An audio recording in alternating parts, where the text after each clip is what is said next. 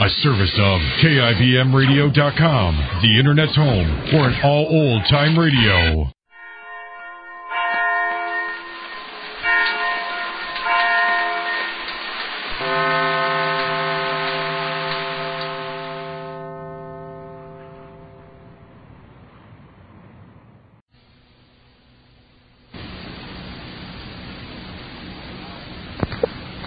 And now, the Goldbergs. Molly Goldberg could have warned Mr. Allison that coming up to Glastonbury to take Sylvia home wouldn't be just that and nothing more.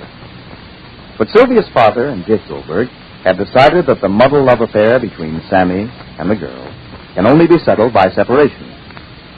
Molly believes with Dr. Cater that what is involved is a personality that's been injured deeply, that has to be cured. Yesterday, Mr. Allison opposed with what he thought was blunt common sense, the finer perception of Dr. Christopher Cater. Just what the result of their conversation will be hasn't come out yet, and Molly's wondering about it as she milks the cow early in the evening. Get over, Daisy. Get over. Stop with the tail. Stop with the tail. Oh, that's tough. Get over. Get over. Rosalie! Come here, I said I'm in the barn. Oh, relax a bit, Daisy. Oh, leave your tail cut. What's up? How is Sammy feeling? Oh, all right. Here, darling. I want you to take him over a glass of fresh milk. You better give me one for Sylvia, too. Sylvia's sitting on the lawn with Sammy? Uh-huh. And, where's Papa? He went into the house to call Dr. Cater. Papa went in the house to call Dr. Cater? Uh-huh. For what? See if Mr. Allison is still there. Oh. Here, so take the milk. Maybe I better not. Why? Sammy will think you sent me over to hear what they're saying. Rosalie, since that's not my intention, Rosalie, or my principle, here, please. I wish Sammy to have this glass of fresh milk. And that's what I want. I'll just take this one glass for Sam. And why not for Sylvia, too? Because she'll think we're being too nice to her because we think she'll be leaving now with her father and we can afford to be nice to her. Rosalie, you know something. Stop this. What? You know, Rosalie, I don't like the way you twist things lately. I don't like the way you're thinking lately. You're giving everything a reason and a meaning. I can just be through, Ma, that's all. She's suspicious of everything and everybody. You heard what she said to her father. She'll listen to nobody but Dr. Cater. You heard her say so, Ma. I heard, Jay. Take the milk over, Rosalie. Is Mr. Allison still at Dr. Cater's office, Pa? Go, Rosalie, please. Just ask the question, Ma. So what's the answer, Jake? He left. He'll be here soon. He left. Allison left. He'll be here soon. And you don't have to give any reports, Rosalie. If you don't want me to say anything, I won't. But what's the difference if Sylvia knows her father left the office? Rosalie, you heard my request? You heard Mama's request? I did, but I don't see any reason why Sylvia should know her father. You're spilling the milk. You're spilling the milk. Rosalie, ask Sylvia if she wants also before I take the milk into the house. Don't be so attentive to her. She'll think we want her to stay. I stay. Rosalie, you're standing. I'm going. She won't think we wanted to stay, Pa. She'll think we're glad she's going and we can afford to be nice. That may be true. There's my strainer. Oh, here it is, Ma. Let me help you, Molly. Don't help me, please. Don't help me. And go already, Rosalie. Stop standing. Can go already. I'm going. And don't help me. Why, that girl, I don't know what's coming over that girl. Jay? We'll soon know. How do you know what I was going to say? I know evidently now. What? You were going to ask me what I think the doctor said to Allison. To take her home or not to take her home? Exactly. Well, you know. What do you think? If I was dealing with a normal doctor, I could tell you. But with Dr. Cater, my predictions are null and void. Yeah. Another glass of milk. Oh, so Sylvia Vance, huh? Did she say please? No, but maybe she'll say thank you. Give me the glass. I'll be in the house, Molly. Very well, dear. Very well. Jay, darling, maybe you'll put up a little water and throw an eye into my soup, dear. All right. Oh, hurry up. No, All right, 1 minute, darling. Give me the good... Here. Okay. All right. Look how this full... Here, it's too full. All right, darling. spill. So hold it. It shouldn't spill. Here, hold it. It shouldn't spill. I will, but I'm afraid. Take it out on the lawn. Don't add questions, you hear? Come on, Dad, Sporty. Come, I'll take you to the pasture. Come on, baby. Come on, Sporty. You come with me, Sporty. Come on. Come on, Sporty. Come on. Why don't you take Daisy out to the pasture, Sporty, huh? All right, you can come with me. Come on. Now, don't jump, Sporty. Please. That's a boy. Don't jump. I can't help it, Ben. Sporty, please, I'll spill the milk. Down, Sporty. Down. Pass it, boy. Here, Sylvia. Thank you. Don't jump, Sporty. Oh, take him in the house, Rosie. Come on, Sporty. That's just a nice way of telling us both that we're not wanted. Come on.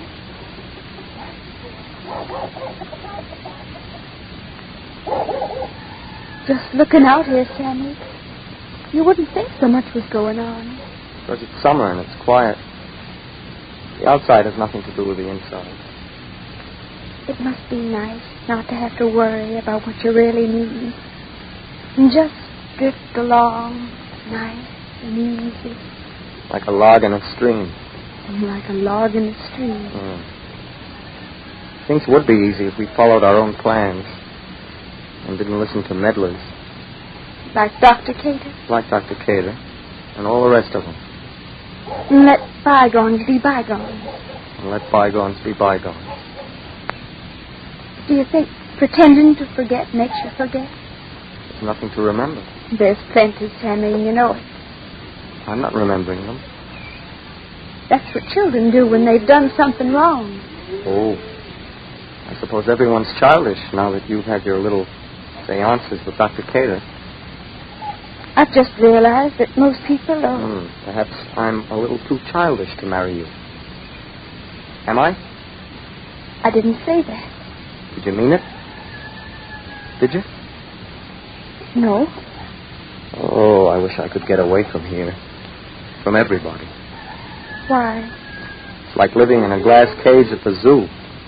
I'm not a specimen. I'm no exhibitionist. I don't enjoy being studied like an insect. You mean I do? Oh, I don't mean anything.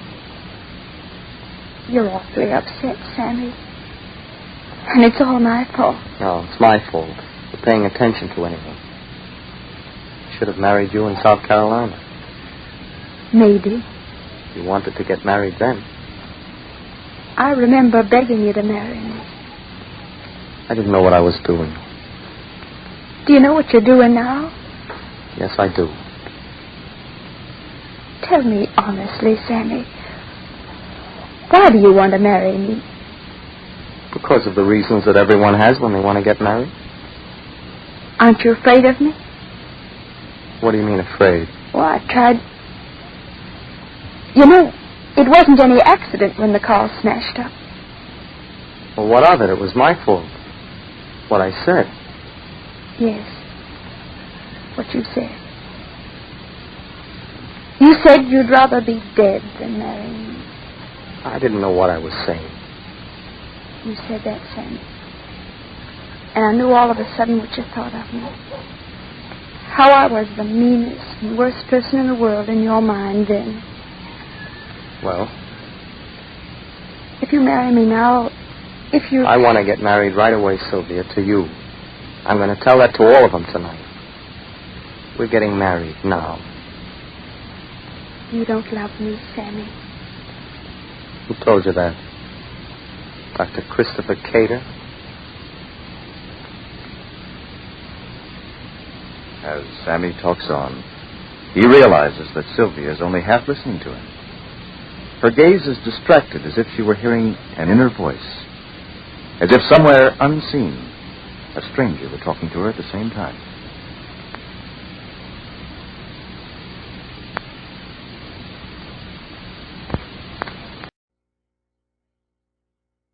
The Anchor Hawking Glass Corporation brings you Crime Photographer.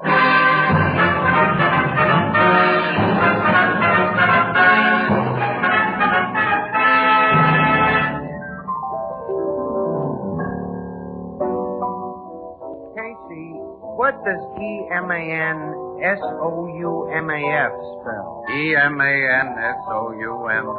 Well, what? Spelled backward, it's famous name. Famous name.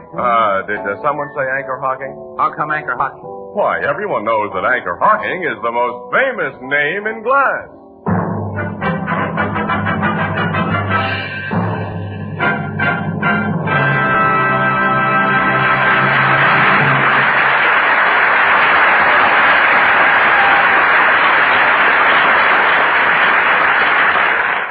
Good evening, ladies and gentlemen. This is Tony Marvin.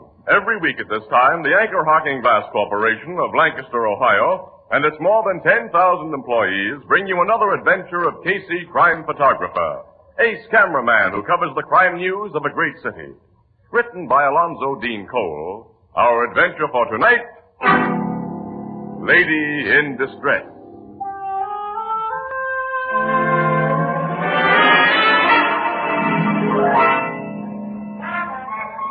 Early, about 2 o'clock, a narrow midtown street lined with raucous nightclubs. Wandering lazily along it is a tall, slim man whose costume in this metropolitan center is, well, bizarre to say the least. For from his 10-gallon hat to his high-heeled boots, he's every inch the cowboy. Suddenly, from a shadowed doorway, he hears... Mister. Huh? Mister, please. You talking to me, ma'am? Yes, come closer. Here, where we can't be seen. Well, sure, ma'am, but what... I'm in desperate trouble, and I simply can't go to the police. Not yet. Well, I saw you. You're appearing in the rodeo, aren't you? Yes, ma'am, at the Coliseum. And you're from the South, like me. I come from Texas. You're not a part of this town, this street. I can trust you. Well, I reckon you can, ma'am. What you want I should do, Get a cab here for me, and then ride with me to Union Terminal. Well, I'd be glad to, but why? All I can tell you is some men are looking for me, and if I'm found, I may be killed.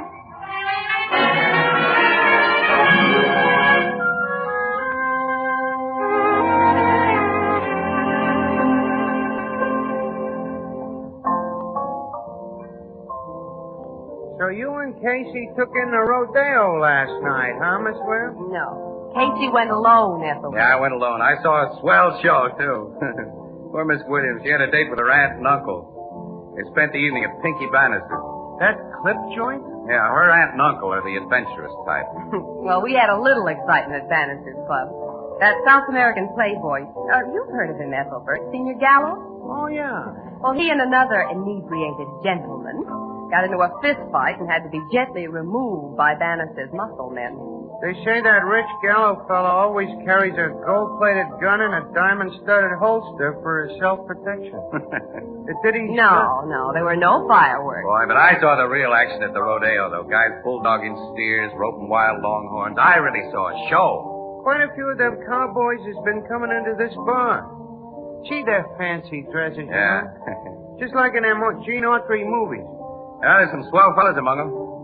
I got fairly well acquainted with a bunch, taking publicity pictures and all Say, that. here comes one of them now. Hello, Casey. Hey. Miss Williams. Hi, Tom. Hello, Mr. Morrissey. Just finished your matinee? Yeah. Albert, shake hands with barbecue Tom Morrissey. Pleased to meet up with you. Glad to know you. Casey, I was over to your office a minute ago, and they said I'd find you here. So you wanted to see me about something? Yeah. Would you excuse us, Miss Williams? Why, sure. Yes, of course.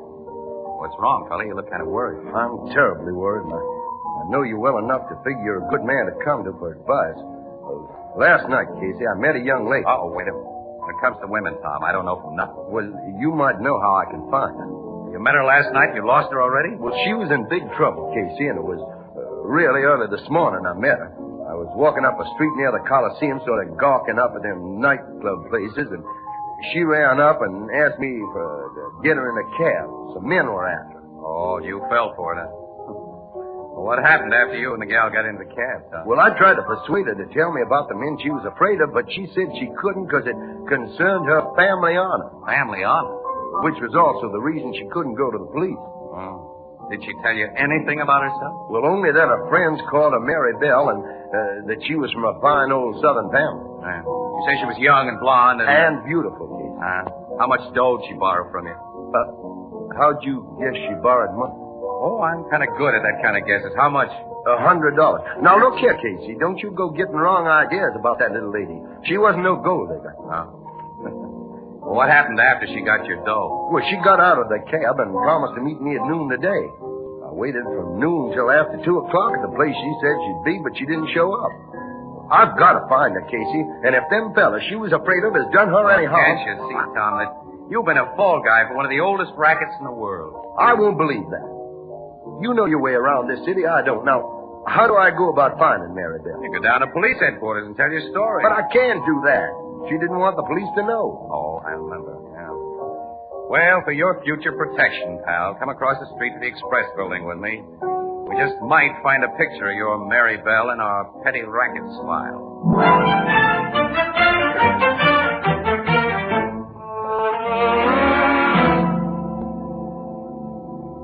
Casey, I told you I wouldn't find anyone who looked like that little lady among your pictures of female crooks. Well, she's been smart enough not to get mugged for our files, I guess, that's all. Will you do now as I asked you to do at first? Try to find a photo in your high society files. That's where she belongs. Oh, yes. She's a good singer, too. Singer? Yes, she gave one of them concerts here once. She gave a concert? Uh-huh. She let that slip when I said she had a beautiful speaking voice. Well, let the humor you, Tom. We'll see what's cross-filed under concerts.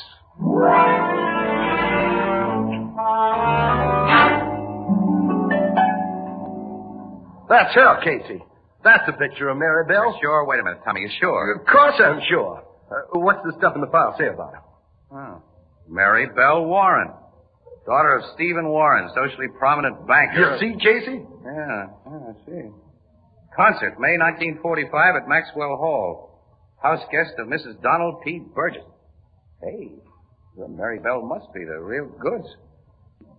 Mrs. Donald P. Burgess is big stuff around I told here. you. Okay, I've been wrong before. Yeah. Now I want to find this gal and know what goes on as much as you do. This looks like the beginning of a front-page story. Let me get that phone. But what you going to do? Wait a minute. Hello, this is Casey, operator. Get me Mrs. Donald P. Burgess. That's right, Mrs. Donald P. Burgess.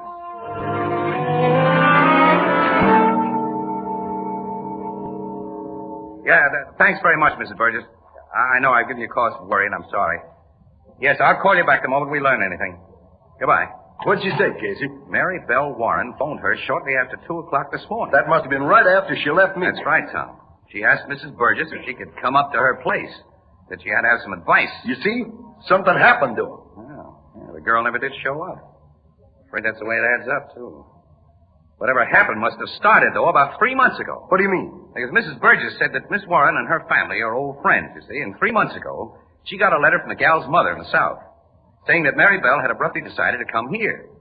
And that phone call this morning is the first that anyone has heard from. Well, what in tarnation do you suppose? Well, what basis have I got to suppose anything?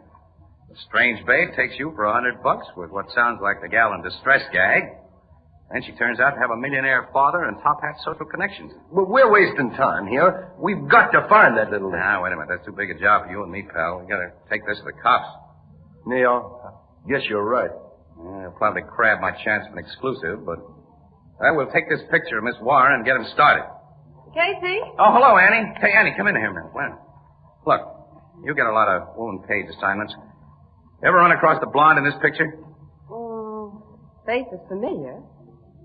Hey, Casey, I saw her last night. You what, huh? You saw her last night? Yeah, at Pink Bannister's Club. Pink Bannister? Yeah, she's a singer there. In that lousy joint? Oh, yeah, she did seem awfully out of place. She looked like a lady, and she had a sweet voice. Well, have you got her picture? Come on, I'll tell you on our way to Pink Bannister's.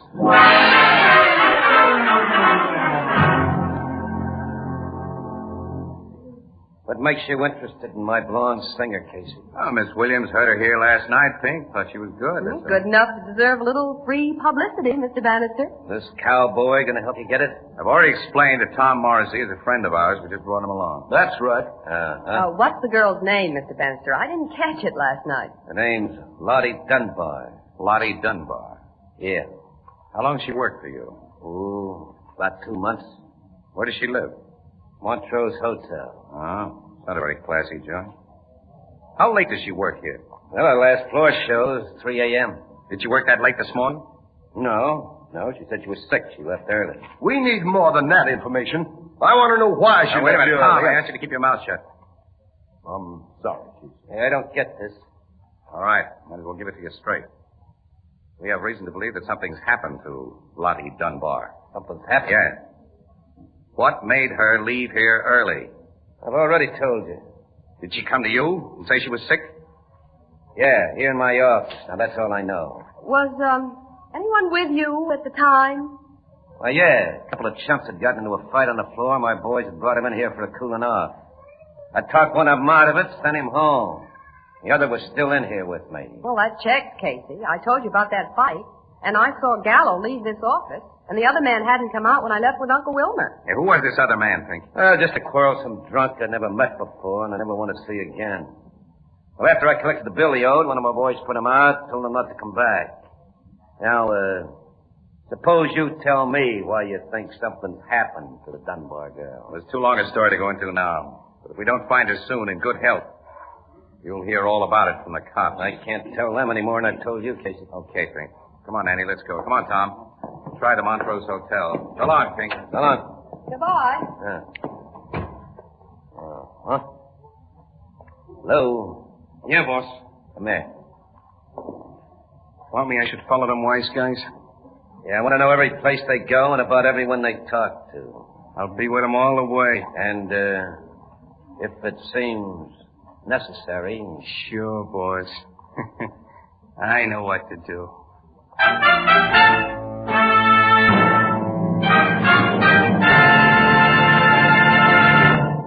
Our story will continue in just a moment.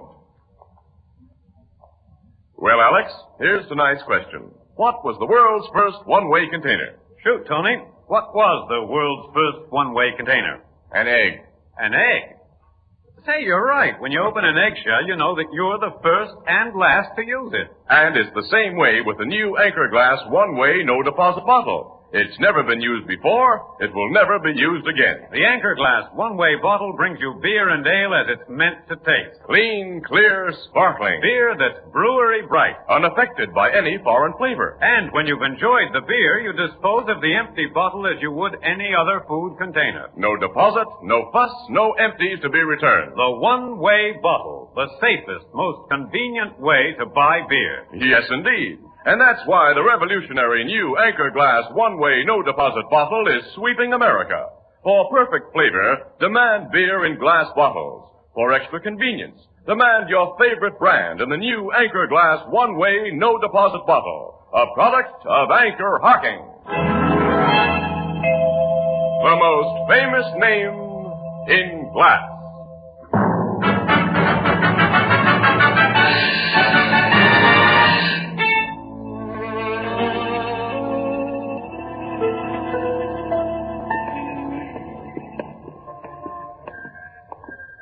Well, the hotel manager told us Mary Bell didn't come home this morning and ain't been seen since yesterday, Miss Williams. No, I figured all this would be a waste of time. Well, let's get back to the car. Okay. There's one thing to do now. Let's go to the cops. Which means goodbye exclusive. Miss Williams, how can you think of newspaper stories when that little lady may be heard Oh, of? I'm sorry, Mr. Morrison. See, Tom, we got to be impersonal in our jobs. If we weren't, we... Hey, wait a minute. What? That guy getting into the green car up ahead of us. Yeah. Seems to me that green convertible was behind us when we drove up here. It was. I noticed it. Hey, Casey, I've just placed that man. He was one of the bouncers who broke up the fight in Bannister's place last night. Oh, that's very interesting, Annie. All right, I'll start our car and see what he does. You and Tom keep an eye on him. Okay.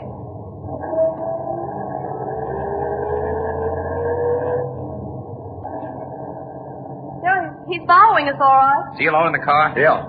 He may be closer to information about Mary Bell Warren than we figured a few minutes ago. If that guy is tailing us, I've got an idea.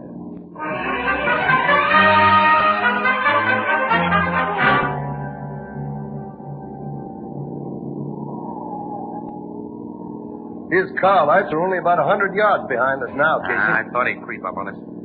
All right, get ready for action, Tom. I'm ready. Now, look, Casey, the man in that car will have a gun, and neither you nor Mr. Morrison... Tom and I know what's going to happen, Annie. That mug doesn't. We're coming to another turn. Okay, now brace yourself. I'm shoving the brakes on hard.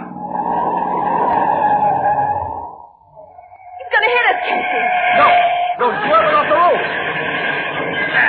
Had to. We're in the middle of it. Hit car's in the ditch. All right, come on, Tom, quick. I'm with you. You stay here, Annie. Drive our car to the roadside. Yeah, okay, I know my part. Get your hands off me. Take that gun. That's a big idea. You guys forced me off the road and then Don't you play innocent. You going to tell us what you know about Mary Bell Warren? I don't know what you're talking about. You're one of Pink Bannister's gang. You've been following us. You got me wrong. We've got you right. You choked at me, cowboy. I'll squeeze the daylights out unless you talk. What's happened to Mary Bell Warren? I never heard of that name before, I swear. Change your tune. Easy, Tom. Wait a minute. He doesn't know that name. What happened to Lottie Dunbar? The lady who was singing in your boss's place. Talk. You better talk, punk. You haven't got a gun now. Talk, I said. I will. If you won't go to work on me, I'll spill all I got. But it ain't much, honest. All right, spill what you got. Okay. Last night, there was a fight in the club, see? Between two drunks. Yeah, that South American guy, Gallo. And another guy I never seen before. Me and the head bouncer, Jim Robbins, we broke it up. And Pink had us shagged to scrappers into his private office. Pink told me to get back into the club, but Jim stayed in the office. All right, go on. Well, a little later, I get a rush call from Jim to go with him. And all he tells me is that this here babe, this Lottie Dunbar, has just been caught snooping on the boss's private business. For us to go get her. This was just before 2 o'clock. Yeah. Well, me and Jim rush out of the joint just in time to see her get into a cab with this here cowboy. So you followed us? No, I didn't follow. Jim sent me back to tell Pink everything was under control. Jim Robbins followed it. Yeah, in another cab. I don't know what happened after that, honest. You're lying. Listen, help me, I ain't. What did Pink say when you told him Robbins had everything under control? Well, he said to keep my mouth shut, that's all. And I ain't seen Jim Robbins since. I swear I don't know what's happened to that Dable Wine. Tell the truth, you ornery skunk. Hold it, Tom, hold it. Bannister's a cagey guy. He wouldn't let a punk like this in on anything big. And kidnapping is plenty big. We'll go to Bannister. I'll beat the truth out. Wait a minute, wait. You, Mug. You said the girl was caught snooping while Gallo and that other guy were in Pink's office. That's the way I got it from Jim. I think Senor Gallo is the guy for us to call on next, Tom. Come on, Punk, you're traveling with us.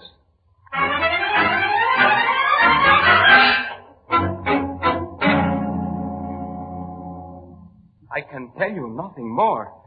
When I was in that Bannister club last night, a strange man insulted me, and I struck him. Then in his office, Senor Bannister made the man apologize, and I came back here to my hotel. That is all that happened in Senor Bannister's office. I think you're forgetting something that happened there, Mr. Gallo. No. Yes, look here. The girl has been kidnapped, possibly killed, because she saw or overheard something in Bannister's office that you can tell us about. You've got to cover up for the rats that snatched her? I do not know. You do know. I'm sure of it because you're scared. You're scared, and it shows in every move you make, every word you say. What are you afraid of, Gallo? Well, If you don't tell us, mister, we'll find out. Yes, you will find out. And the police. I was a fool to think it could be kept a secret. Let's have it. Last night in that office, I killed a man. You killed a man? Yes, I am a murderer. Who did you kill? The man who insulted me. I was drinking too much champagne and I have bad hot temper. In that office, this man insulted me again. I remember that. Then I struck him. Then he hit me back hard and knocked me down. Everything went black. When I again knew what was going on, Senor Bannister and a man who worked for him were holding my arms. The man who hit me was on the floor, dead. And it was my gun that shot him. What happened then? Senor Bannister, he said he will not tell police. He said he and that man who worked for him will hide the dead body and protect me. That's what Mary Bell overheard, Casey. Yes, of course. What did Bannister say it'd cost you for his protection, Mr. Gallo? He did not say anything.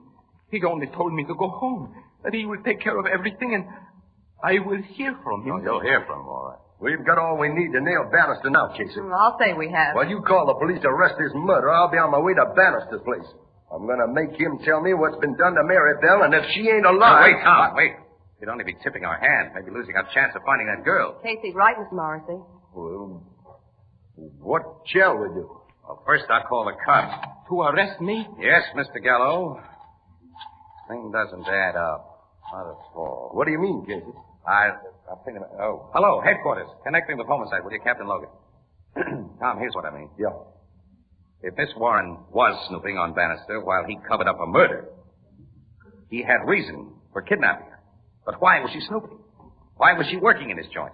Why didn't she run to the cops? Yeah, there's a lot of funny things. Yeah, including that crack about her family honor. And another thing. Oh, wait a minute. Hello, Logan. It's Casey speaking. Listen, Logan, I'm going to be down to headquarters in about 20 minutes with a very wealthy Senor Jose Gallo. Because he says he's a murderer. Yeah, he just made a confession. Yeah, well, wait a minute. Now, let me tell you something now that's really important. Put a tap on Pink Bannister's telephone lines, Logan. Yeah, right away, yes. And put a shadow on him, too, the best you got. I'll tell you why when I see you. Logan, it's too long a story to go into now. But do it, will you, pal, and quick. We're starting right away. Goodbye. Tom, I think we can expect action from Mr. Pink Bannister very soon. You want him shadowed? And, his phone line's tapped. Because he's going to receive a report from one of his hired hands as soon as it's done. Who? The punk right here. Who, me? Yes, you. With my fingers around your neck. And you'll tell him you're still spying on us. That we've been talking to Senor Gallo, that we've just left his hotel with him, and you overheard us say we were taking him to police headquarters. We'll be at police headquarters when you phone that report. I get it, Casey. Bannister will guess that Gallo's confessed to it, and he'll make some kind of a break. I think so, Annie. You know, I've acquired a hunch about that family honor gag of Mary Bell's. Oh? What is it? Oh, no. The kind of hunch I might talk myself out of if I talked about it. Let's get down to Logan's.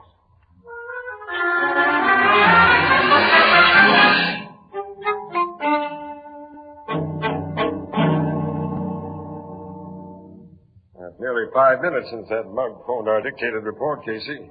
You figured Bannister'd make a move right after. Look, allow him a few minutes to think, Logan. The punk handed him a shock with that news about Gallo. Also, the man on his tapped wire and those covering the club have to have time to phone you after he does something, Captain. Now, this phone's completely cleared for their calls, Miss Williams, and if Casey hasn't guessed wrong... If Casey's guessed wrong, Miss Maribel's life won't be worth a nickel. Will you give my guess a chance, Tom?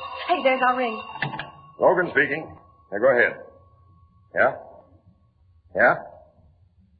1287 Jastrow Street? I got it.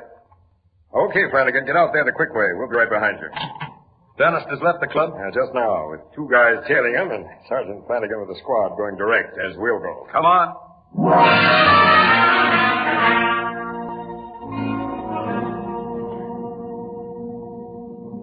He's gone into the house, Captain. That's all I've been waiting for, cowboy. My men have the joint completely surrounded. Come on. That big window in front, Logan? Yeah, watch out for flying glass, Miss Williams. Now, my head's down, Captain. Here goes. Hands up, Bannister! You 2 other mugs. Now get the cuffs on him, man. Come on, you 2 guys. Hey, that black-haired man, Casey. He's the one Gallo had the fight with. Alive. That proves my hunch, Annie. He's the guy Gallo was supposed to have murdered. Supposed to have murdered? Yes, Logan. There wasn't any killing. Those guys simply put on an act that was convincing to Gallo. Expected to collect millions for covering up his crime, but Miss Warren got wise to the gag, and Gallo confessed. Where's Miss Maribel? If you've harmed one hair of her head, Bannister... And she hasn't been hurt. We found the girl, Captain. Maribel! Oh, Mr. Morrissey, I knew you'd find me. Well, that's a pretty picture. Hold it, will you? It's like romance, Casey. At least a reasonable facsimile there. How'd you get wise to this fake murder business, Casey? Well, Logan, all the parts wouldn't fit together in any other pattern. Look, after I get a few more pictures, I'll tell you why. Smile for the camera, Bannister, will you? You dirty lousy. Such a sour disposition.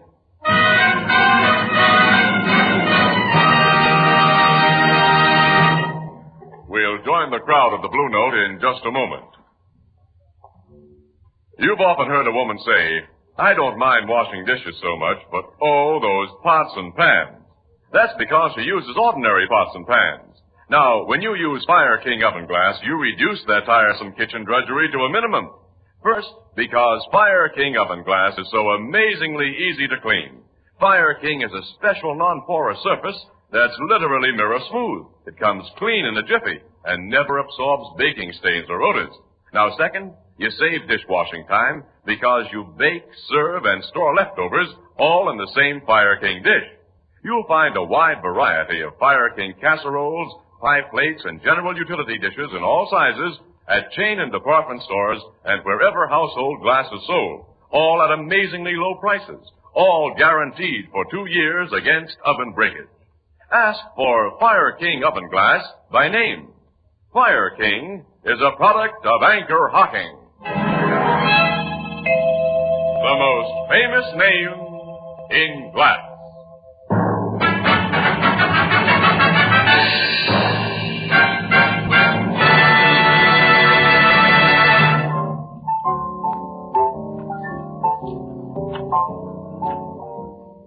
Figured Mary Belle Warren had taken a job at Bannister's joint in order to spy on him, huh, Casey? Well, we know now, Ethelbert, that Bannister worked his fake murder gag on Miss Warren's brother about a year ago. Has been blackmailing him ever since. Her brother finally confessed the supposed killing to Mary Belle, and she refused to believe that he'd murder anyone. So she came down here under an assumed name to get the lowdown. That guy Bannister had some racket, making people believe they were murderers and then blackmailing them. Yep. Uh-huh. That's exactly what they did to Mary Belle's brother, who, like Gallo, had been drinking too much to think straight, you know. There's one thing I don't quite get yet. What's that? Miss Mary Belle Warren had money. Why did she borrow $100 from that cowboy? Oh, she's a smart babe, pal. In case Bannister's mugs caught up with her, you see, as Jim Robbins did. Huh? Well, she figured the loss of $100 would make Tom try to find her. She's convinced now that he didn't need such an incentive. Think him and her are going to team up this way? Looks like an order for a double harness. Yeah, it really does. You know, Ethelbert, I suppose your sister Edna would say, quote, 2 can live as cheaply as 1, unquote. Oh, no, Casey. No? No, she knows better than that. Oh. She says, quote, anybody can be a cowboy. All you gotta do is sit on your kitchen stove and sing Home, Home on the Range. Unquote.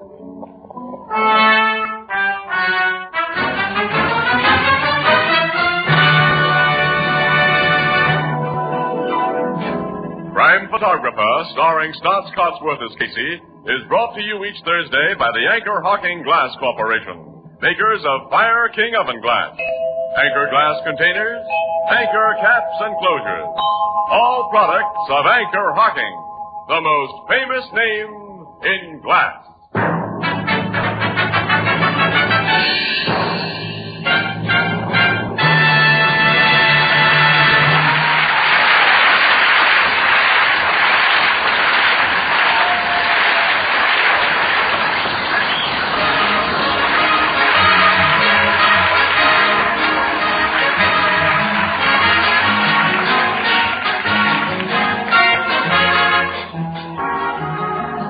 Photographer is directed by John Dietz. The original music is by Archie Blyer, and the program features Miss Jan Miner as Anne and John Gibson as Ethelbert.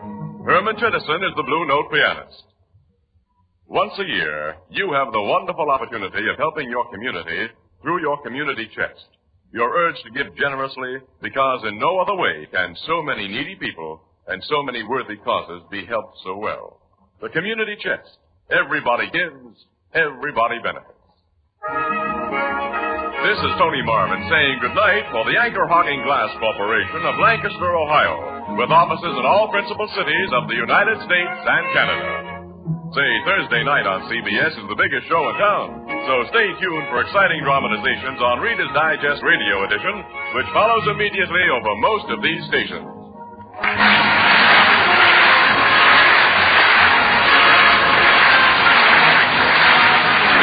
CBS, the Columbia Broadcasting System.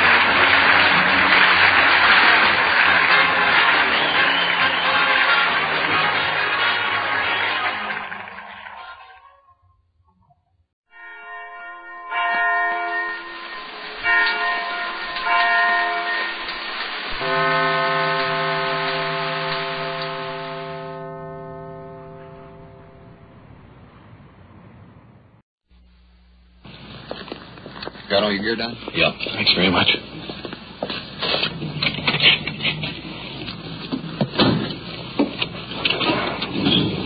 Well, good hunting, fellas. See ya.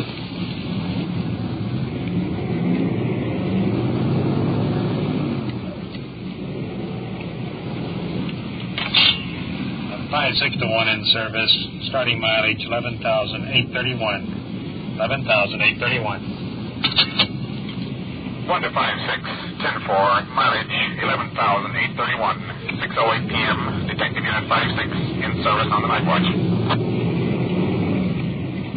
This is Don Reed, police recorder. You're riding in a detective unit. Black sedan. Radio buried in the glove compartment. Looks like any other car on the road. No identification as a police car. We're all dressed in civilian clothes. Driving, Sergeant Ron Perkins. Partner, Sergeant Kurt Walter. This is Detective Unit 56. While you're with us tonight, remember, you're listening just as it happens. And the people you meet are not actors. You see, this is it. This is real. This is Night Watch.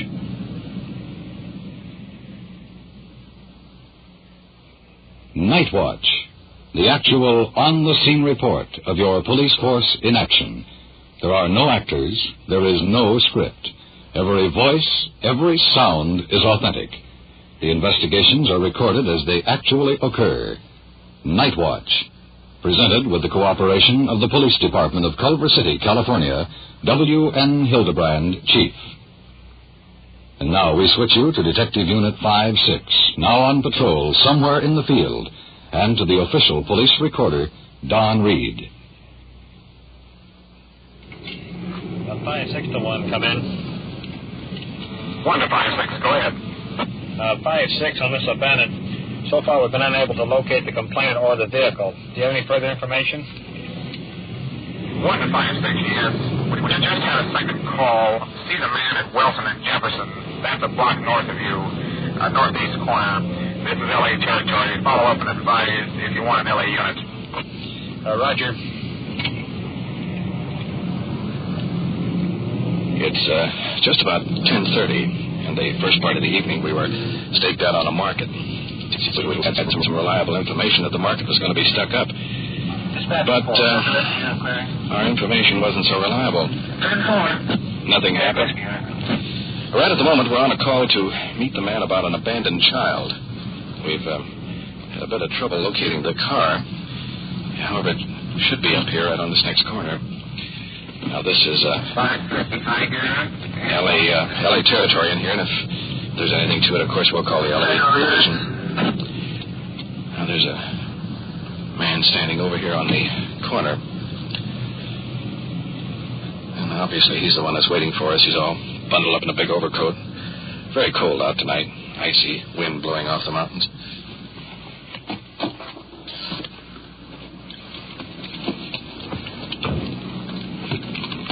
Man pointing in a dark sedan. Looks like there's a little boy in it. You were going to call the police? I sure did. Where's the mother? Getting loaded. Hi, how are you, son? Who's this little one here? That's your little sister? Yeah. How old are you? 4 years old. How old? 4 years old. 4 years old. How old's your little baby here? Baby sister? Oh, I don't know.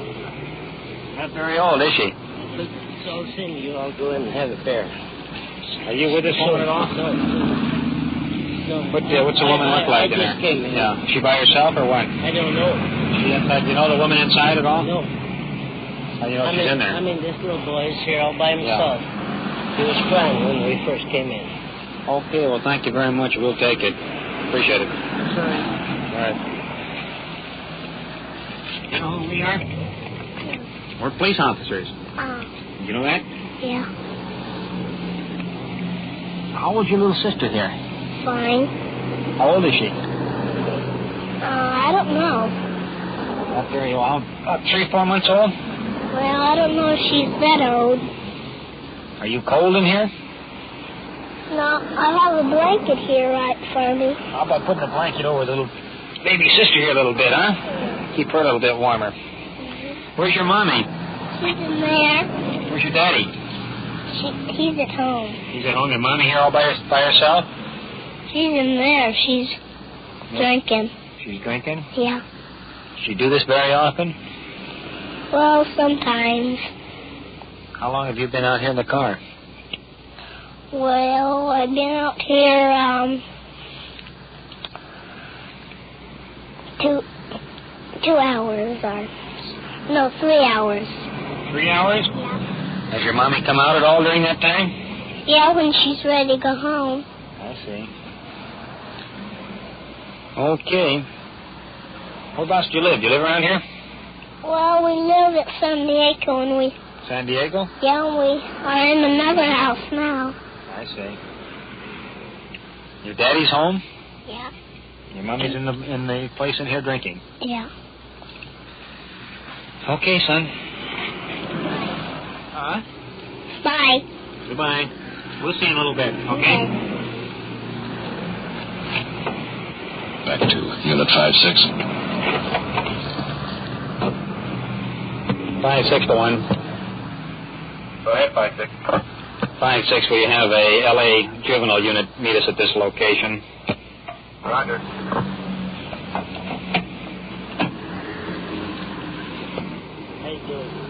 They're doing okay.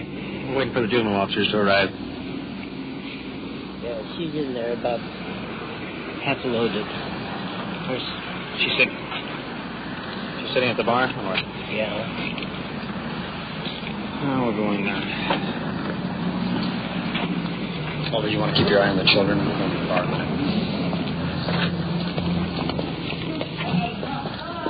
Into the bar. There's 6 or 8 patrons sitting on stools. Young couple sitting off to one side. It's the only woman in the place. Must be the mother. Woman, young, unsteady. Perkins escorting her outside. And possibly the husband following up behind. How long you been in there? About 5 minutes, I guess. You've been there longer than 5 minutes. Yeah, a lot longer than 5 minutes. No, I went in before him. We were talking. You the husband? Yeah. You're the father of the children? Yeah. Yeah, that's my car next door. You're the father of the children, are you? Do you have any identification on you, sir? Yes, sir. That's it, please. This is your husband, eh? Yes. Yes. Do you have any identification on you? No. An operator's license? No. How do you drive the car without an operator's license? Yes, I have operator's license. Where is it?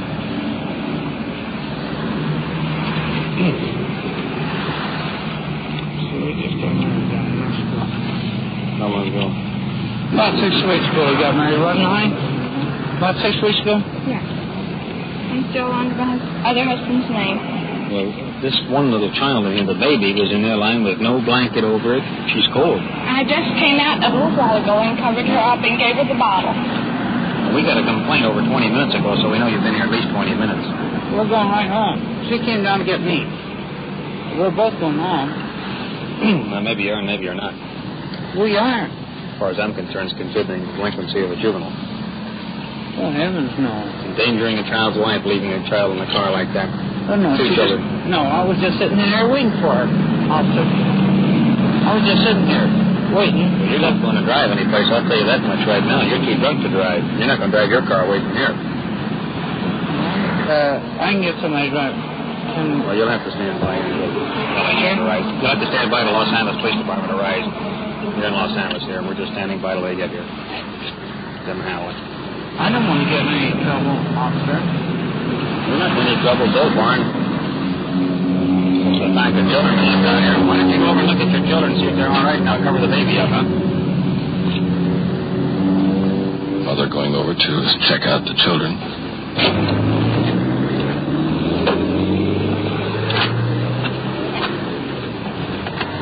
Is she all right? She's wet.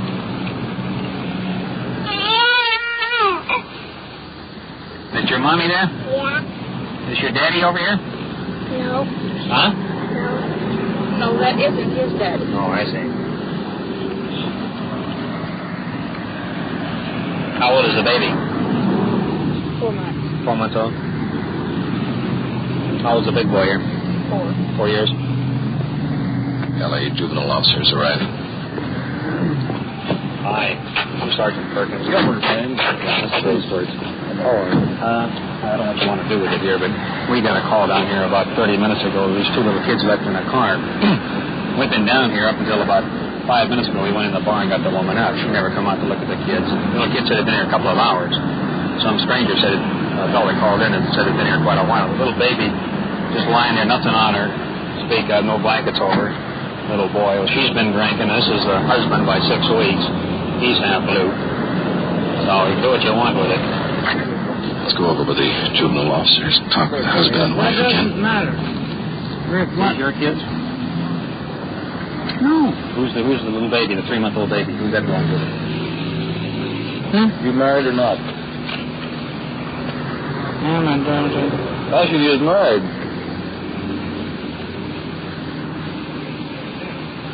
You want to take me to Color City Police Station? I'm not interested in Color City Police Station. Ask if he's married. Huh? Possibly. I don't think you're married to him, are you? No. No. Gotta take care of your 2 kids, lady. Where's your husband? In San Diego. You serviceman? No. Sergeant, can I see you a minute? Sure. Tell you what I think we better do here. We'll send the lady and her children home in a taxi, but this guy's too drunk. I think we'll take him in and book him. It's okay with us. Yeah, we're going to get a petition to take these children away from you. Understand that? Just told her that. You mind what I told you now? If ever brought to attention again, you're going to... If I ever do this again, I deserve it. All right, then you go on home. Really, I deserve it now. And I want the children. You want to chase around, you get somebody to take care of them kids. We're going to shove off. See you later, fellas. The LA officers will stand by until the taxi arrives. Amanda's being taken into custody. That sort of winds up our business here.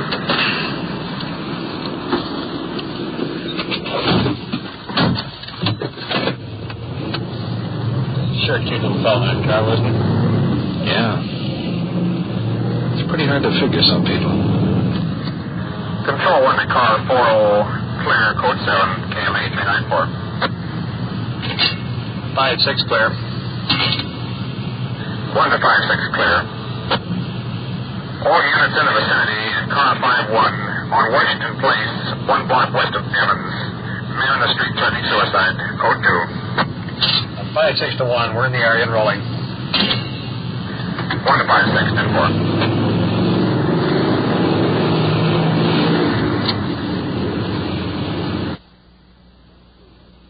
You are listening to Night Watch and following the activities of Detective Unit 5-6 on its tour of duty. Remember, the people and sounds you are hearing are real, and the investigations are recorded in the field as they actually occur. We'll bring you the final results of tonight's action at the conclusion of Night Watch. And now we switch you back to Detective Unit 5-6, somewhere in the field, and to the official police recorder, Don Reed.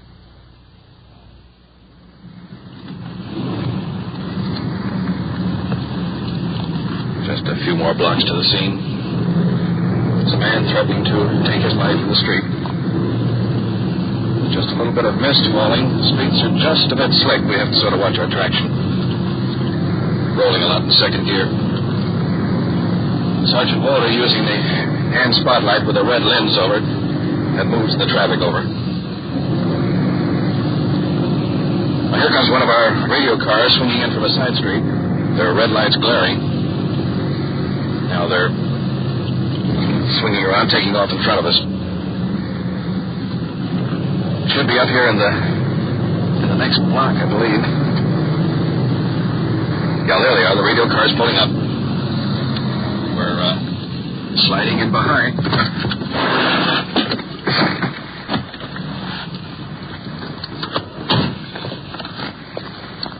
Man on the street pointing. That's the man down there? Yeah. What's the trouble with him? Oh, his wife pulled a wingding on him, and he's... We'll have to go get him. So we'll talk to you later. There's a young fellow right out in the middle of the traffic. Two of the officers are chasing him. Moss and Cameron. Walter and Perkins out there with flashlights trying to stop the cars before someone really gets hurt. Oh, they almost had him, but he darted away. There's a little bit of a break. It's late at night, and there's not too much traffic. Oh, boy. Wow. I picked a great time to forget my flashlight. Now the suspect is cut out on the street and taking off across a vacant lot. Cutting back this way, one officer grabs him. We're hurrying over. Two officers struggling with him. Third officer's in there now.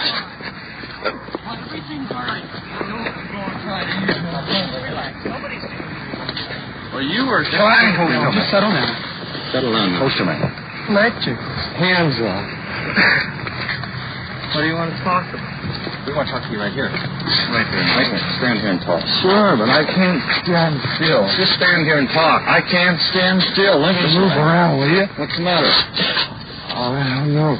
Huh? I just... I'm broke up. You broke up? What? About what? Let me talk to some therapist. Maybe he can do something. Do you think you need a psychiatrist? Somebody needs a psychiatrist. What seems to be the trouble? Your wife and you've been fighting? Oh, they called last night. Said I took a swing at her, but... Did you take a swing at her? She didn't get any marks on her. I don't know. I'm just asking. Have you been drinking? Sitting on the floor. He's had some sedation. Not dope right now. How do you feel? Feel all right now? Sure, but it's wobbly. Yeah, well, that's understandable. Did the doctor give you some pills to make you relax or something? Yeah. Capsules, they were? Are you a neighbor? Yeah. Did we have a word with you? Yeah. Neighbor, young fellow we talked to earlier. Sergeant Walter taking him aside. Perkins, uniformed officer, is walking the suspect around, trying to calm him down. Well, we found out Monday some this gal's wife called him and told him that her husband and his wife had been running around for a couple of years. Mm-hmm. Yeah, he's a real emotional guy. He's very unstable. Not to get violent or anything, but I mean, he'd break down and cry, you know. He lets it come out. Mm-hmm. So then it all came to a head yesterday, and he took off, and then he didn't know where she was, and he called, and he couldn't get hold of her, and he called me.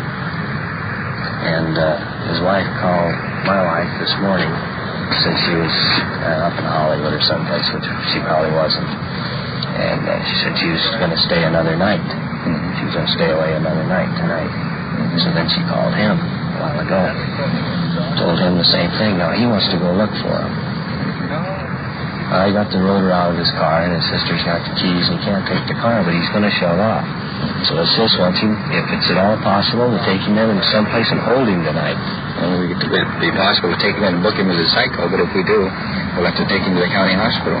He'll be there for 72 hours, and in an examination to determine if he is mentally unstable.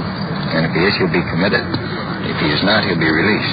Is there some way to take him out to Sawtell? Is he... He's a veteran. Well, do you consider him from being a neighbor? Do you consider him... I consider him very rational. Very rational? Yeah. How do you account for this outburst now? When the officers asked him to halt, he kept on running. Well, he's got it in his mind. He's going to go find his wife and this guy. And probably kill him. If he could get hold of a gun, he probably would. That's what I mean. He probably would. But how many guys in this... if you were in his shoes... That's right. I mean, to me, it's silly. I mean, I'd just let her go. But he's nuts about the gal. He'd take her back right now if she walked up to him. And he's just all mixed up, that's all. Well, do you believe his wife is running around? She admitted it. Oh, she did. And it's just a fouled up mess, that's all. But I don't think he's a psycho, but it's no good leaving him here at this point. No, we're not going to leave him. Anything is better than we can. She won't condone it, and I would say, as a friend of his, it's no good for him. But he said a while ago he needed a psychiatrist. I wonder if he would consent to go into Sawtell if we made arrangements. I think he would. We don't want to use any more force than is necessary, but we might have to use it. Well, I think if I could talk to him and go along halfway, I mean, I don't think he'll get violent, because he... Let's the two of us then talk to him, and you explain to him that if he doesn't go along with with the idea of going to South Carolina, we'll be forced to take him to the county hospital and book him in as a psycho. Let's move back to the suspect.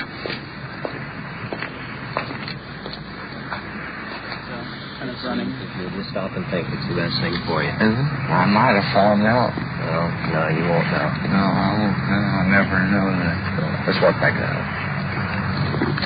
Heading back to his house on the corner. Officer under each arm. We really don't think there's anything wrong with you. It's just we know you're a little mixed up there. On Monday night, I went out gunning. See, you may get that feeling again, and we don't want to take that chance. I mean, for your good as well as the other fellows. Well, I haven't got my gun. Well, but you might just accidentally bump onto it again, and we wouldn't want that to happen. Why? Oh, we put you in a bad spot. I don't care about myself. I know you don't, but we do. It's our job to worry about you and about the other people, too. What is my conscience is showing that I found out. Well, but caught him. We don't want to make the situation worse. It's bad enough as it is. I don't. See, so far you did no wrong. It's everybody else. Your conscience is still clear. But if you went out and did something that you'd be sorry for, I wouldn't be sorry anything I done. Do you have any children, sir? That's a 10-year-old boy. All he's saying to you, I just need to go to a drunk tank or something like that. We can't book you drunk, sir, if you're not drunk. You're not drunk. Well, let's see. You're just a little mixed up and you need a little rest. We don't say there's anything wrong with you. You're not drunk and you're not psycho. You wait right there for a minute, will you, please? All right, go get my pill. Well, I'd rather you didn't take another pill right now because if we go down there, they'd want to give you any medicine that you require there. Kurt, see a minute. The Veterans Hospital won't take anybody on a direct admission unless it's an emergency. You better take him to our police doctor. You want to tell his friend? Okay, sir. The Veterans Hospital won't take him on a direct admission unless he's an outpatient clinic and a real serious emergency. And so he suggests that we take him down to our police doctor and have him examined. And if he decides that he should be committed, then we'll commit him to the county hospital. We can't do anything else. It would be a crime if we didn't take him into custody. Well, yeah, and I think it would be best for him. I think so, too. We'll ask you to go along to the doctor now to be examined, and chances are the doctor can put it to him in such a way down there that he won't mind going down to the hospital. At least we hope he won't. Well, I hope you don't take up a fuss now. Let's get his heels up about going. We'll have to handcuff him if it's necessary. I hope we don't. Okay. Do you want a security touchpoint? We'll bring your car down there.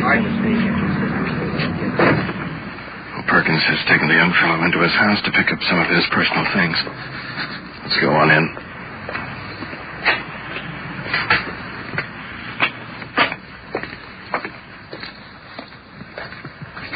Subject standing next to the stove in the kitchen. I'd like for you to go along with the officer down to our police doctor. Trying to coax him out without using the cuffs. Whatever the police doctor says, we'll do. But I don't want to go for the because I'll work. Well, chances are you will go down to the county hospital if you have to go anywhere. Okay? You come along with this officer here now. He'll take you down to the doctor. Thank you very much. Escorting the subject out to the radio car.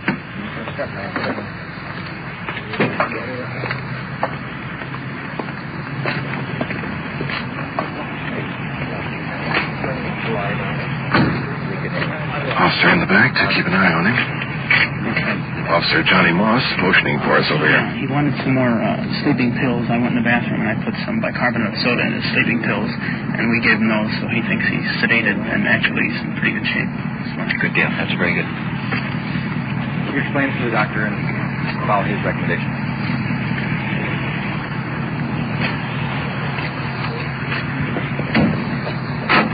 The hospital has been notified.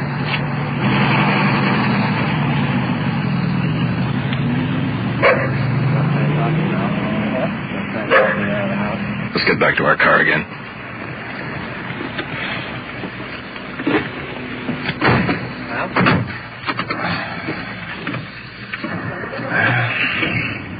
It's kind of rough on the guy after 10 years. Yeah, it sure is.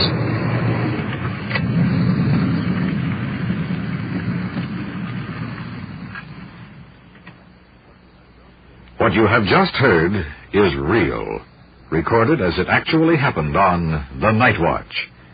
We switch you now back to headquarters and the desk of Police Chief W.N. Hildebrand. Tonight's first investigation involving the children left unattended in a car resulted in a strong warning to the mother and the booking for plain drunk of the man in the case. Although, as you heard, technically this incident took place just inside of the Los Angeles territory. All of the officers agreed a warning to the mother would suffice this time, as any further action would work a greater hardship on the children. The final case of the man who became emotionally unstable resulted in his being committed for psychiatric examination. Actually, he was released 3 days later. Rest and a chance to talk out his problem was what he needed to get his mental condition under control. Recently, I received a letter from a minister in San Francisco, California. He had just heard the case of a woman under the influence of alcohol who kicked over the desk as she went berserk in the police station. Perhaps you may remember this case. It was the minister's opinion that everyone drinking to excess should have heard every word of that recording. It not only showed the dangerous road they are treading, but the real behind-the-scene problems facing your police officers. The minister concluded by saying, our work has much in common when it comes to maintaining public security. I hope in listening tonight, you have come to understand just a little better the other fellow's point of view. If you have, then we have a meaning for Night Watch. Thank you, Chief Hildebrand. You have been following Detective Unit 5-6 on its tour of duty on The Night Watch. Every voice, every sound has been real. Night Watch is brought to you through the cooperation of the Police Department of Culver City, California, with technical advice by Sergeant Ron Perkins, and is described in the field by the official police recorder, Don Reed.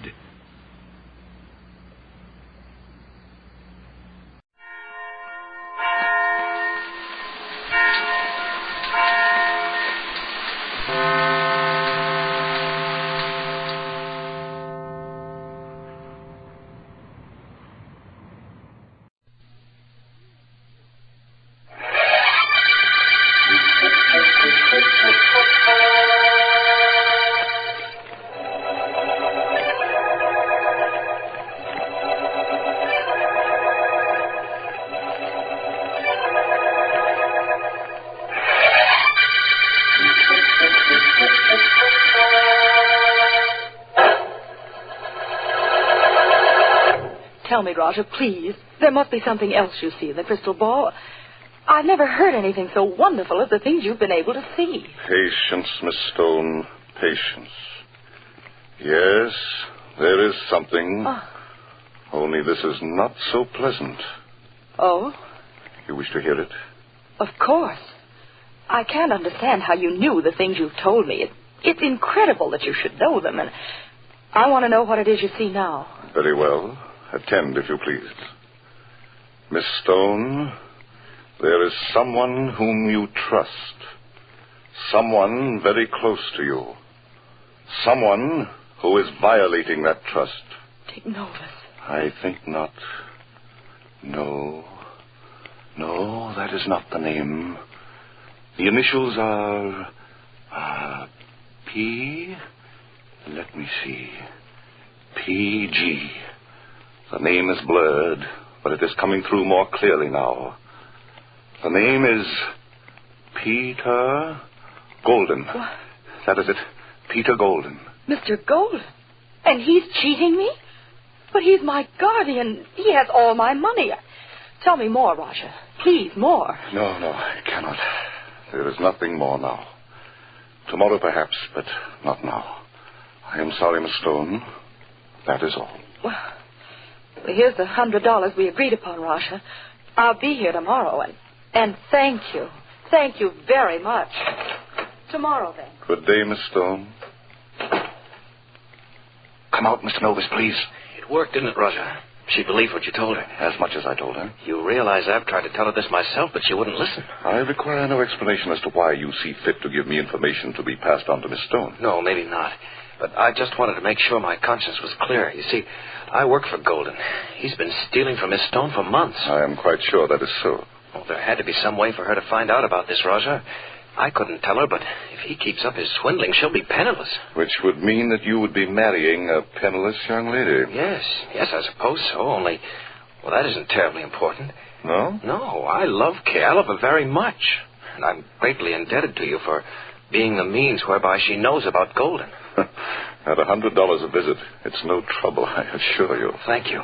Only suppose this doesn't work. Suppose Golden convinces Kay that he isn't cheating her. Then what? What? Well, that might call for a visit from me to Mr. Golden. Only, Mr. Novus, that visit will cost a good deal more than $100.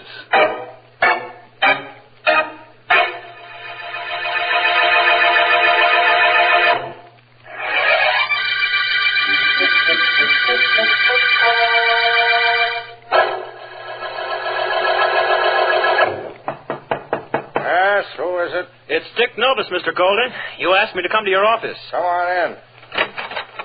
Hello, Mr. Golden. Sit down, Novus. You know, one of the reasons I put your office at the other end of this floor is that you wouldn't get too close to me. I don't think I understand. You will. The point is that when I hired you, I didn't want you to know everything about my business. But apparently you found out regardless. I still don't know what you mean, sir. No? No. Well, you see, I just received a call from Miss Stone. She said a lot of things nobody would know about. Nobody but me, and apparently you. I haven't told her a thing about your mishandling her money. She found out some way, I guarantee that. She's not sure, mind you, just suspicious. Now, right now, your job is to keep Miss Stone's mind off my business, Dick. Make sure you do. And what if I don't? What if I won't stand by and watch you swindling my fiancée? You will. There are a few things about you that she might like to know. About where you spent the 5 years before you came to this city. You know about that? Certainly. And make no mistake about it. I'd tell her in a minute if you don't do things my way. Why, you low, underhand this rat. little gun makes up for the difference in our age and physical abilities, Novus. It doesn't scare me. I've got to convince you that telling Kay about my past would be a very wrong thing for you to do. A very wrong thing. Don't come any closer to me or I'll shoot. I'll shoot. Shoot, will you? I think not. I'll just take that gun away from you before you get into trouble with it. There. You'll be sorry about this, Novus. Very sorry. You'll be the sorriest man alive. Just as long as you stay alive.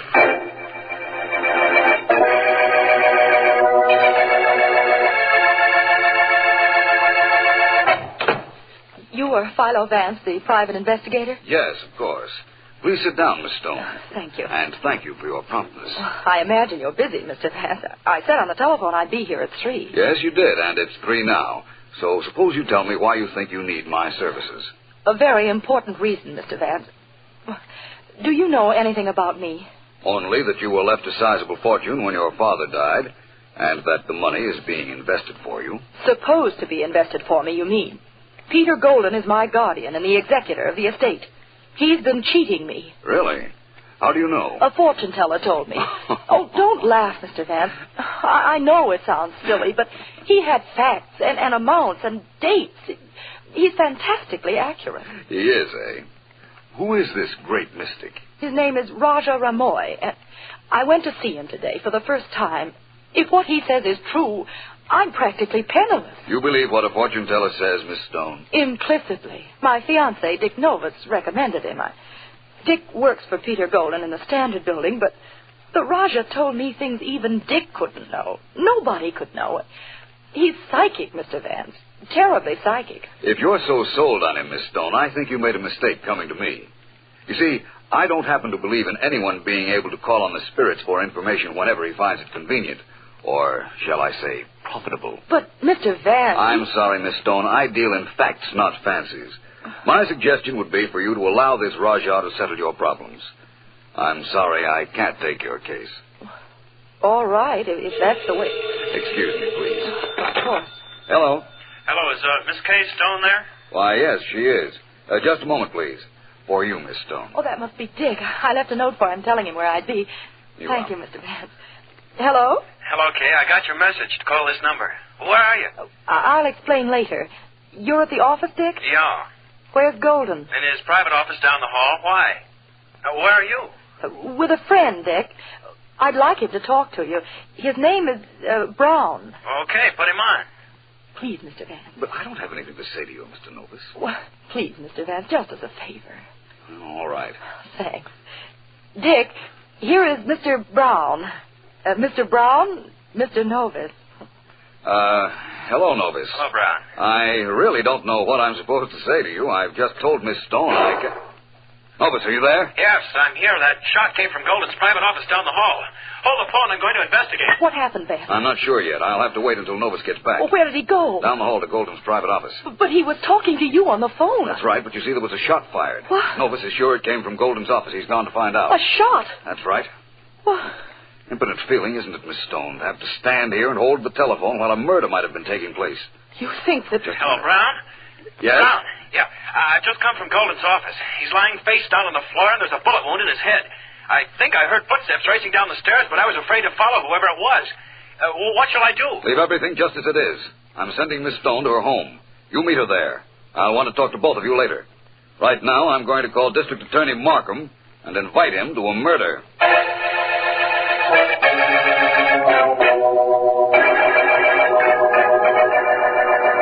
Well, Vance, we meet in strange surroundings, but in a familiar circumstance.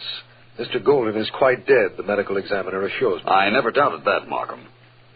His private office is furnished rather well, don't you think? Yes, in fine taste. And his murderer had the bad taste to leave us practically clueless, as usual. Lack of obvious clues hasn't deterred us on other cases, Markham. Hasn't deterred you mean? I'm just old-fashioned enough to want to lead to a killer. So do I. Only it isn't necessary for it to be out in the open. For instance, Markham, this tells me a lot. Vance, what in the world did you climb on that chair for? I wanted to take a look at the wall. Closer look, that is. Very interesting. A wall is interesting. Now, Vance, It provided me with a possible clue, Markham. How? It's an ordinary wall. There's a little accumulated dust or something up where you look, but what's that? That is the clue to our killer, Markham. Oh, no. Imagine the murderer would rather believe your remark than mine, but I'll stick with my theory for a while. I don't think I'm not glad you're going to. Vance, who was this Golden fellow anyhow? He was guardian for the money left to a girl named Kay Stone, for one thing, Markham. She was in my office when we heard a shot over the telephone. You were talking to the dead man? No, to Mr. Novus, Miss Stone's fiancé. Oh. I took the liberty of sending Miss Stone to her home and of asking Mr. Novus to meet her there. I don't see where that was such a liberty, Vance. Novus couldn't have been guilty if he was talking to you over the telephone when the shot was fired. That doesn't seem possible, does it, Markham? Of course not. There are some things, Vance, which even I am willing to bet can't be done. That may be, but if I were you, my friend, I wouldn't say this was one of them.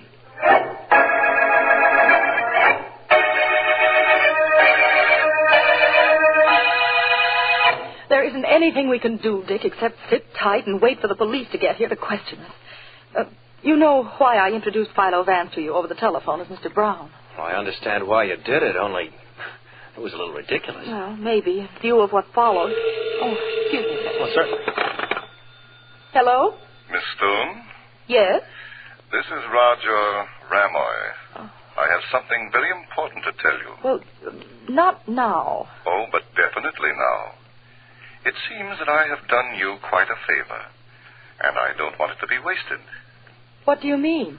Haven't you heard? Peter Golden is dead. Killed. It is important I see you. I'll call you back. Please do. I went to a great deal of trouble. I would rather it were not done for nothing. Goodbye. Goodbye. Who was that? That fortune teller you took me to. He has something to tell me. Okay, listen, that man's a fake. What? Everything he told you, I had told him. I wanted you to know about Golden. You don't have to see the Raja anymore. You don't have to go near him again. I don't know, Dick. He seems to feel that I do. And somehow, so do I.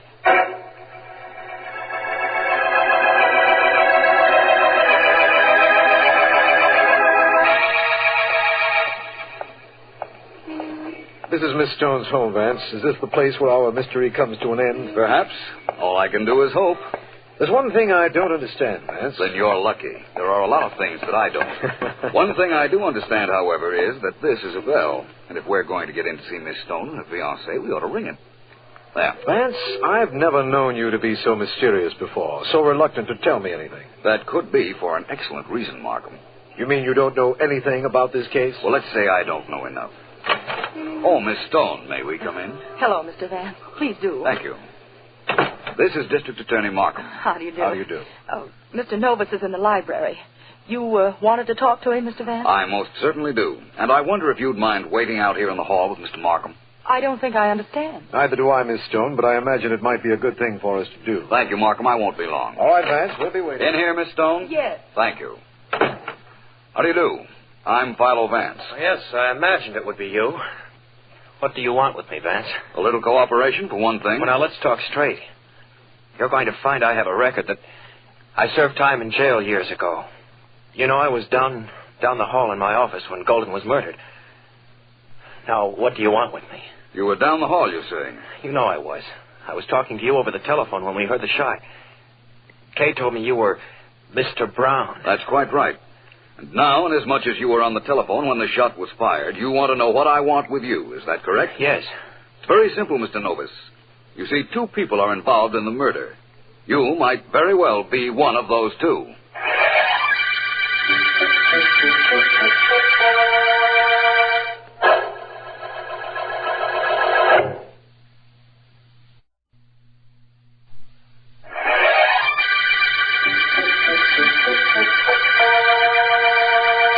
This is District Attorney Markham. The Golden murder case opened with the finding of the murdered body of Peter Golden, executor for the estate of Kay Stone. Philo Vance has discovered that Golden was cheating Miss Stone, and that fact was known to Dick Novus, Golden's assistant and Miss Stone's fiancé. He has also found out that Miss Stone had been to a fortune teller named Raja Ramoy before going to his office, and it was while she was in his office and Vance was talking on the telephone to Novus that a shot was heard, and Novus, investigating, found Golden murdered. Vance is of the opinion that two people are involved in the murder and has gone to see Raja Ramoy, who, I have been told, at the moment has another visitor, Kay Stone. It should be... Well, Raja, what is it? Miss Stone, my crystal ball shows Let's forget that crystal ball stuff, Raja. Oh? You said you had something to tell me about Peter Golden's death. I think I know what it is. Very well. Then suppose you tell me. You wanted to tell me you killed Golden and that you expect me to pay you. Who's that? I don't know, but I shall find out. Come in. It's Vance. Good evening, Miss Stone. Good This, evening. I imagine, is the eminent Raja Ramoy. You are Philo Vance. What is it you want? I understand you have a remarkable crystal ball, Raja. I would like to see it. See it? Of course you can see it. But it'll tell you nothing. No, I don't suppose it will. Perhaps you'll tell me, Raja. It seems that Miss Stone was in my office at 3 o'clock yesterday afternoon when we heard a shot. Yes? Look in your crystal ball, Raja. Or better still, perhaps you'd better have a more tangible witness. Because you see, very shortly you're going to be called upon to say where you were at 3 o'clock yesterday.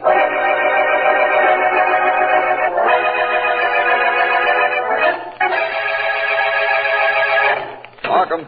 That's you, Vance. I'm in here in the murder room. Right, Markham. You shouldn't be too difficult to find. And you're not. How are you? As well as can be expected, and just about as perplexed. Vance, I've gone over this room with the proverbial fine-tooth comb, and I can't for the life of me see what you've made seem like a clue. I'm prepared to tell you very shortly, my friend.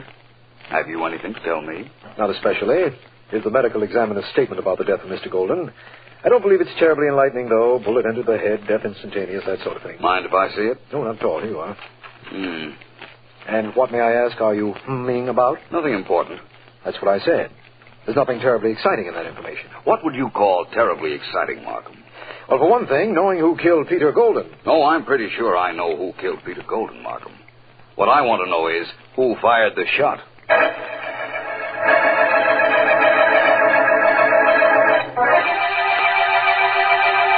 You and Miss Stone understand now why it is imperative I came here so we could have this chat, Mr. Novus. Yes, I suppose so, Raja. What I suggest is very simple, is it not, Miss Stone? Very. Oh, it isn't so simple for the one of us who had nothing to do with the murder. Let us not split hairs, Mr. Novus. Let me put it even more simply than I have done. You came to me originally to have me tell Miss Stone several things about Mr. Golden. That's right. But I've already told her I did that. Yes. Wait, please. You're too hasty, Mr. Novus. It is possible, of course, that Mr. Golden knew, as I know, that you are an ex-convict. Oh, you dirty... Never mind, Dick. I knew that. It didn't make any difference before. Don't see to it that it does now. Go ahead, Raja. It's so simple. Philo Vance thinks one of us killed Golden. So far, I do not think he knows which one. That is, if one of us killed him. Personally, I have an alibi for my whereabouts at 3 o'clock the afternoon Mr. Golden was killed. Well, so have I. I was on the phone talking to Vance. And I was in his office. Vance knows something which we do not know. Let us assume, then, that none of us three killed Mr. Golden. In view of that, let us keep what we know about each other and about him away from the police. I already told Vance that Golden was cheating me. That was not wise. Why not? I had nothing to hide. No, Raja, I want no part of your plan. I'm going to answer any question they ask me. And that goes for me, too. Well, that leaves me no alternative but to do the same. Unfortunately for one of you. I'll answer that. Hello? Hello, is that you, Miss Stone? Yes? Who is this? Philo Vance. May I invite you to a reading of Raja Ramoy's Crystal Ball? What do you mean? I mean that I would like you and your fiancée to be at the Raja studio in an hour. Oh, Dick is here with me now. I'll tell him. Thank you. Oh, by the way, I happen to know Raja Ramoy is there with you, too. Please tell him that he also is cordially invited to be at his place then.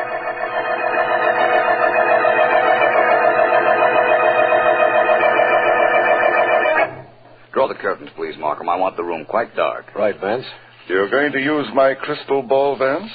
It works equally well in the light, believe me. Perhaps it won't for amateurs like myself, Raja. What do you expect to see in the crystal, Mr. Vance? The murderer of Peter Golden. Oh.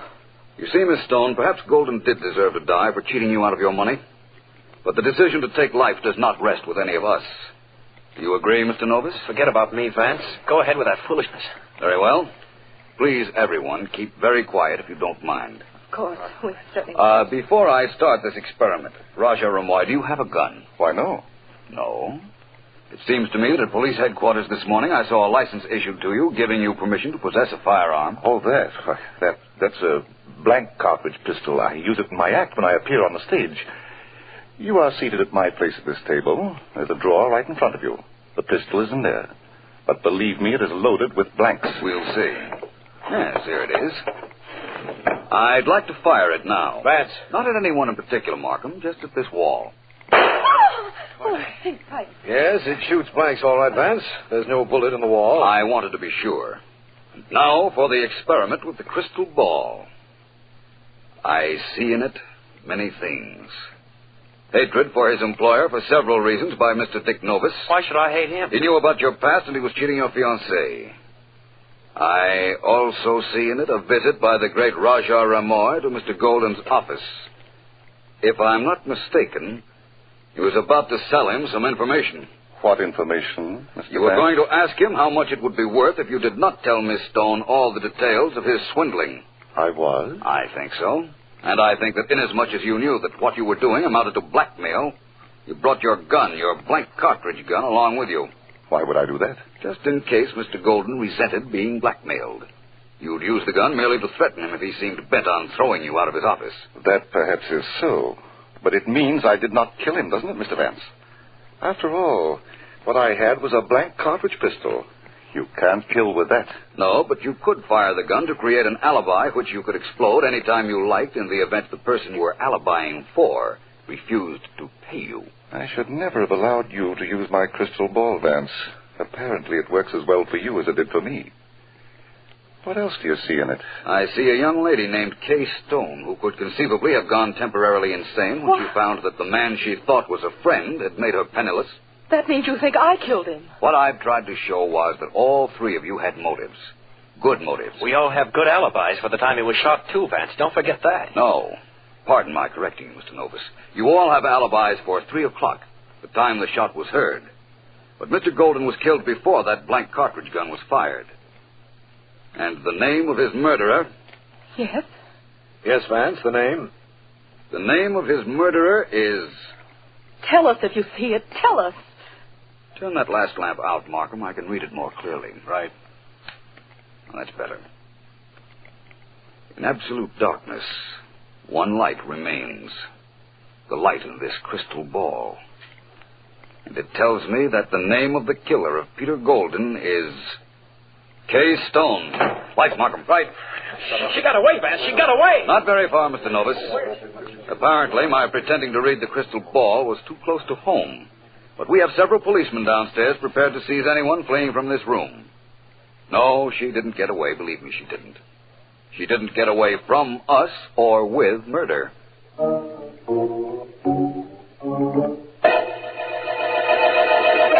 I, K. Stone, of my own free will and volition, confessed to shooting Peter Golden in his office. I shot him and went directly to Philo Vance's office. You're taking that down, Mr. Pace? Yes, I have, Mr. Markham. You killed him because he stole that money from you, didn't you, Miss Stone? That was the reason, Vance. And you went to Vance's office so that you'd have an alibi, having been there when Vance heard the shot over the telephone. No, I knew nothing about any shot. I went there to ask Vance to investigate Golden and my fiancé. I knew he'd find Golden dead, but would suspect Dick when he found out about his jail record. How little she knew you, Vance. But what about this business of the shot you heard? Didn't she really know about that? Quite possibly not, Markham. You see, what happened was this. Of course, I wasn't reading any crystal ball, but just as I said at the Rajah's house, the Rajah did go to see Golden. But he found him dead in his private office. Then he heard Dick Novus speaking on the telephone to Miss Stone and then to me, and he thought he'd give either one of them an alibi. Either one of them? Whichever one had killed Golden. Oh. You see, he didn't know which one at the time, but he figured that later on one of them would be good for a little blackmailing.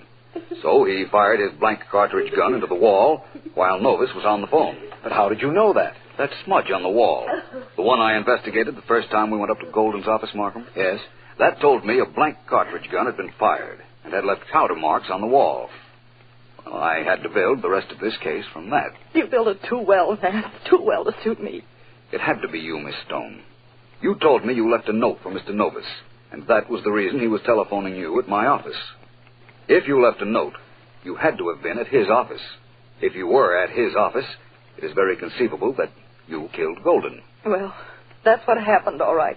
I did go up there. And when I saw his smug face looking at me, laughing at me after he cheated me out of hundreds of thousands of dollars, I fired. And that was the end of him. No question about that, Miss Stone. And Markham. Yes? There's no question about the fact either that this is the end of the Golden murder case.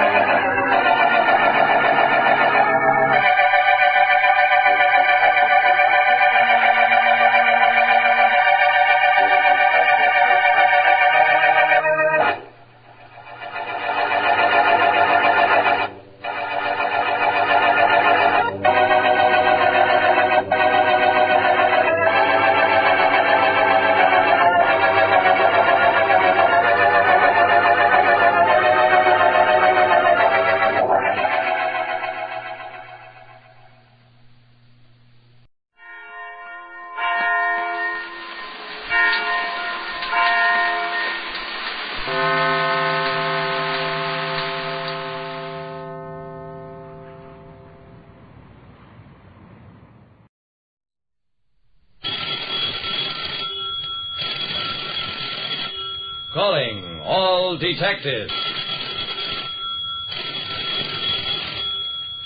A woman who was tried for murder and acquitted faces a second murder charge. That is the situation on this page from my casebook, the casebook of Jerry Browning, private detective.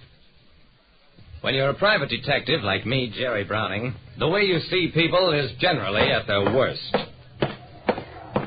The scene of a murder, at the point when detection begins, is a picture of organized confusion. Hey, Browning, you in on this case? I don't know yet. There's an insurance angle I'm supposed to check for Consolidated.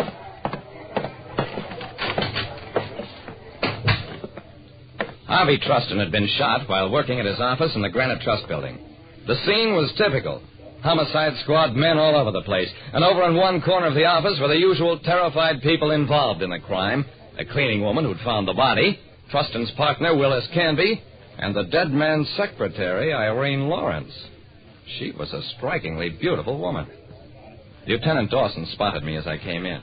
Hello, Jerry. We've got this one under pretty good control. That's fine, Dawson. What happened? Truston was working late in preparation for vacation. Cleaning woman says she saw a man lurking upstairs in one of the corridors. Ran down here when she spotted him.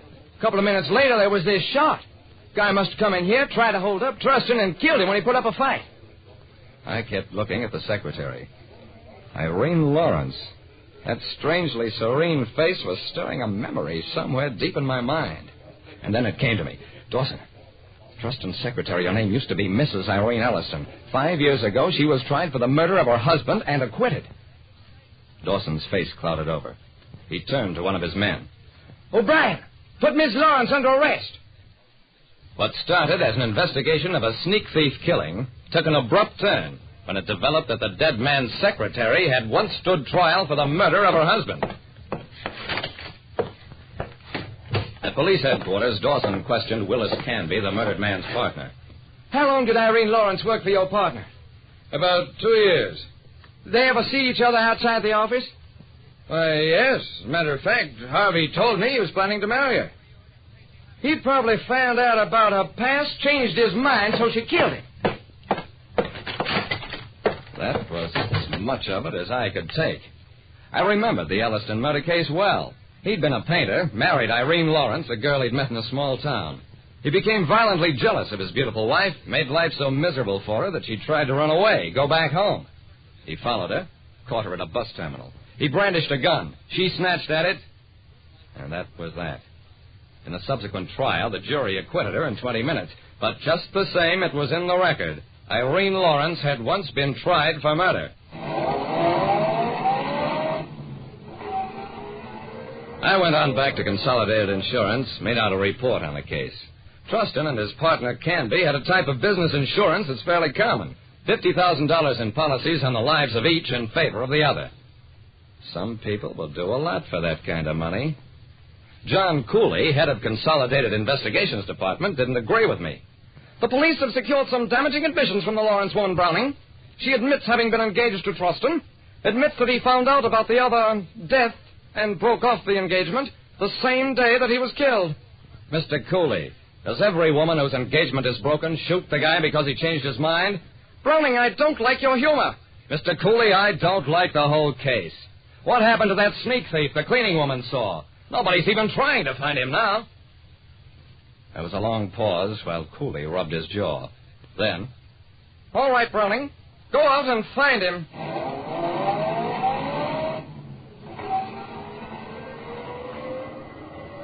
I had a long and unsatisfactory talk with the cleaning woman. No doubt about it, she had seen somebody. A man who kept his back turned to her, fled down the emergency stairs as she approached. Well, that was possible. Though why a thief would run in panic from an elderly woman and then invade an office where a man was working and shoot him was something I couldn't figure out. Nobody else saw the thief. Nobody reported any thefts in the building for that night. Well, that was possible, too, though not very probable. At the offices of Canby and Truston, I got hold of the personnel manager. I wonder if you'd do me a favor. Look up your records and see how Miss Lawrence originally got the job as Mr. Truston's secretary. The old man blinked. It happens, I remember. Miss Lawrence originally came here to see Mr. Canby. I believe he'd met at some gathering. She worked for a short time in our foreign correspondence department and then became Mr. Truston's secretary. Thanks. Thanks a lot. So, Canby had introduced Irene Lawrence into the company. That was interesting. I drove across town to a firm of public accountants. I want a thorough investigation of Canby and Truston's financial standing. They do an import and export trade with South America. There wasn't anything else I could do for a couple of days. In the meanwhile, Irene Lawrence had been charged with the murder of Harvey Truston. In not a single newspaper account that I read was there the slightest intimation that maybe she wasn't guilty. On the third day, I got my report from the accountants. Canby and Truston were considered shaky, and Canby had been gambling and losing on foreign commodity prices. That afternoon, I waited outside the Granite Building. As Canby came out, I called to him, "Hey, Mr. Canby, somebody behind you wants to talk to you." He turned around, and in that instant, I snapped the picture with his back to me. He whirled around. "Why have you taken my picture?" "I want a photograph of you, Mr. Canby, with your back turned to see if you resemble a certain sneak thief." He dived for the camera, tried to snatch it from me. Instead, I clamped my hand over his arm. "Mr. Canby, you and I are going to police headquarters."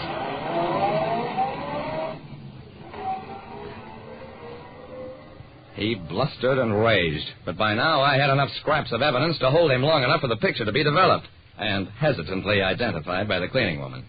By itself, that wasn't worth anything, but combined with the insurance motive, Canby's gambling, and his introduction of Irene Lawrence into the firm, we finally broke him down. What came out was what I'd suspected, that he'd deliberately tried to find an attractive woman who'd once been accused of murder and whom he could frame for a second murder that he might otherwise himself be suspected of having committed. Having found her, he gave Irene a big build-up with his partner, and then at the right moment, broke the news of her past. Yeah, sure, Irene Lawrence was released, but I hate to think of how few people remember that she was completely innocent. Like I said, in my business, you meet people at their worst.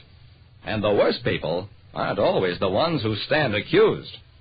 Listen next time to Calling All Detectives, mystery drama, mystery quiz, and a chance for you to match wits with yours truly, Jerry Browning, private detective. Get this and get it straight. Crime is a sucker's road, and those who travel it wind up in the gutter, the prison, or the grave. This time, a platinum wristwatch, a body on a lonely strip of beach, and a case of heart failure in a Beverly Hills garage, all added up to blackmail, 25 years old. And a killer who would never be caught. It happened like this. From the pen of Raymond Chandler, outstanding author of crime fiction, comes his most famous character in The Adventures of Philip Marlowe.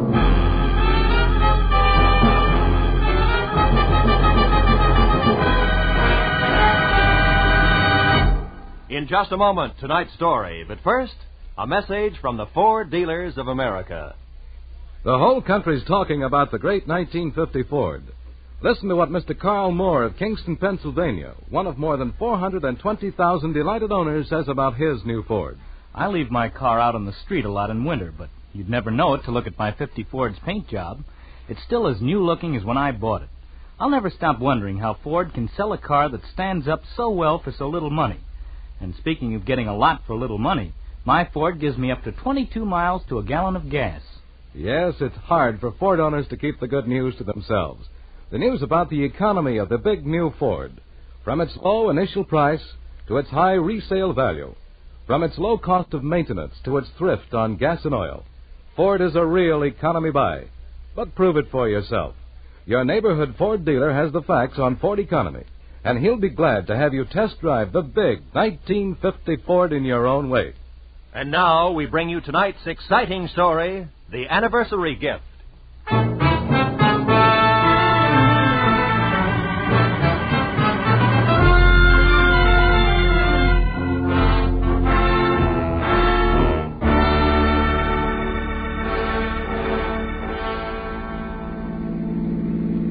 Turn left at the next corner, Cabby. Okay. Boy, this Beverly Hills in the sunny afternoon is really something, ain't it?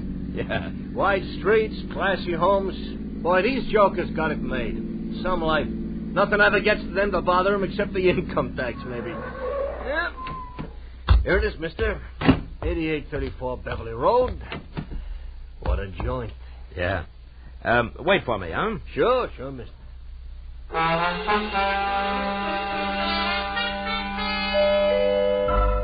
The door was answered by a girl of about 16, a tall, slender girl with dark eyes.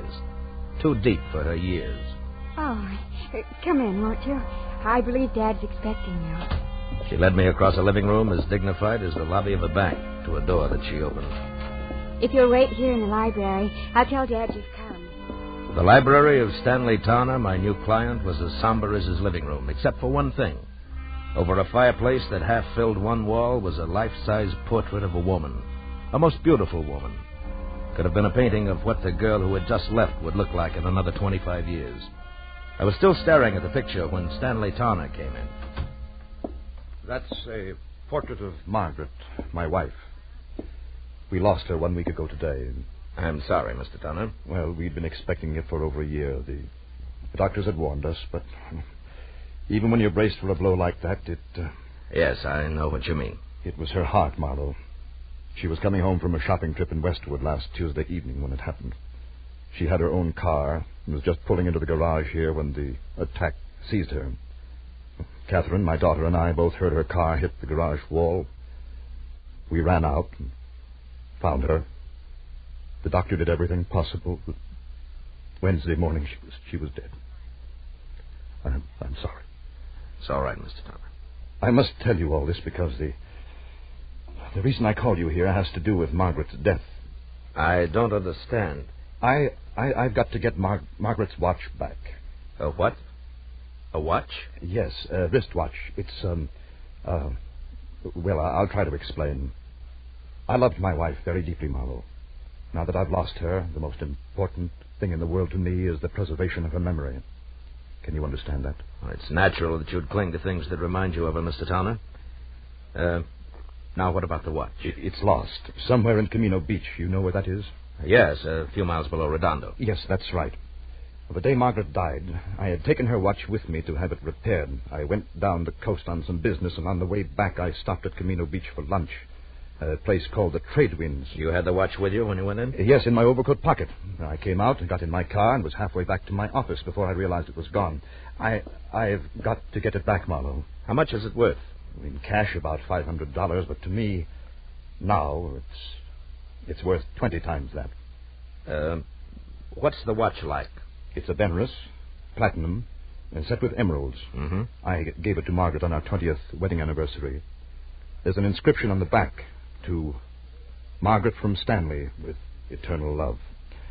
I know that watch is somewhere in Camino Beach. Can you find it and bring it back here to me? There's nothing more you can tell me? Well, unfortunately, that's all there is. I'll do my best, but I can't guarantee a thing.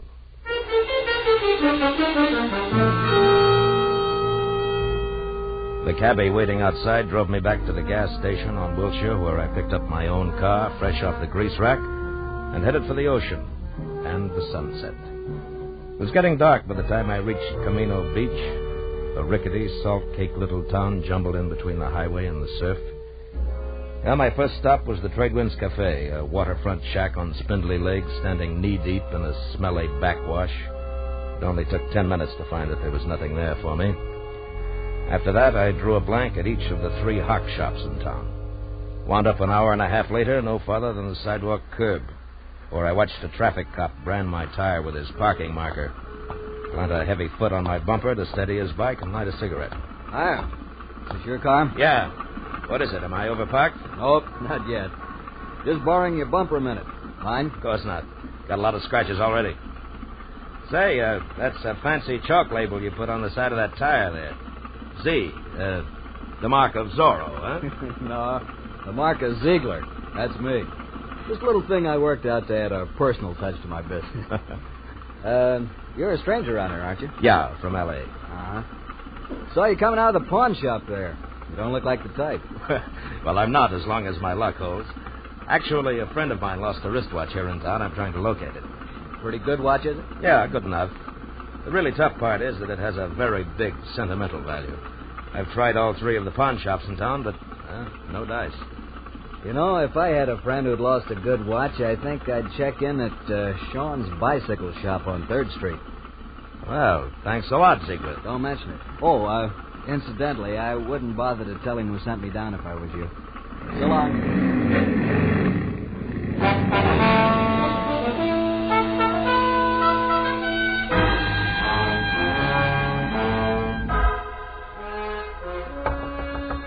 Hello. Hello, anybody there? Hello, Sean? What do you want? I'm closed for the night. I'm interested in a lady's wristwatch, Mr. Sean. Ah, you know.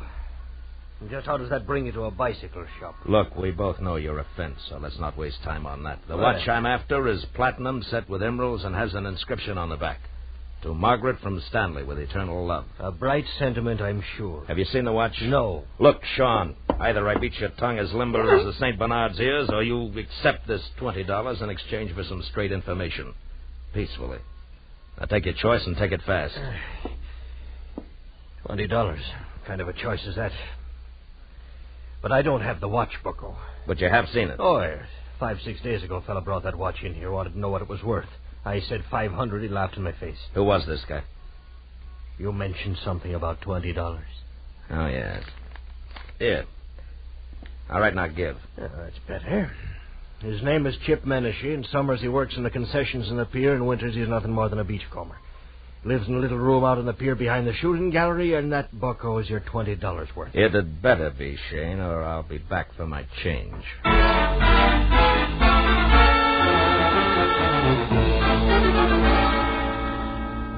The amusement pier was deserted.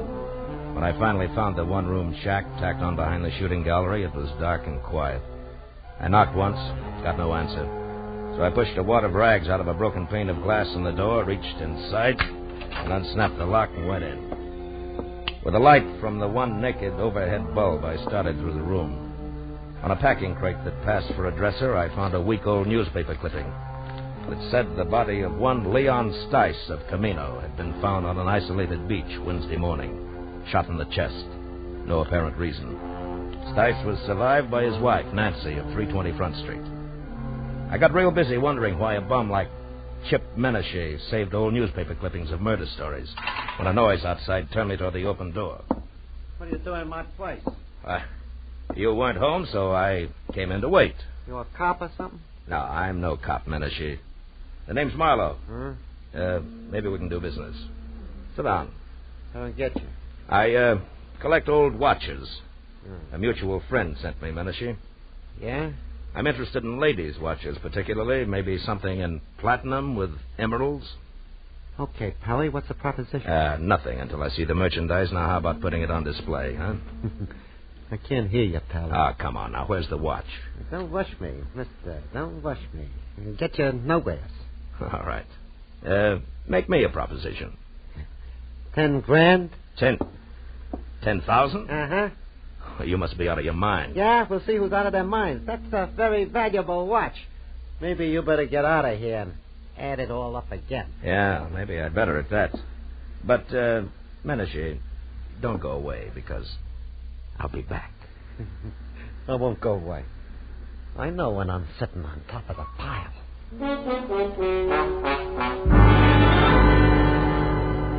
As I walked away, a hunch kept whispering to me that the body of a guy named Leon Stice, found on a lonely beach, was somehow tied in. So I decided to pay a call on his widow.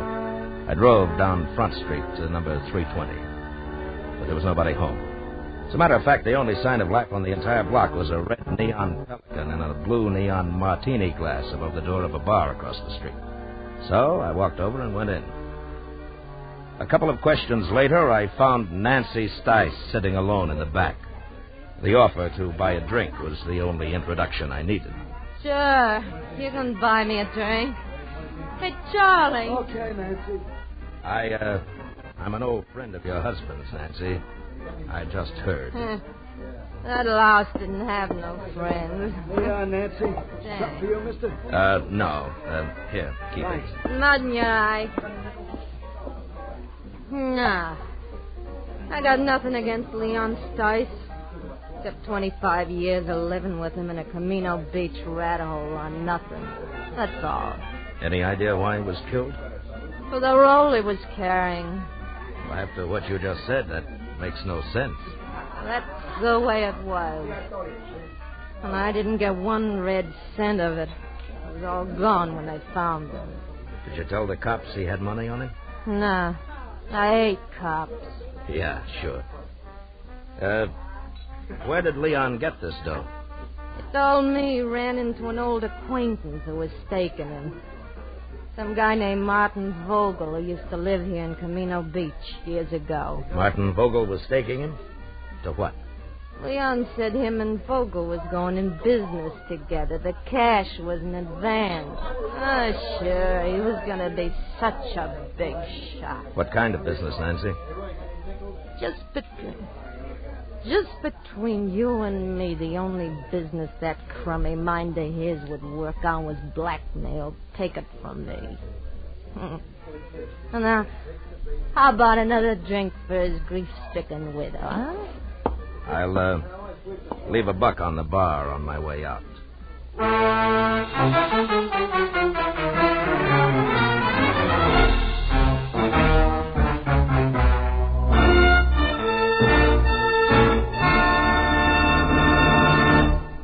In just a moment, the second act of Philip Marlowe. But first, a brief message from the Ford Dealers of America. From coast to coast, Ford owners agree the big new Ford brings you more for your money. More in comfort, more in performance, and more in economy. But only through personal experience can you appreciate the restful ease of Ford's famous midship ride and the luxurious comfort of Ford's non-sag foam rubber cushion front seat. Only by driving this great car can you enjoy its smooth power and solid roadability. And only by getting the facts about Ford's economy can you understand that so powerful, so smooth riding, and so beautiful a car can cost so little to buy. To run and to maintain. But see what the new Ford gives you. Find out how much it saves you. Yes, before you buy any car at any price, it will pay you to stop by your local Ford dealers.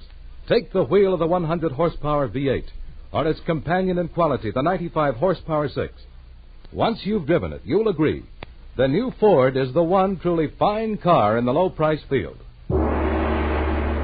Now we return to the second act of Philip Marlowe and tonight's story, The Anniversary Gift.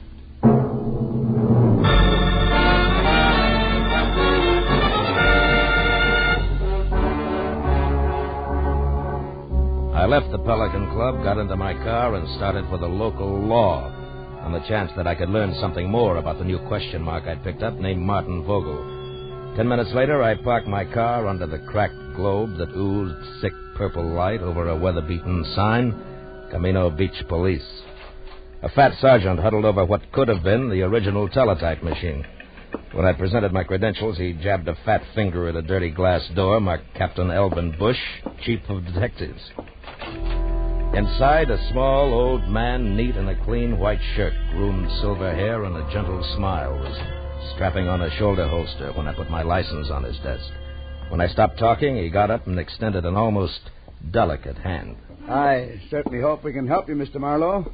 Martin Vogel, you say? Yes, it might have been a long time ago, Captain, maybe even 25 years, if he was mixed up with the police at all. Do your records go back that far? Oh, yes, by the apple crate load. And I mean that literally, Mr. Marlowe. You see, in Camino Beach, police files, fixtures, and furniture are somewhat lacking. City appropriations only go where they show. Public bird baths, statues of the mayor. Oh, here. This bottom crate here. Marked, let's see. 1921 to 1930. Figure he was arrested along in there, this Vogel? Yeah, if he was arrested. Yeah, it's dusty, isn't it? Well, the cards are alphabetical. Yeah. And let's see. Riker, Rooney, Stemple. By the way, Mr. Marlowe, what's your angle? I'm not sure, Captain. Svensson, Underley, Utterman, Van. Vogel. Martin. Got it, eh? Yeah, picture and all. Bring it over here in the light. Yeah. Martin Vogel arrested Camino Beach Hotel, May 28, 1923, on warrant from Chicago, Illinois police. Returned to Chicago, sentenced to 5 years in state penitentiary for embezzlement. Arresting officer, Patrolman Elvin Bush. Picked him up myself, did I? Well, I've locked up a lot of people in the last 35 years. Yeah, I guess you have it. Holy smokes. Huh? What? That can't be. What is, Mr. Marlowe?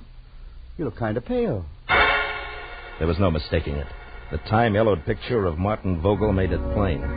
Vogel and my client, the distinguished Mr. Stanley Towner, were one and the same. That meant that Towner had lied to me, and more important, had no doubt killed Leon Stice, who was blackmailing him because he knew he was Vogel.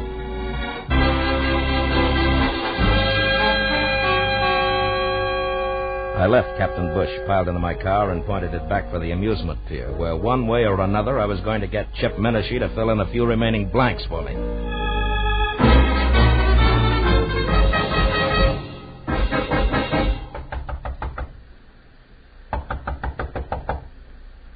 Yeah, who is it? Marlowe, Menashe. I want to talk business. Okay, Marlowe. Looks like I doped it right. I thought you'd come back. All right. Now get up. Now listen hard. I want the watch and the story that comes with it. I told you my price. It's still 10 grand. You're bluffing, Menashe. You know the watch means money, but you don't know why. Yeah, Mr. Wisen. All right, now come on, talk. Okay, quit. I'll tell you what you want. I took the watch from Leon Stice. I found him dead on the beach. It was clenched in his fist. And the dough you're spending? Was in his wallet. Let me up, will you? All right, come on. Now sit over there. Hands in your lap. School isn't out yet. What more do you want, Marlowe? How do you tie the watch in with Stanley Towner? What makes you think I did? The fact that I was sent here to Camino Beach and the fact that you were ready and waiting for somebody. Well? Okay. I was lucky. When I read about Stice in the papers, I also just happened to read another article, an oddity, you might say, about a woman in Beverly Hills, a rich man's wife who got a heart attack in her car just she pulled into her garage. A woman called Towner, front name Margaret. Wife of a big shot broker, also called Towner, front name Stanley.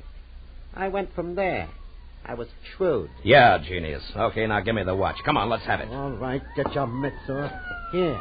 Now you're real happy, Muscles? Happy that... Hey, cops. Come this way. Hey, Menashe, wait a minute! By the time I got to the door, he was halfway across the boardwalk to his car. But Captain Bush and his sergeant were ready and waiting. When Menashe was next to the gun he kept in his glove compartment, the spotlight on the squad car slashed through the dark, found him, and froze him in a position. We've got you, Menashe. You'd better quit. Menashe, do you hear me? What? No, you listen, Papa. Let him have it, Becker. The windshield sprang into little pieces. That got it. Come on, Becker. I waited until Captain and Becker were next to the body and had lifted it off the steering wheel. Then I moved quietly along the side of the buildings as far as the squad car. There, I turned and started back toward them. Hey, what happened? Oh, it's you, Captain. What brings you around here, Mr. Marlowe? A guy in town told me that somebody named Chip Menashe might give me a lead on Martin Vogel. You won't be able to now. That's Menashe. What? We wanted him for a week-old stick-up murder. Stick-up murder? That guy on the beach? The same. Say, Becker, you find the money on him? Right, some $300, Captain. Good. Well, you better call for the wagon now. Check. Funny thing, Mr. Marlowe. One fingerprint did it. Oh, how's that? That guy on the beach, Leon Stice. We found his empty wallet in the sand next to him. It had an isinglass front over his driver's license with a thumbprint that wasn't his. But was Chip Menashe's, huh? Well, we got on to Menashe because he was spreading a lot of dough around. Today, Becker got down here and lifted one of his prints. That cinched it, huh? Yes, that and the shot he just threw at me. Strictly a stick-up killer who got caught. Marlowe, about this Martin Vogel, you still want to let it go that the Beverly Hills police are going to get in touch? I think so. Good night, Captain Bush.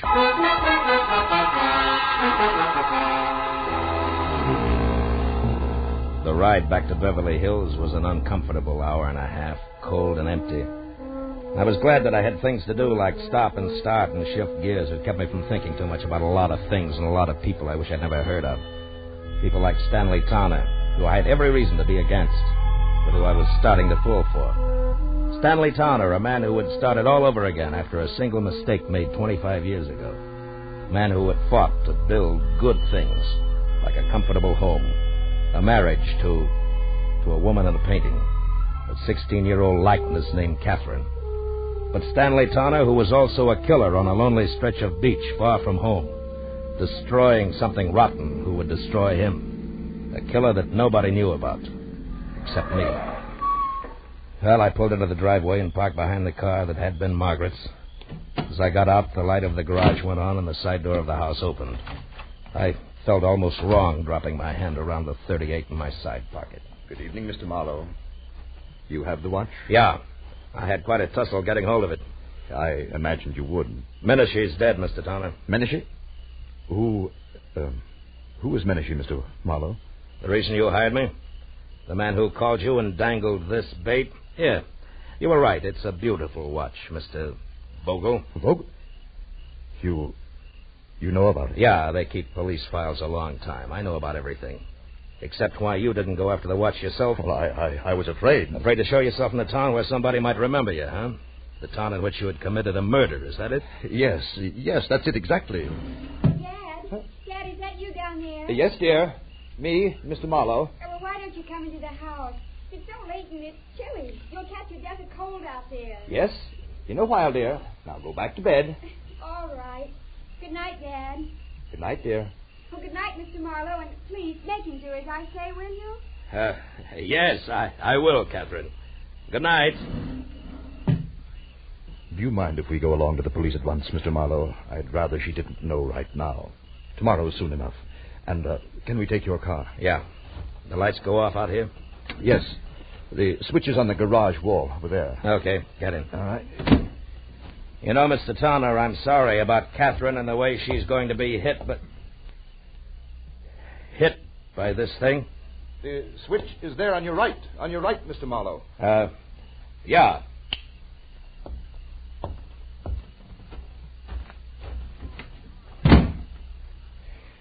It was a very nice house. Mm-hmm.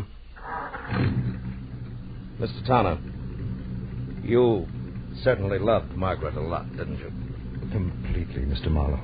And her memory, too? Why do you ask? Something that makes me awfully happy. Mr. Towner, you didn't kill Leon Stice. Marlowe, what are you saying? That you never lost your wife's watch at Camino Beach. You never had it. She lost it herself. Lost it when she struggled with Leon Stice just before she killed him for your sake. For you and Catherine and everything you've worked for. No, Marlowe, no. Yes, Margaret had a bad heart. She knew she didn't have long to live. Also, she knew that Stice was blackmailing you. It figures, Towner. And what also figures is that you'd rather pay for a murder that you didn't commit than to have Margaret's name soiled. Yes, I would, and I will, because you can't prove any of this. Correction, Mr. Towner, I can. With your wife's car there in the garage, the car in which she died on what you said was her return from Westwood. Which it was? No, not according to a funny little chalk mark I just saw on one tire, it wasn't. A little white Z that a policeman named Ziegler in Camino Beach makes to check on parking time. And we can go on from there. Your confession won't mean a thing. But, Marlowe, it might... No, I guess it won't. I guess you can't hide the truth very often, can you? No. Only once in a great while. And then, strangely enough, only when it seems like the right thing to do. What do you mean? Why did you stop the motor? There's one thing I haven't told you yet. The way things worked out in Camino Beach, Mr. Towner. The police there think that Menashe killed Leon Stice, and they're happy that way. They never heard of you or your wife. And I don't see why they should. No. Yes. I mean that nobody really knows the whole story. Nobody except you, Marlowe. Nobody, Mr. Towner. Good night. Thank you, Mr. Marlowe. Good night.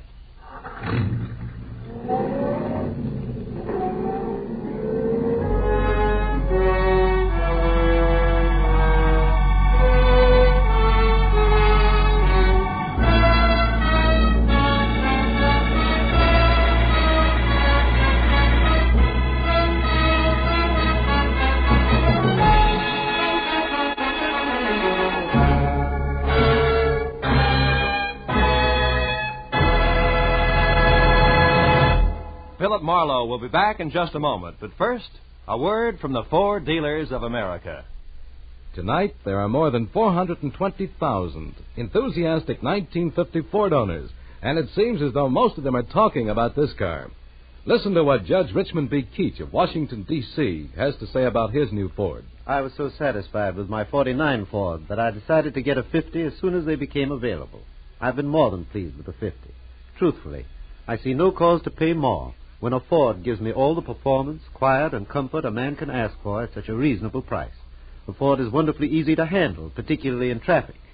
Yes, ask any Ford owner how he feels about his big new Ford, and he'll tell you it's tops for performance and for comfort. But prove it for yourself. Drop into your neighborhood Ford dealers and test drive this truly great car. You'll be amazed when you discover how little it costs to buy, to run, and to maintain. Do it tomorrow. Test drive the big new 1950 Ford. Be sure and be with us again next week when Philip Marlowe says... This time I was in the country where the night should have been nothing but peace and quiet. But a pair of angry eagles changed all that. One was solid gold and too close to a battered corpse. The other weighed 160 pounds and was too quick with his fists, in or out of the ring.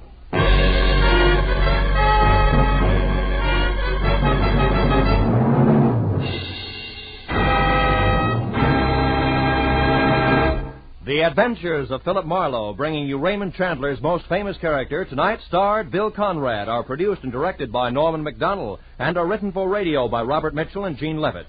Featured in the cast were Sammy Hill, John Daner, Gene Bates, Ralph Moody, Larry Dobkin, Harry Bartell, and Edgar Barrier. The special music is composed and conducted by Richard Orant. This is Roy Rowan speaking for CBS, the Columbia Broadcasting System.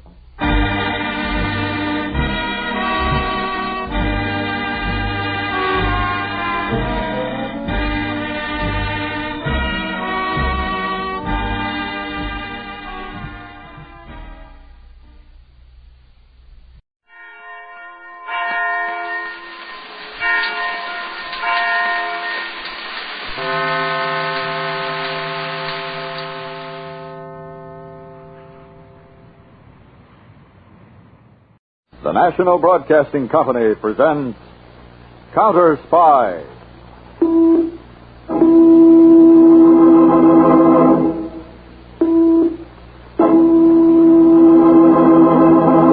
Washington calling David Harding, Counterspy. Washington calling David Harding, Counterspy. Harding, Counterspy, calling Washington.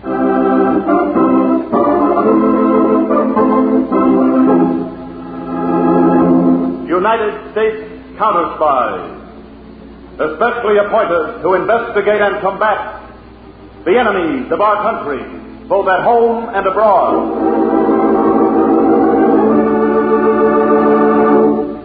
These Counterspy reports to the American people are brought to you each week at this time. Now, the case of the stolen secret.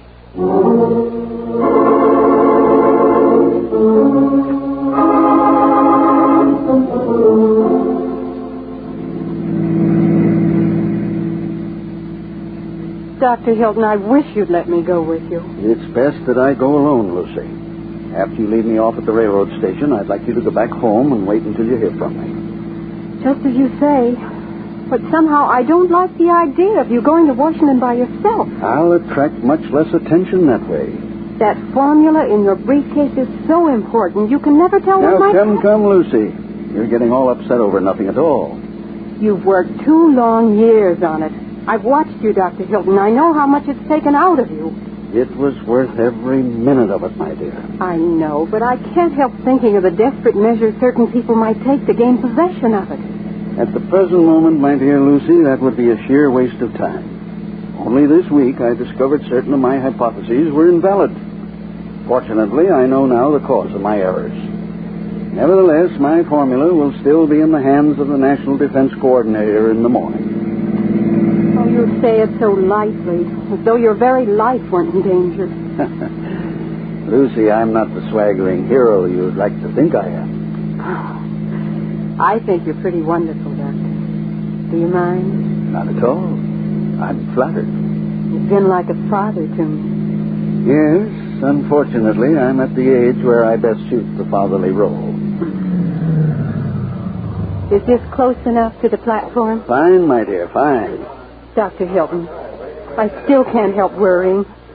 Won't you please let me go with you? I brought along my overnight bag. Please say yes. Lucy, believe me, I assure you that nothing very much can happen to me or the formula.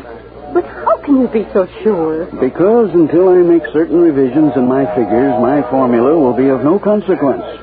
Several hours' work in my train compartment at most.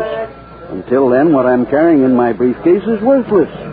Are you sure you're not telling me a story? My word of honor. Now, do you feel better about it? Much. But you will be careful anyway. Now, promise me. I promise, my dear, not to run afoul of any cloak and dagger tactics between now and my arrival in Washington. Well, there's my train coming in. I'll be back in Centerdale Tuesday. Goodbye, Lucy. Goodbye, Doctor. And don't worry. Everything will be perfectly all right. Perfectly.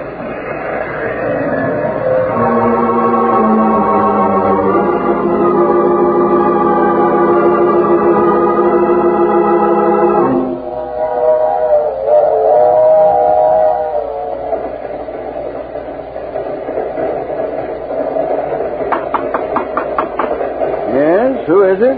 The doctor, sir. No, just a moment. One piece out of you, Hilton, and you're dead. What? Inside. What's the meaning of this? No, that's the dark. You'll be good or a bullet goes through your head.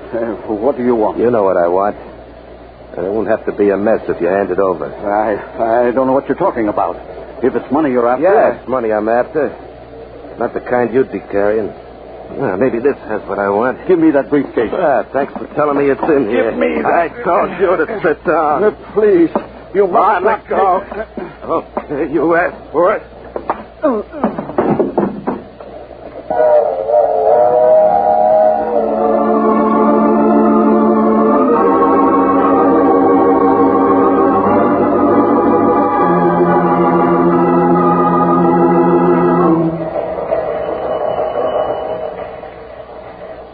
Agent Jennison, Centerdale Counterspy Field Office, to David Harding, Washington. Dr. Theodore Hilton found murdered aboard train en route Washington. Train being held at this stop for thorough investigation. Will stand by for any special orders from you.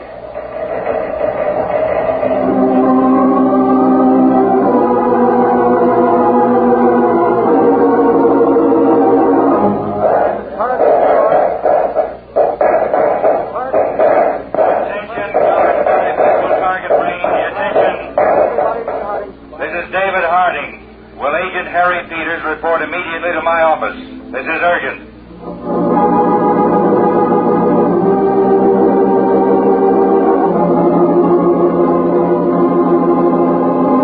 And here's Jennison's supplementary report, Peters. Came in over the Counterspy wire 3 minutes ago. Dr. Theodore Hilton. I've heard that name, Mr. Harding. Dr. Hilton was a research scientist. Oh, yes. In the field of fuel refining, right? Right. He just completed developing a new formula for processing a special fuel for jets. It was to have given us a sure edge on air power. Dr. Hilton was on his way to Washington here to explain the process to government technicians. It isn't hard to fill in the rest, Chief. The formula's missing. Yes, but we do know that it was being carried in a tan leather briefcase, locked. The case was missing from his train compartment. Any other leads? No. Still too early to determine what sort of instrument struck the blow that killed Dr. Hilton. Did anyone see Hilton with another person on the train? We don't know yet. All the passengers are being questioned. The thing is to find out what happened to that briefcase. Yes, and the espionage agent who took it. I've already sent out orders to put every available man on this case. All roads, train stations, bus depots, and airports in that area are now under our surveillance. What do we do now, Dave? Now, Peters, we're taking the jet to Meadville to supervise operations.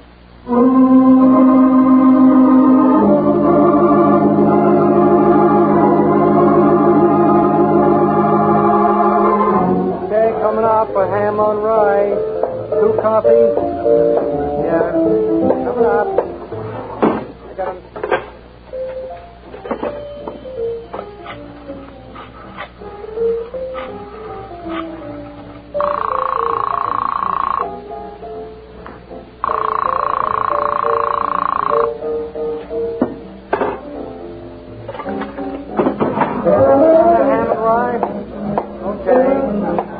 Coffee coming up.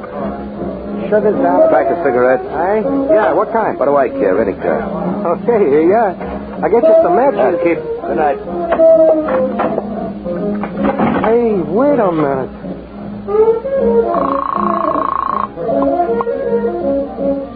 Operator. Quick, operator, get me the Counterspy field office here in town. Right away, sir.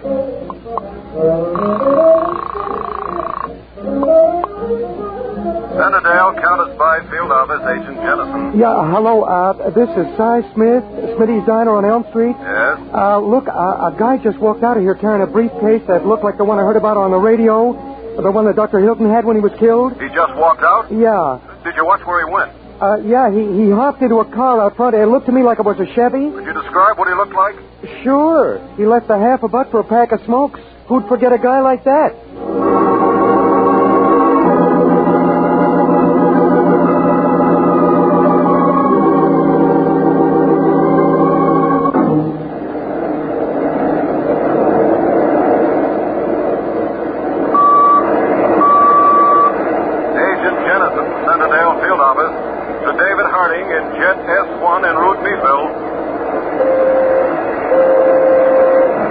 Go ahead, Jennison. Continuing report on the diner operator. He's given us a pretty clear picture of the man with the briefcase, but he was unable to make identification from our local photo file. All right, Jennison. Contact our statistical department in Washington. Tell them to have everything prepared for an identification search. Then have that diner operator flown to Washington as soon as possible. You got that? Yes, Mr. Harding. I'll get right on it.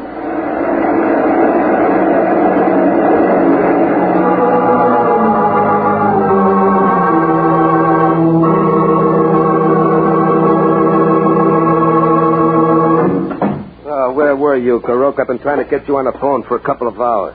Steve, I do not sit in this hole in the wall developing pictures every minute of my life. I go out to eat sometimes. Not often, but every once in a while. Yeah, you take 3 hours to eat. Me, I walk around with those hot papers on me, right out in the open. I'm not interested in your tale of woe. Gorok has his own. I stand in a dark room till the sight of the sunlight blinds me.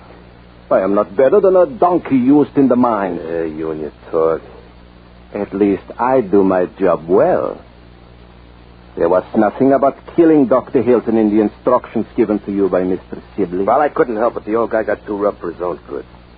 Mr. Sibley will not be happy about that. Well, who's asking you what Mr. Sibley will be happy about? Here's the stuff. Put it on microfilm and shut your mouth. The likes of you, Gorok does not take orders from. Gorok is an art. Gorok is nothing but a big mouth. Now, come on, take the papers and do what you're supposed to do. I am to do nothing until Mr. Sibley arrives. Gorok is wise enough to follow instructions. You sure put on a big front, don't you, Gorok? I do the dirty work. Very dirty work. I'm telling you, Gorok, I'm not taking much more of you. You cannot frighten me, Steve. Gorok has brains. Yeah, well, and Gorok also has a gun in his pocket. Ah, Mr. Sibley. Good evening, Mr. Sibley. I see we're all assembled. Good. He just got here. Yes. Steve. Hello, Mr. Sibley. It would be more appropriate to make that goodbye, my friend. What? You needn't become alarmed. As yet, I haven't decided under what circumstances we shall part. I'm convinced only of the necessity of ending our relationship. Now, look, Mr. Sibley, I got what you were after. Control yourself. Yes, Steve, do. There's no need for becoming upset. A drink, Mr. Sibley? Not at the moment, Gorok, thank you. Here's the papers, Mr. Sibley. Maybe we don't click too good together, but anyway, here's what you were after. So if it's okay with you, I'll take my payoff now and beat it. To simple minds, everything seems so uncomplicated. Sit down, Steve. I have some things to say to you before you leave. I'll stand. As you wish. Briefly, my friend, you've gone about your assignment in a fashion so slovenly that I find it absolutely incredible. You mean about what happened to Dr. Hilton? What else could I possibly mean? Well, I couldn't help that. It was an accident. I didn't think that slug on the head would kill him. Honest, just an accident. That's unimportant now. The man is dead, and the formula is of almost no use to us because of that fact. Without Dr. Hilton, it'll take much too long to make practical application of those papers you think so valuable. That is why Gorok did not put them on microfilm. So the operation itself is a failure. But added to that, you've allowed yourself to become identified. What do you mean? Nobody saw me. No? The description of your unhappy countenance has been advertised on every radio station in the country. But I'm telling you... Why didn't you get rid of that briefcase, you imbecile? I did get rid of it. I threw it in an empty lot. But not until after you were seen with it. Well, I couldn't help it. It had a lock on it. I had to break the lock, didn't I? Quiet. The point is, you're very dangerous to us at the moment, to our entire network. And most important of all, to my superior. Why, I thought you were running the operation. Garok. Yes, Mr. Sibley. I shall leave the matter of Steve's disposition up to you. And I, Mr. Sibley, will leave it up to this gun. Wait. For Garok, this will be an exquisite pleasure. I shall wait here until you return. Where is the liquor? In the chest over there. I have some very fine brandy. Now, Mr. Sibley, give me a break. I do enjoy fine brandy so much. Goodbye, Steve.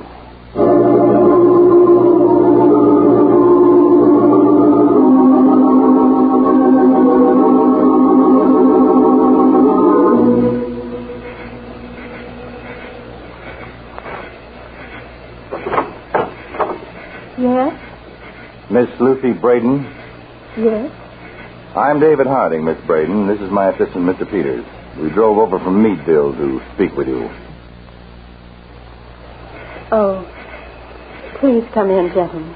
Thank you.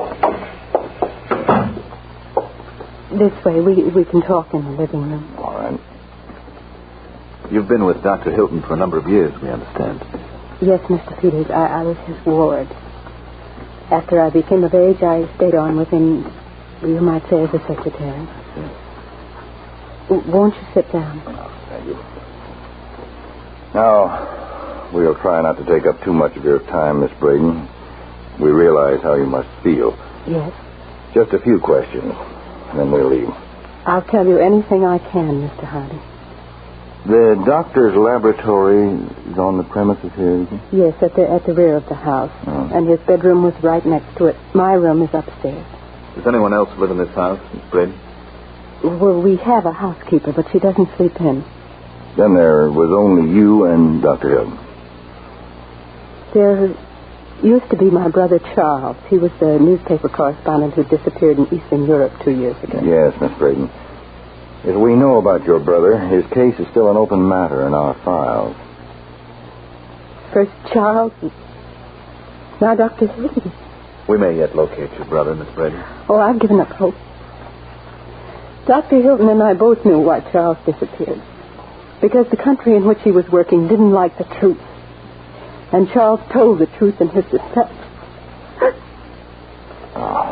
We'll be just a moment more. It's quite all right. I don't mind if I can be of any help. Well, who knew about Dr. Hilton's plan to go to Washington? I did. Besides yourself? The housekeeper, perhaps? Oh, I don't believe so, Mr. Harding. Dr. Hilton cautioned me to mention it to no one. I see. Well, that's about all, Miss Braden. If there's anything else I can do... No, not at the moment. But if you do think of anything that might help us, you can reach me at the Counterspy field office in Meadville. Call me anytime, day or night. Do you think you'll be able to find the man? I don't know, Miss Braden, but we're certainly going to try very hard. Very hard.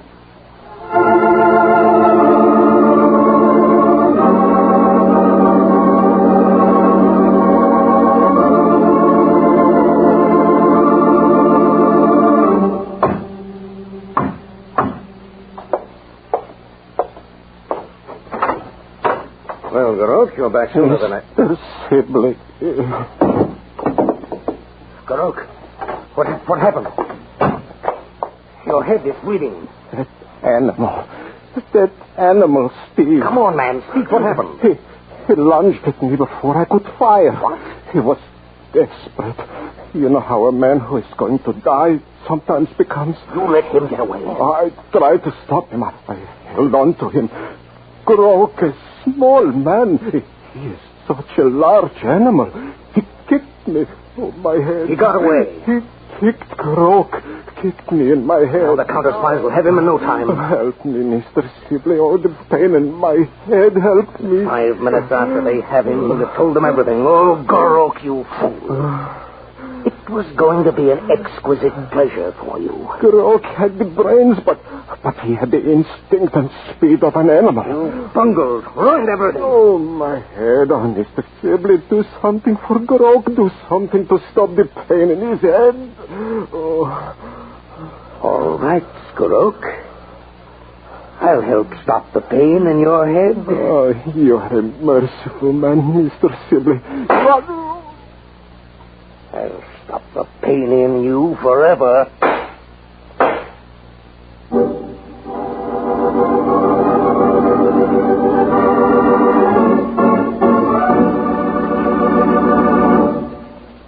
You are listening to the case of the stolen secret on Counterspy. That new private detective, Charlie Wiles, solves another mystery in just a short while over most of these NBC stations. And later today, there's another broadcast of your Sunday evening extravaganza, The Big Show. Your stars tonight will be Groucho Marx, Ezio Pinza, Jane Powell, Fanny Bryce, Frankie Lane, Mindy Carson, Frank Lovejoy, Meredith Wilson, and many, many more.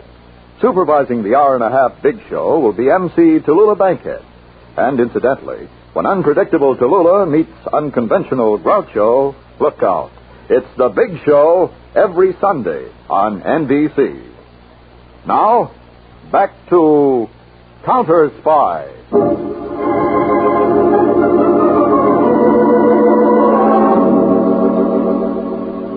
That's the information, Carter. Radio to all patrols. Have them notify me here at the Meadville field office. So his name is Steve Meeker, eh, Mr. Harding? Meeker. He's got a record a half-mile long. If he's still in the area of our operation, he's a gone duck. That idea of yours sending the diner owner down to Washington for identification paid off. Well, we can't be too sure yet, Peters, but it certainly saved us some time. Wait a minute. Harding speaking. I want to talk to you, Harding. Who's this? Steve Meeker. You're Steve Meeker, you say? That's right. Meeker, Dave? Get on the extension. I give up. I'm listening. I heard my name on the radio just now. I'm cut off, I know it. I can't move 2 feet without there's a cop right there. All right, Meeker, if you're ready to give up, all you have to do is walk into the field office here. I'll call my men off. Oh, it ain't your men. There's someone else in Meadville I'm worried about. Who? You gonna come for me? Where are you? Over in Centerdale. Who's after you, Meeker? Nothing doing. I don't spill that until I know it's gonna do me some good. All right. Where exactly are you? In a drugstore. Now listen to me. Get out of that store. The one you're worried about may be there instead of Meadville. Go to the address I'm going to give you and tell whoever's there that I sent you, and I'll be along to pick you up. You'll be safe there. Okay. 14 Crown Street. Got that? Yeah, 14 Crown. Wait there for me. I'm starting for Centerdale now.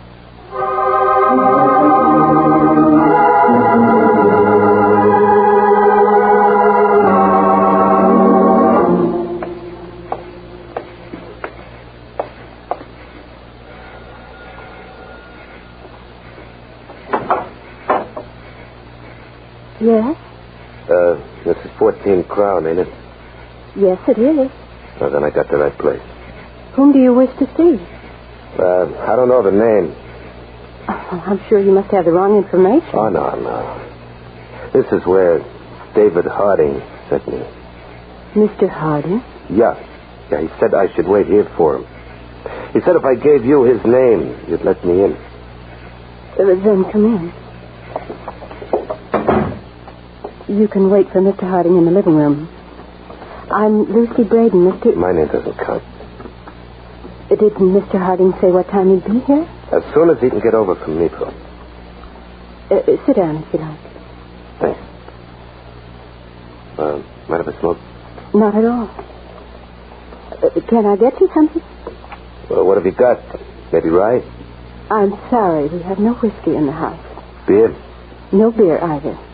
But I have some soft drinks in the refrigerator. Soda pop, eh? Yes. Would you care for some? Well, okay. I wouldn't mind. I'll be right back. Hey. Yes? Got matches? I'm all out. You'll find a lighter on the desk. Thanks.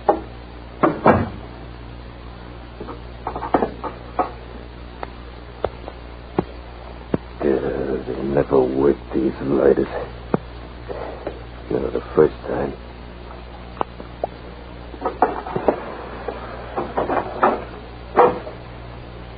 We only have root beer. Oh, root beer's okay. In fact, it's perfect. I took the liberty of pouring your glass. Mm-hmm. You can take any liberty you like with me, Annie. Any time. There's more if you want it. Nice and cold. I like drinks that are nice and cold. Would you please... Would I what? Nothing. Are you sure Mr. Harding sent you here? Mm-hmm. He sent me. He sure set up something nice and neat for me. What do you mean? Look, honey, I'm no friend of Harding. Then what is I'm on the lam. Wait. Let me go, please. Came to me just now, like that. Please, let me go. You're hurting me. I was going to do a dumb thing, but now I got a better idea. Yeah, great. What a setup. Please let me go, please. You're leaving this place now with me. What? That's right.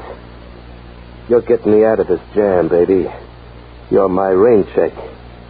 No cop in the world would take a pot shot while I got you right next to me. And Harding set up the whole thing himself. We'll write him a letter of thanks when we get out of the cut. You're crazy. Sure, like a fox. You can't get away. If you're wanted, they'll get you sooner or later. With you along, honey, nothing can... Oh. Nothing? Nothing, Steve. Sylvia. I'm taking up where Garok left off. Garok was right. You are an animal. A man dies much faster.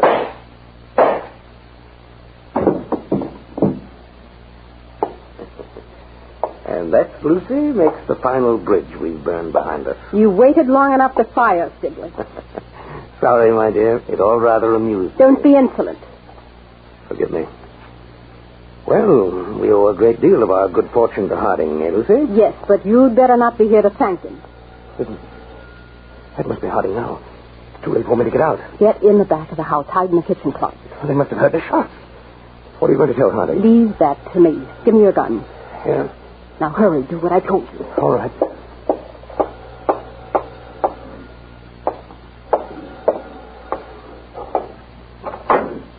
Oh, Mr. Harding. It was terrible. What's happened, Miss Braden?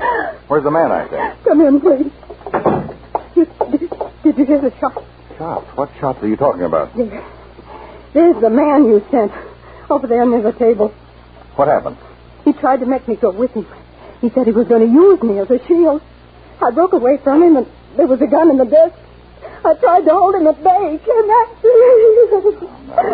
Take it easy, Miss Braden. You don't have to be too upset. He was a vicious killer. He murdered Dr. Hilton. He was the one? Yes. Oh, Mr. Harding, how could you send that man here to this house of all places? I'll let you think about my reason for that, Miss Braden, when you're in a cell in a good, strong jail. What? Until you come to trial for murder and espionage. What are you talking about? As the head of Aspiring, Miss Braden, you should know exactly what I'm talking about. You don't know what you're saying. Now, if you'll just come along, we can talk it all over down at the field. Stand right where you are, or I'll fire this gun. Oh, I do know what I'm talking about. Unfortunately for you, you do. I'm interested in one thing especially. How can your sentiments be what they are in the face of what happened to your brother? Very simple. My brother is alive and well. He went to the place where he is now of his own free will. We both have the same political sentiments. Charles is waiting for me to join him. You'll never make it now. I never shot a woman, but I'd be glad to make you an exception unless you drop that gun. All right, come on, you. You're joining the party. All right. Would you consider resisting arrest? No, what a shame. Where'd you find him, Peter? Lined up with a couple of dirty brooms in the kitchen closet. Lucy, what are we going to do now? Plead guilty as charged. First, Mr. Harding, you'll have to prove those charges. That won't be hard. This evening, my agents came across a dead man named Garok. Of course, Garok didn't talk, but the data we found in his photo lab did. I'll take these two along, Chief. Wait, just a moment, Peters. I have something that may interest Miss Braden.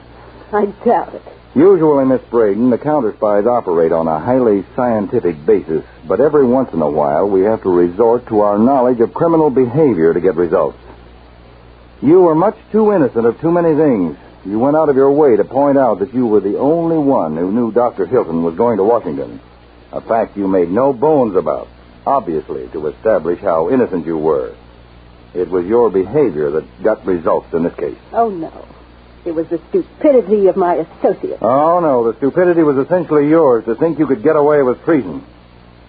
All right, now, Peters, you take them away.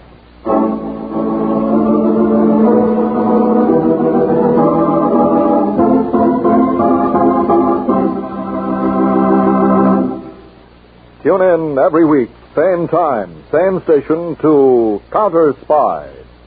Listen next week for the exciting Case of the Pseudo-Spuds. When an agricultural magician sowed tons of potatoes, he hoped to reap $500,000 in cash. Instead, he reaped a harvest of sawdust that blew up in his face and launched your counterspies on a search for clues that covered thousands of miles. The full details will be revealed next week in Case of the Pseudo-Spuds on Counterspy.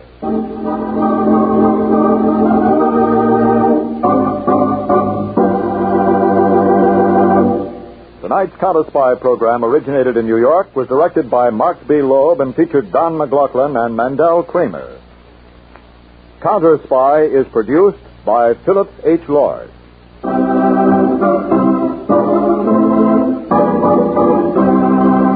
Now, Charlie Wilde, and in a half hour, hear The Big Show on NBC.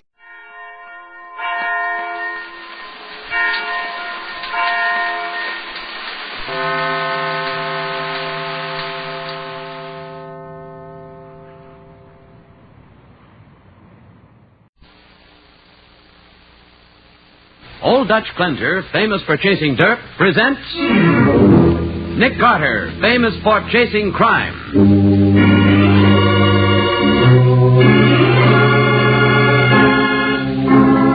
Every week at this time, two great names are joined as Old Dutch Cleanser brings you one of the most resourceful and daring characters in all detective fiction, Nick Carter, Master Detective.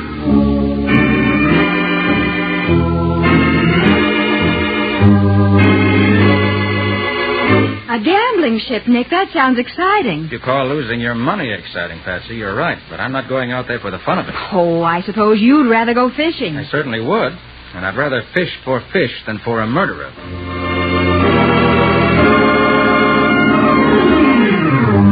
Now for the case of the missing piano player. Today's thrilling Nick Carter adventure, brought to you by Old Dutch Cleanser. Our story begins in the roulette room of the gambling ship, which is anchored off the Atlantic coast. Several customers are gathered about the large roulette table as the croupier prepares to spin the wheel. No more bets, ladies and gentlemen, that's all. No more bets. Hey, Bill, stop playing a minute. Yeah, Gus? No more music. The boss wants to see you in his office. Oh, okay, Gus. What's wrong?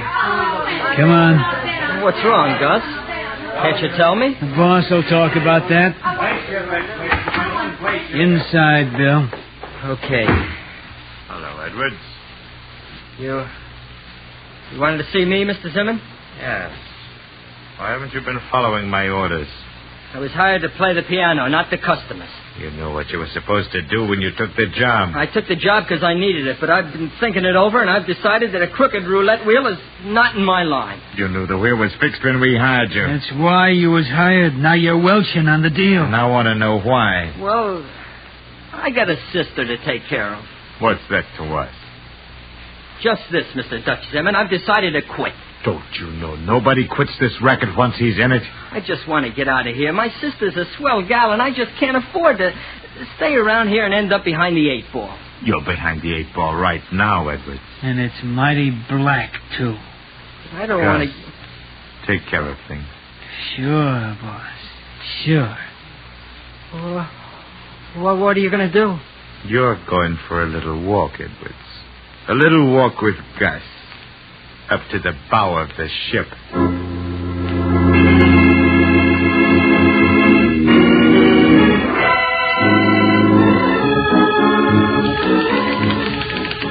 Patsy. Yes, Nick.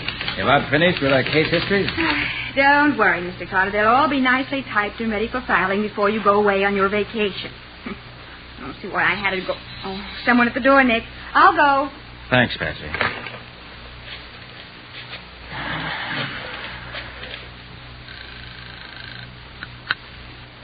Homicide, Sergeant Matheson. Oh, hello, Matty. Oh, hi, Nick. What cooks? Me. I'm off for a vacation, fishing. Yeah? Just called to say that Patsy will know where I am if anything develops that requires my attention. It won't. Where you going? Sandy Point. I wish I was going along with you. So do I, Matty. Well, I'll be seeing you. Okay, Nick. Have fun.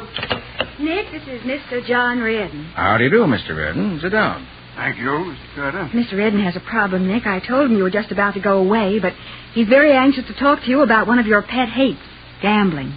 Oh, is that so? Well, just what's your difficulty, Mr. Redden? A gambling ship. I've lost a great deal of money on it. But why come to me about that? I'm convinced that the roulette wheel on the ship is crooked. If I can prove it, that is, if I can get you to prove it, I may be able to get back some of my losses. Sorry I can't help you, Mr. Redden, but I'm off on a fishing trip. Mr. Redden, if you're convinced that this gambling ship is crooked, why don't you go to the police? Well, in the first place, I can't afford the publicity, and in the second place, the police would merely raid the ship and shut it down, and I'd have no chance to get back my losses. Oh. Mr. Carter. Yes? I've heard about your big hobby, your downtown boys club. Well, if you'll look into this matter for me, I'm prepared to make a very substantial donation to your boys club. What? Oh, Nick, that would be wonderful. Yeah. Where is this gambling ship? Anchored off the coast, reached by launch from the town of Thompson's Cove. Thompson's Cove? Why, that's only a few miles from Sandy Point, where I'm going for my week of fishing. Well, then... Tell you what I'll do, Mr. Redden. I'll take a look at this gambling ship. If I find anything, I'll take your case.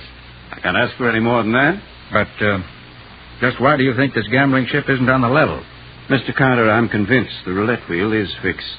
Trouble is, I don't know just how it's done. That kind of evidence isn't very satisfactory in a courtroom. Well, if we can just find out how it's done, I can confront the gambling syndicate with the facts and... Get back your money and close up the ship. That's it. Well, Mr. Redden, I'll take a run out there and have a look. Suggest you meet me at the hotel at Thompson's Cove in a couple of days, and I'll give you my decision. I'll do that, Mr. Carter. And I'm grateful to you. Well, don't be grateful yet. Good day, Mr. Redden. Good day, Mr. Carter. Miss Bowen? Goodbye, Mr. Redden. Well, Patsy, you better hurry up and finish those case histories. Oh, Nick, why do I have... I'll need you with me when I go out to that gambling ship tomorrow night. Well, why didn't you say so? That's different.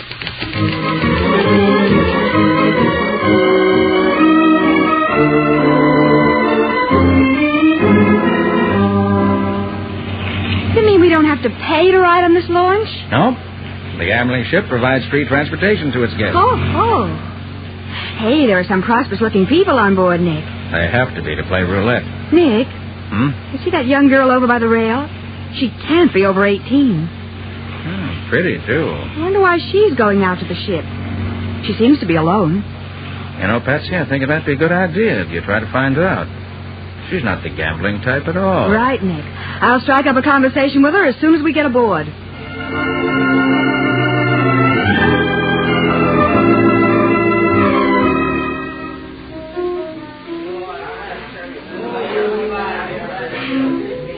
Nick, I want you to meet Miss Edwards, Mr. Carter. How do you do, Mr. Carter? Delighted to meet you, Miss Edwards. I noticed you coming out on the launch. Well, it's always flattering to be noticed by a pretty girl. Thank you. Miss Bowen and I were both wondering why a girl like you would be visiting a place like this, alone. See that piano over there in the roulette room? Yes. My brother Bill played that piano until last night. Oh. Did he lose his job? I don't know. You don't know? No. All I know is he didn't come home last night. You see, we live together in Thompson's Cove. I have a job there.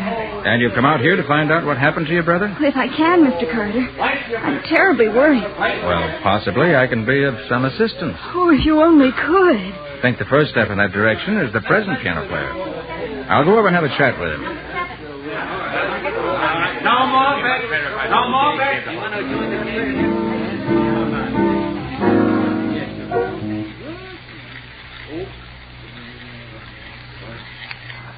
Number 13. Why'd you stop playing the piano so abruptly, son? I don't like that number much. How about playing June's Bustin' Out all over? like that one either. You're new here, aren't you? Kinda. What happened to the former piano player? The one who played here last night? I got no idea. That's all. Any idea who could tell me about the other piano player? Say, why don't you mind your own business? Why, I'm just curious to find out. Why do you stop right in the middle of a tune? Listen, Nosey, you come out here to gamble or talk to me? I like to see what... Mr. Carter. Yes, who are you?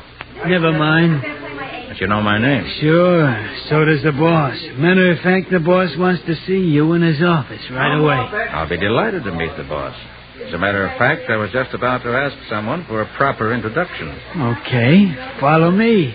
I'll introduce you good and proper.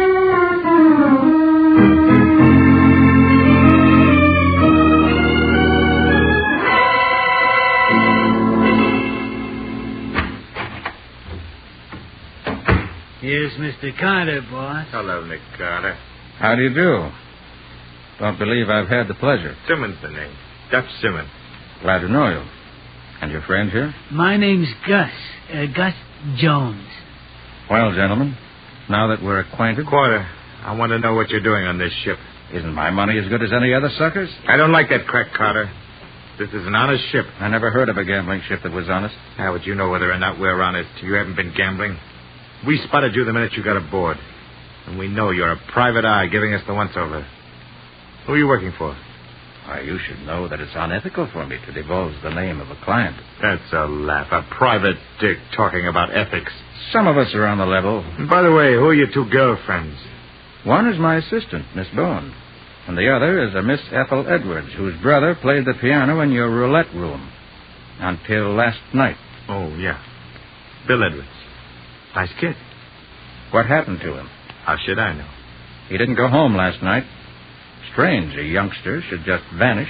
So you're working for the kid's sister? Could be. Well, you're entirely too inquisitive, Mr. Carter. And if I ever see you on the ship again, maybe you'll vanish, too. Tough, aren't you? Tough enough to handle you. Gus. Yeah, boss?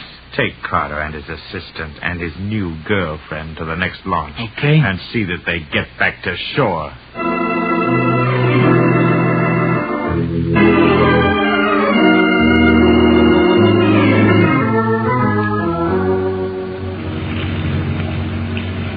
Well, that was quite a ship.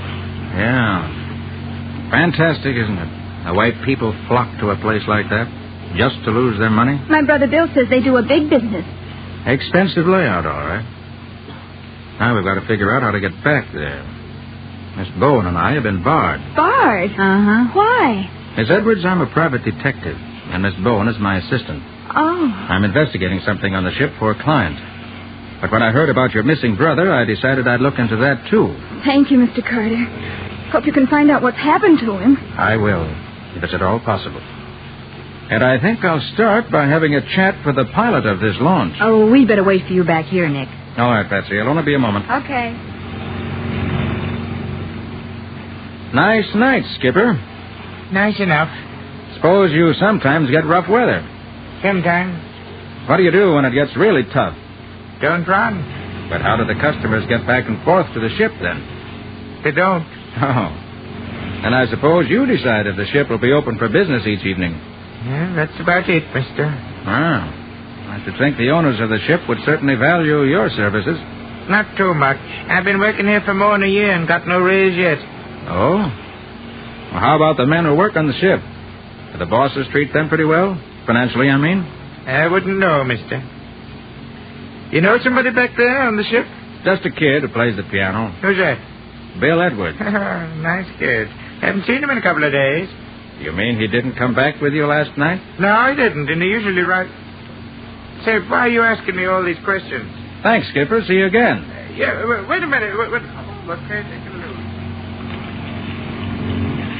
Well, Nick, learn anything? Miss Edwards, the pilot tells me your brother didn't return to shore last night. Unless he swam. But Bill isn't a very good swimmer, and he wouldn't try to swim ashore. It's too far. That's what I'm afraid of, Patsy. He's dead, Mr. Carter. I just know it. I had a feeling... Don't cry, Ethel. We don't know what's happened to him yet. Mr. Carter, you said you'd help me. And I will. I'm going through with this investigation now, no matter what happens.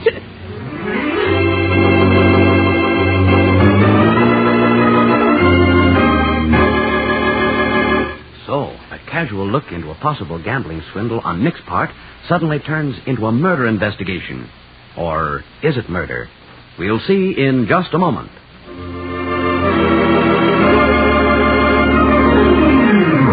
Now, back to the case of the missing piano player. Today's Nick Carter adventure brought to you by Old Dutch Cleanser. It is the following morning. Nick is in John Reardon's hotel room at Thompson's Cove, where Reardon has come to hear Nick's first report. Mr. Reardon, that gambling ship is run by a group of dangerous men. I thought so. They warned me not to return to the ship, or I'd vanish. Well, why? Because I think I may be on the track of a murder. Murder? That's right. A young piano player named Bill Edwards. I remember him. Why? Why, I liked his music. Well, this kid was playing the piano in the roulette room until the night before last. Then he vanished. How do you know? Miss Bone and I met his sister on the launch going out to the ship. And? From what she told us, Mr. Reardon, young Bill Edwards is a prisoner on that ship. Or dead. You notified the police? No, because I'm not sure of anything yet. Well, in the meantime, how about that roulette wheel? Is it crooked? Is it fixed? Shouldn't be at all surprised after my conversation with Mr. Dutch Zimmern and his pal Gus. I also think it may have something to do with the piano. Piano, eh? Yes. Right now, my main problem is getting back to the ship. And how do you intend to do that? I've decided to take your case. Good, very good. But I'm afraid it's going to cost you some extra money for a bribe. How much? Possibly $500, possibly $1,000. That's nothing compared to what I've lost out there. Agreed. Thanks for the vote of confidence. Your call, please? Thompson's Cove, 7386, extension 8. 7386, extension 8? Right. One moment, please. What are you doing, Carter? Calling the ship. Phone number was on the guest card I got from this hotel. The extension I recall from Mr. Dutch Zimmern's phone in his office. Hello? Hello? Is Gus there? This is Gus. Who's this?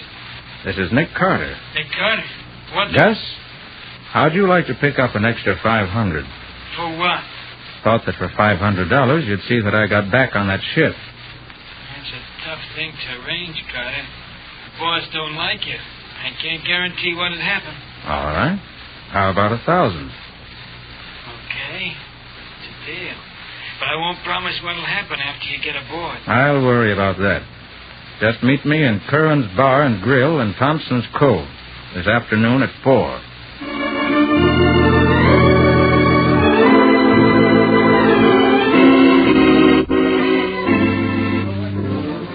Have another drink, Gus? Might as well. What's the matter? You ain't touched yours. I will later. Waiter? Yeah. Another of the same. Yeah, coming up. This booze sure tastes funny. Just your imagination. Gus, what do you know about Bill Edwards? Nice kid. Good piano player, too. It's too bad. What happened to him? He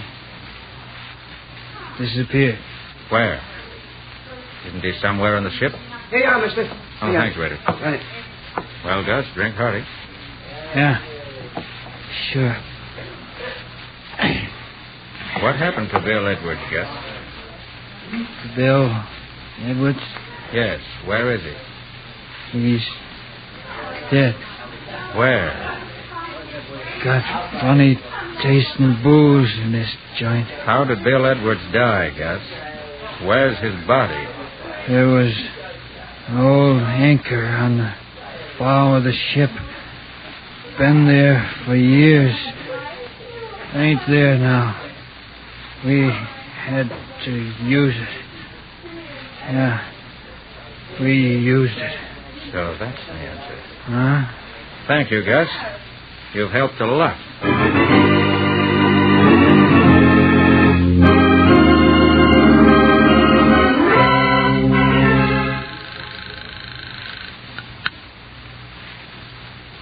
Homicide, Sergeant Matheson. Hello, Matty.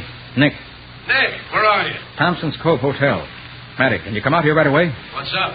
Thought you were on a vacation. Been interrupted by a murder, and I need a little police cooperation, and fast. Can do, Nick. So happens I know the police officers out there very well. Fine. Can you come right out? Sure. Things are quiet here in town. Thanks, Matty. And be sure to wear your old clothes. Why? I've arranged a fishing expedition for you.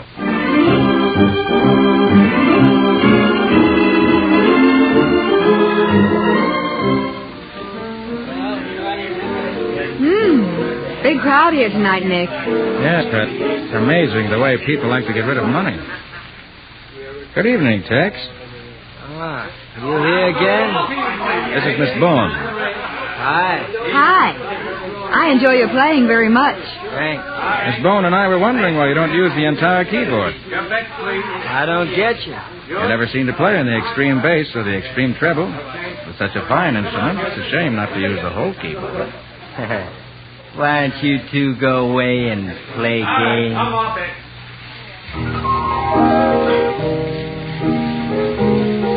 I told you to stay off this ship, Carter. Oh, hello, Dutch. Oh, this is my assistant, Miss Bourne. How do you do? Carter, this thing you feel in the middle of your back is a gun. That's what I thought. Start walking to my office. Mind if I come along? You stay here.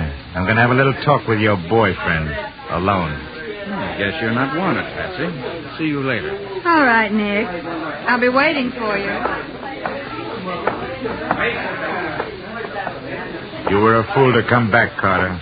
I warned you. I remember, Dutch. You used to said if I ever came back here, I'd vanish. Like Bill Edwards. That's what you're going to do. Yeah? Yeah. Open that door.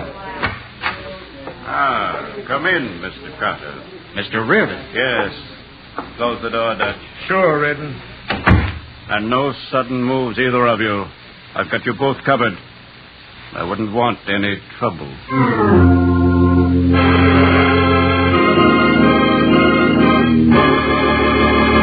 Well, that is certainly an unexpected turn of events. We'll see what happens next in just a moment.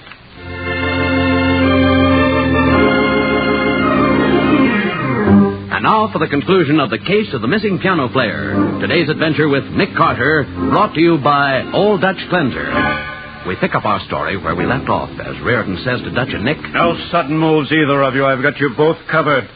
I wouldn't want any trouble. What's the idea, Reardon? Why the gun? Looks like he's gone screwy, Dutch. Shut up, Gus. I'll do the talking. Reardon, what are you doing here? This is my office, Carter. Our office. So you boys are partners in this racket. Nice deduction, Carter. I wondered how long it'd take for you to come out in the open, Reardon. But why the gun? Gus and Dutch are going to do some explaining. So you hired Carter? Correct. I hired him to check up on you two. Why, you? Now, perhaps you'll tell me why you've brought Carter in here at the point of a gun? He's too nosy. Been asking too many questions. He knows too much. That's right. He knows too much about a crooked roulette for you. You mean to say that this smart aleck has been telling you... Let's listen to what Carter has to say, Dutch. Speak up, Carter. Gladly, Mr. Reardon. At first, inasmuch as you seem to know Dutch so well, will you be good enough to tell him to take that automatic out of my spine? You heard him, Dutch. Drop the gun on the floor. You'll be sorry for this, Reardon. Thanks. Well, Carter, how about that roulette wheel? It's fixed. That's a lie. Prove it. Quiet, both of you. All right, Carter. Prove it. You take that piano apart, you'll find the answer. There are wires under the rug from the piano to the roulette wheel. As the wheel starts spinning, the piano starts playing. At a signal from the croupier, the piano player who faces the croupier stops playing abruptly. You're crazy, Carter. Go ahead, Carter. I noticed that the pianist never touches the extreme treble or bass keys except when he stops playing. Then he does press a certain key at one end or the other. A key in the bass for black, a key in the treble for red. It's as simple as that, Reardon. So much for the mechanics. What else? This fact should also be of interest to you. Some of the customers are very pally with the croupier, and they're always the same customers. Listen, Carter, And these customers walk away from that table with some handsome winnings.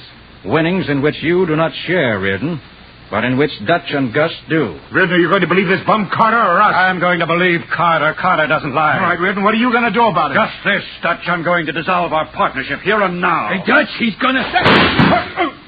What's the idea of knocking me over, Carter? Huh? You don't want to be a killer, too, Reardon. Don't move, any of you. Oh, hi, Matty. It's good to see you. You all right, Nick? Right as rain. What's the score, Nick? My client here decided to become a killer, so I tackled him and the shots went wild. What's this all about, Carter? Why are the cops? It's about a murder. Matty? Yeah? Did you and the local police find that anchor? We did, Nick. Under the bow of this ship. With young Bill Edwards' body tied to it. There are your killers, Matty. Dutch Zimmern and Gus Jones. Nice going, Nick. Take them away, boys. You can't take me. This guy's crazy. And if the bullets you guys pumped into young Bill Edwards before you dropped him over the side don't finish putting you in the hot seat, I'll turn in my badge. Let's go.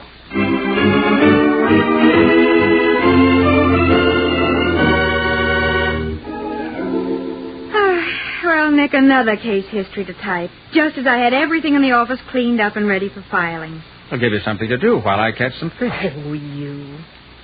Oh, you know, Nick, you haven't told me how you knew where to find Bill Edwards' body. I'll need the facts for the file. Scopolamine, Patsy. Huh? Scopolamine. It's a truth serum.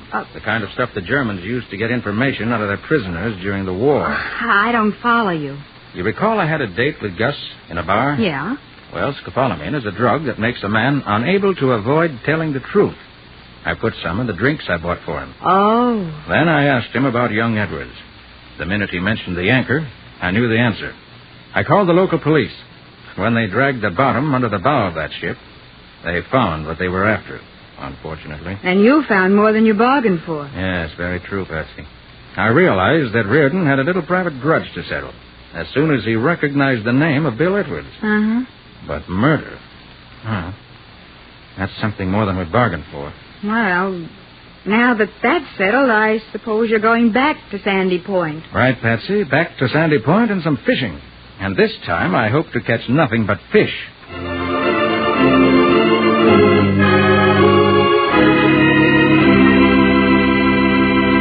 Well, Nick, can you give us a hint or two on the adventure that Old Dutch Cleanser's going to bring us next week? Certainly can, Bob.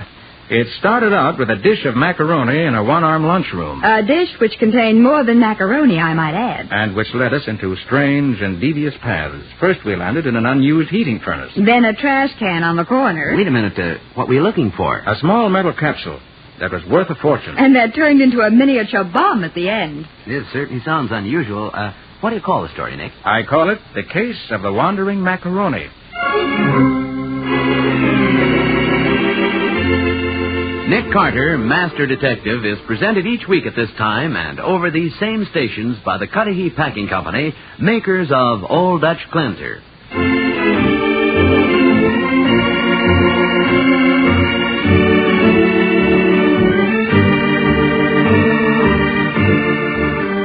Nick Carter, Master Detective, produced and directed by Jock McGregor, is copyrighted by Street & Smith Publications, Incorporated. Lon Clark is starred as Nick, with Charlotte Manson featured as Patsy. Mattie is played by Ed Latimer. Today's script was written by Bryce Disk, Jr. Original music is played by George Wright. This program is fictional, and any resemblance to actual persons living or dead is purely coincidental. This is Bob Martin saying, when minutes count, use Old Dutch Cleanser.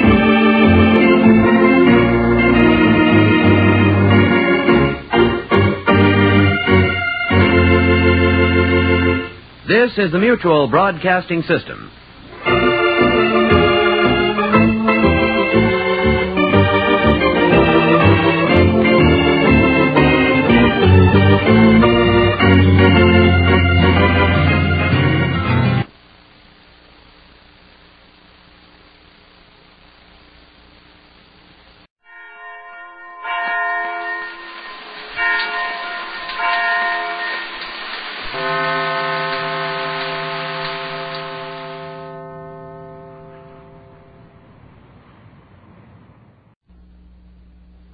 Frank Lovejoy in Night Beat.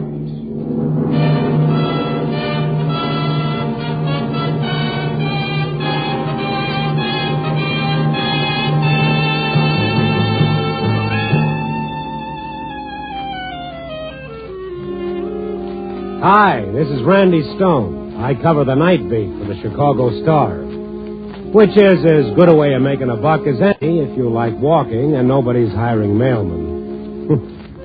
Yeah, I'm real bitter tonight. It all began with a column I wrote, a few months ago, about a fire in a little nightclub over on the north side and the panic that followed. Afterwards, I couldn't get that panic out of my system. Human beings reduced to the level of animals. All they had to do was walk calmly out of the building. But no, they tore and smashed and clubbed and clawed, not caring about anything but their own precious skins. And so 3 people were trampled to death. It griped me, and I wrote in my column that we were all a lot closer to the jungle than we realized when human beings could act so vile and so ugly in the face of fear. A couple of hours later, the galley sheet of the column was tossed on my desk, and, as usual, the proofreader had found a dozen mistakes in my spelling. But something else was added. Across the story was written, "Too bad the human race doesn't come up to your standards. Signed, Fraser." I don't know, maybe I was feeling a little bad about the column myself, but it kind of got under my skin. I put in a call to the proofreader's desk to have Mr. Fraser drop around. I'd hardly hung up the phone when a little dame about 70 years old, 5 feet tall, but hard as nails, came down the aisle. Pencils sticking out everywhere from her gray hair and her celluloid eyeshade firmly in place. Mr. Fraser's been dead for 38 years, but if you don't mind talking to his widow... Now, sit down. I just called you over to punch you in the nose. Oh, you want to do it here, or should we go down to the alley? I'll take a rain check. It's too soon after Mother's Day. You burned me up, putting yourself on a pedestal. Shame on you. Well, you weren't at that fire. You didn't see those nice human beings tear at each other like tigers. And you've never really been afraid, have you, Mr. Stone? Oh, I don't know. Of course you don't know. That's what makes me sore. You don't know what real panic can do to you. It can tear you apart. It can poison you. Don't kid me, Fraser. You've never been afraid of anything in your life. Oh, not much I wasn't. You ever hear of the lakeside? No, that was when you were still in Cotton Triangles. Well, it was a vacation ship, and it tipped over in Lake Michigan, and I was on it. And let me tell you something, laddie boy. I tore and clawed and ripped with the best of them. Sure, I was ashamed afterwards, but it left me with something more than shame. It left me with understanding.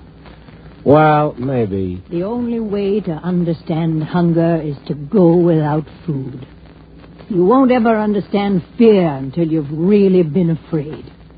I mean afraid in every drop of blood, in every nerve. Then you'll understand it. And maybe you'll climb down off that pedestal. Now, is there anything else you wanted to say to me?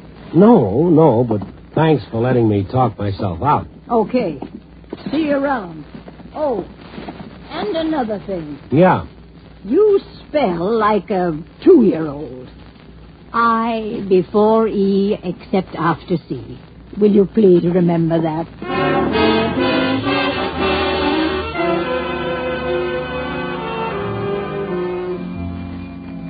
She was a doll. I wasn't going to argue with her about anything, spelling or fear. Except that, being a strictly no-hero type guy, I'd still like to see the day that anything could turn me into the savages I saw at that fire.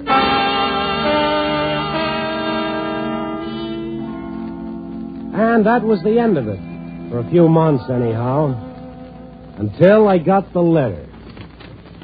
This letter was on top of the pile. Nothing unusual about the envelope. No return address. Postmark, Winona, Illinois. Dear Mr. Stone, I am mailing this letter so that you will receive it on May 24th. It is important that you receive it then, because after that you would not receive it at all. You see, sometime between the evening of May 24th and the following morning, I am going to kill you. Oh, anonymous. Well, yeah, that figures. Going to kill you. I realize you will instantly decide that I am a harmless crackpot. Oh, instantly, brother, instantly. And I am counting on that to keep you from going to the police. Let me assure you that I have no motive for killing you. I know you only through your newspaper column, and you know me not at all. But then what motive has the hunter of the fox beyond the excitement of the kill itself? Brother. I selected you as my victim because as you walk the city at night, you make a very excellent target. And also because Obviously, from your writings, you are an intelligent man. Well, flattery's going to get this kid nowhere. I am writing you about my plans because I want you to spend every second constantly on guard. I want you to wonder about your fate, wonder when it will happen, and how. A knife, a gun, poison. Whatever way I choose, I assure you, I will trap you in a most unusual fashion. Well, thank you, and good night.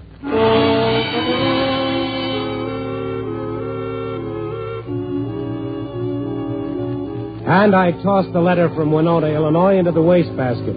Everyone who wrote a column got one of these every so often. The world was filled with such goofs.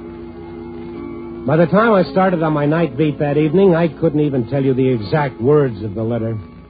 By the time I made my regular stop at Gus's beanery around 9, the letter from Winona was gone from my mind. The beanery was empty. I went over to the counter. Evening, Mr. Stone. Hey, your paper called. Kindly give the switchboard a ring. Ah, thank you. What's the soup du jour, if I may be so bold? What's always the soup du jour at this establishment? Whatever won't go down the garbage disposal, mixed with liberal amounts of Lake Michigan's finest. You make it sound heavenly. A large bowl. I'll call it.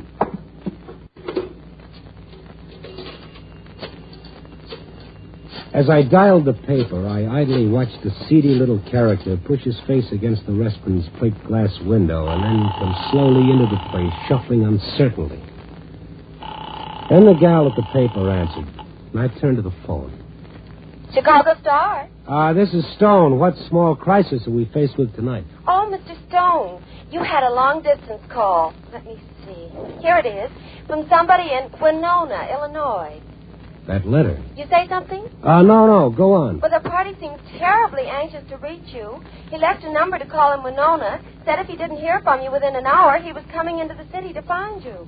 That was almost 2 hours ago. Did he leave his name? No, just a phone number. 1836. But like I said, he called 2 hours ago, and he said that if... Yeah, I know. Well, you might try him, though. He really seems desperate to find you. Oh, well, good for him. Thanks, kid.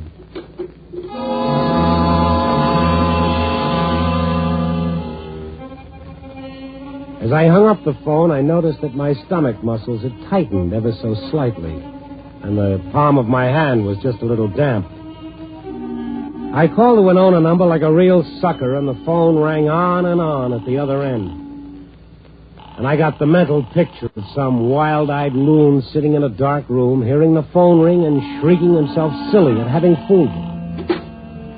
And then I turned and started walking back to the restaurant counter.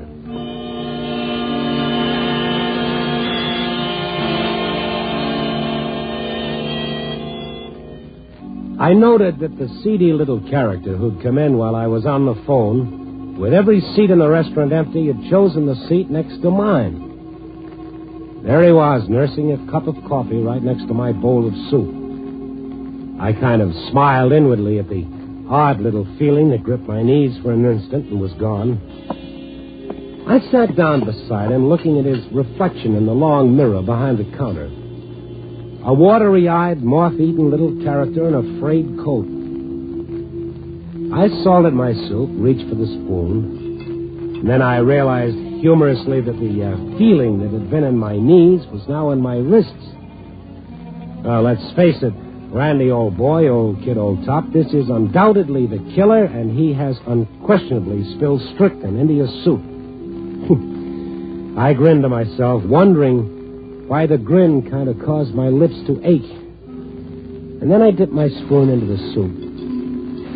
Only, you know, it was a little funny how he'd chosen the seat next to mine, with a whole restaurant at his disposal. The spoon of soup was on its way to my lips, and that odd feeling had now settled in my elbow. Knock it off, I thought. Act your age. You're a big boy, Randy. Drink the soup. But it was an amusing thought. I mean, Winona was only 40 miles from Chicago, and he would have had time to get here by now. The soup, kid, yeah. Well, the soup had reached my lips, and my eyes automatically went to the big mirror. He was staring straight at me, expectantly. I put the spoon down. Gus, come over here, will you? Sure. What can I do for you, Mr. Stone? My soup got cold. How about another bowl? Sure thing. It's a break for the cat. Oh, no, not the cat. Huh?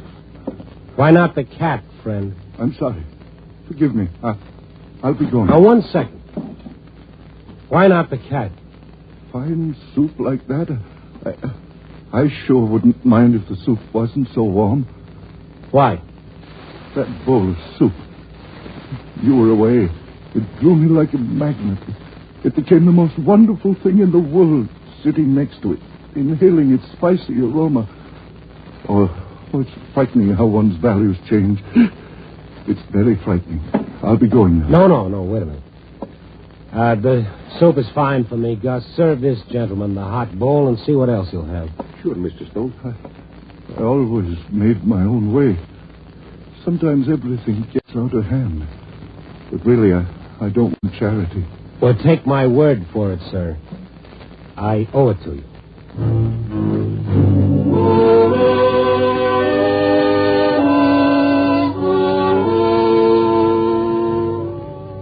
I left the beanery a little after 10, feeling like an idiot junior grade.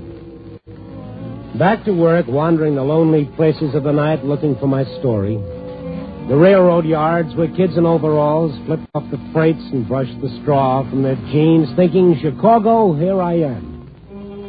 Past the produce markets beyond the loop where trucks were already coming in and loading their crates of fruits and vegetables. Through the narrow canyons of the downtown financial district, deserted, empty.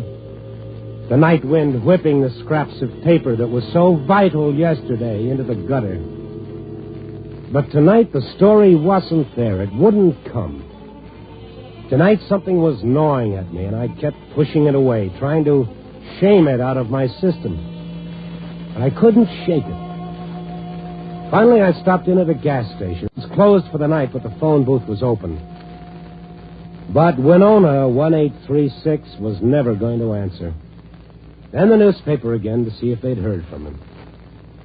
Oh, yes, Mr. Stone. I was trying to reach you. He came in all right more than an hour ago. He's there now? No, he hung around a while. He seemed so agitated. Then he said he'd find you himself and left. What does this character look like? Gee, how would you describe...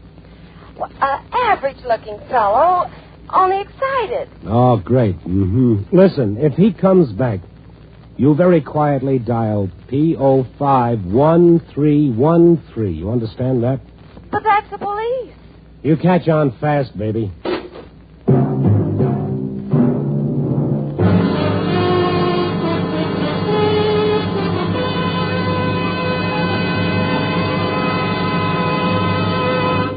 NBC is bringing you Night Beat, starring Frank Lovejoy as Randy Stone. 3 chimes mean good times on NBC. There's more mystery later this evening with 2 rough and tough crime fighters. There's the amazing Mr. Malone, a daring private detective equally proficient at romance or solving murders, followed by the man called X, an intrepid soldier of fortune played by Van Heflin, who travels to all the dark and mysterious corners of the world, combating the evils of international intrigue. Yes, there's action and adventure every Friday here on NBC.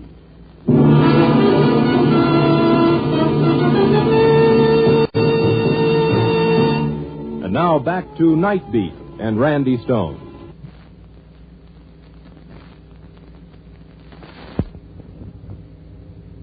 After the gal on the switchboard had told me that my chum from Winona was now in town, I stayed in the phone booth in the deserted little gas station to call the police.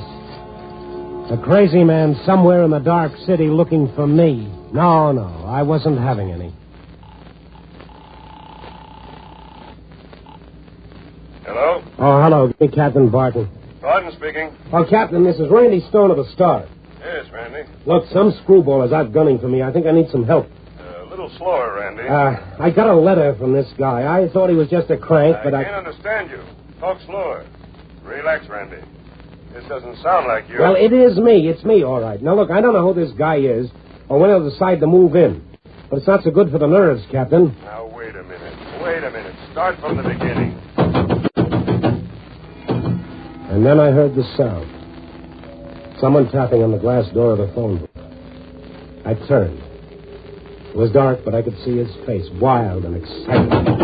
You hear what I said, Randy? Do it slow, Ed. I don't even remember hanging up the phone.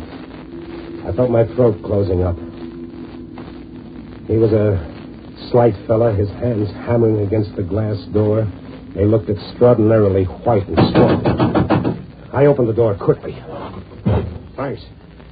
Sorry to have to cut you short like this. But, boy, I think this is it. Huh?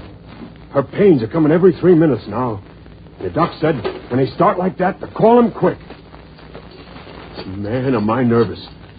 It's my first kid, you know.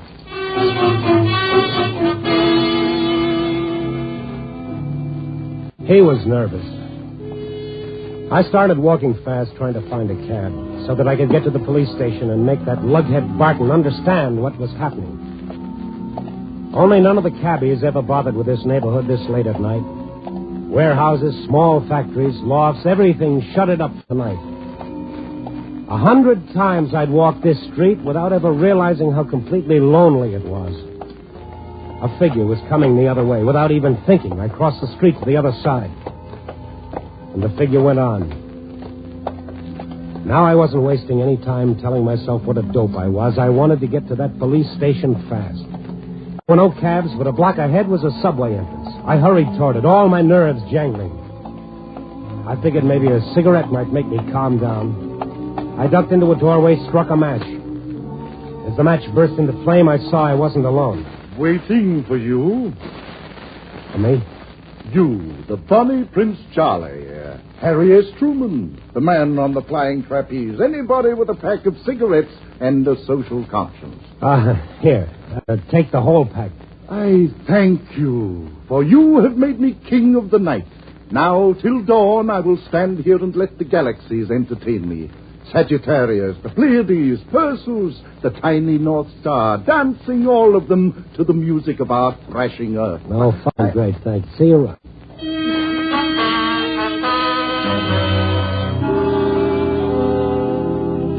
I kept on walking, thinking, Riley, any other night, what a kick I'd have gotten from shooting the breeze with a guy like that. Poet of the darkness, his study, any alley, any doorway of the city. But tonight, all I wanted was to reach the subway up ahead and get to the police. And then I was standing before the subway entrance. But it was dark, and across the entrance was the sign, closed after 10 p.m., Fullerton Station open. Fullerton Station, that was 4 blocks across town. Everything was against me tonight. The whole city was against me. Every building and every street. For the first time in my life, it was all strange. I hated it.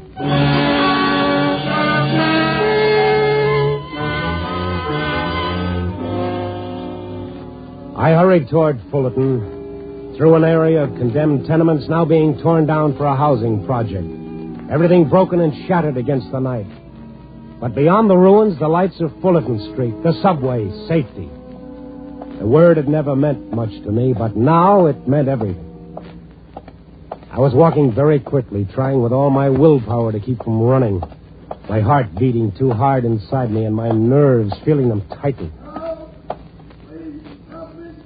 And I stopped.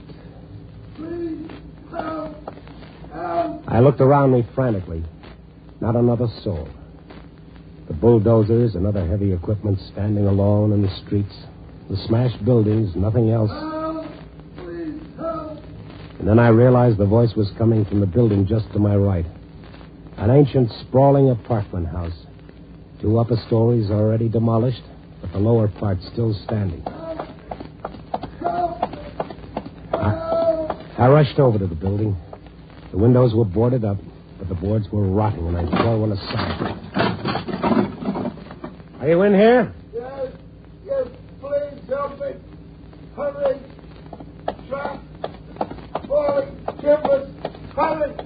I ran to the arched entrance of the building, also boarded up. Even in the darkness, I could read the large sign nailed across the front, condemned, danger. I tore the boards aside. And I went into the building. It was like looking into a cave. The faintest moonlight from outside revealed broken floors, smashed walls, and narrow hallways leading off in all directions. Hurry. Whoever you off. Please hurry. I can't hold out much longer. Can't. I looked through my pockets for matches. There were none. I'd given them to the philosopher. Have any idea where you are in relation to the entrance? No. Came in by the drywall place. Wall collapsed. Look, fella, I can't find you in the dark. I'll go for help. No, please don't leave me alone. Can't hold out much longer. Timbers hitting me down. Don't leave me. All right, but keep talking. I'll try to follow your voice. You tell me if my footsteps seem to be getting closer. Yes, I will. Thank you. I went down what had apparently been the main hallway. Rooms arched off in every direction. I stumbled. I crashed through rotting floors trying to reach it. Empty room after empty room. Some dimly lit by the moon, most of them in deep, suffocating darkness. Keep talking. Your voice sounds closer. Okay, yes. You seem closer to me. I'd gone down at least half the length of the building. Once I looked back, and the front door seemed so far off now. It gave me a strange feeling. They really pulled tricks on you, don't you? You never know it. It's going to catch up to you. How or where? Mister, why did you stop? Why did you say that? What?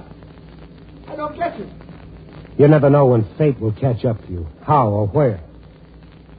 That's what the letter said. What letter? Mister, what are you talking about? Step on it, Mister. Hurry. How long have you been here? Answer me.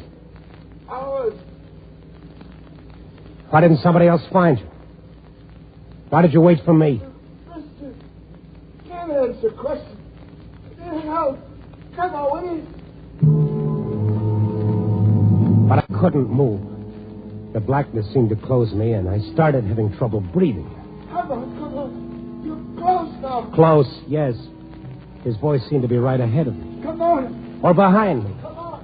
Who was it? Was he waiting for me there in the darkness, waiting to spring at me, a gun in his hand or a knife? Come on. What are you doing? Hurry. His voice didn't sound right. It didn't sound right. He was only pretending to be hurt. He wasn't hurt at all. Oh, no, stop it, Randy. Get a control of yourself. You gotta help him. But no, I couldn't move. My legs had turned to stone. I couldn't budge them.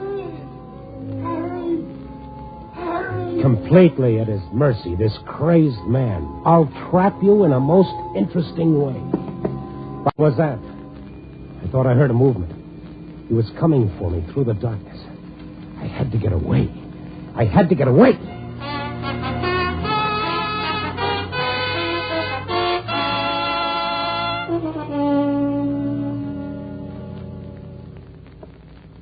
Sit down, Randy. Yeah, thanks, Captain. Thanks. Hey, you look terrible. What's happened? Well, I started telling you over the phone. This crazed loon sent me a letter saying that he was going to kill me. He was going to trap me. I know all about the letter. The guy's right in the next office. The next office? Sure. He came into town a couple of hours ago. Send Mr. Harris in. He was here when you phoned. I was just kidding you along, and then before I could tell you, you hung up. But he couldn't be. Mr. Harris, this is Randy Stone, the man you've been trying to reach. Oh, Mr. Stone. You? You're the one who sent the letter? Oh, no. No. I'm the tenant there at the sanitarium. Sanitarium? Yeah, for the insane. It's a private one in Winona. I should have known better, but, well, he seemed so rational at the time. What are you talking about? The letter. You know, the letter, he gave it to me. He asked me to mail it as a favor to him. Said he was sending you a letter of appreciation for your fine column. But wait. Oh, I know it's against all the rules to mail the letters without the superintendent reading them, but, well, like I say, he seemed so rational, and then after I mailed it, then he told me what he'd written. Well, that's why I've been trying so desperately to reach you, because I could get fired if it ever came out that I... You mean he's up in Winona, locked up? Oh, sure. Sure, you don't have to worry about that. Captain, get a car, and for God's sake, hurry.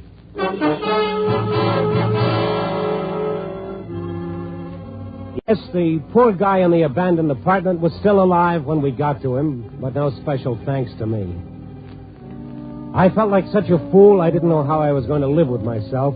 And then I remembered somebody. And even if it was just a little after 3 in the morning, I went calling. When she saw who it was, she reached for a coffee pot to bang me on the head, but when I told her about tonight, well, she added water and put the coffee pot over a high flame instead. So you had to wake me up to tell me what a bum you are, huh? Yeah, no different from the others. Clawing, tearing. And just why should you be different, lover boy? You a special design or something? After the Lord finished with you, he threw away the pattern? Okay. Don't you get it yet, brain? We're all in the same jungle. And fear is what keeps us there. And the only way we're ever going to get out is hand in hand. Well, that sounds great, but what about me? How do you ever get over feeling like a worm? Oh, there's a way. I'll give you some of this poisonous brew, and then I'll whisper the secret into your little pink ear.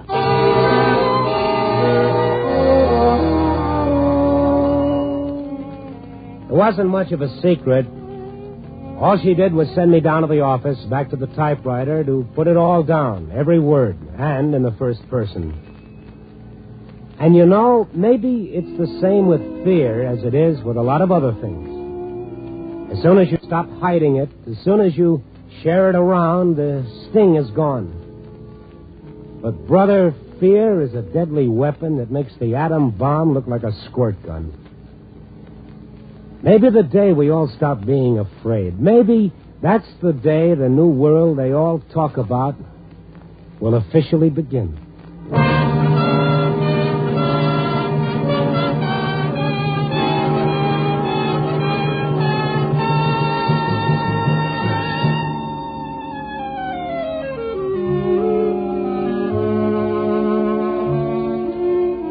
Anyway, I guess the article I wrote was okay because when it got back to me from the copy reader's desk, scrawled across the front in that bold, angry hand was, "Welcome back to the human race, but your spelling is atrocious." Okay, Fraser, I love you too. Copy, boy.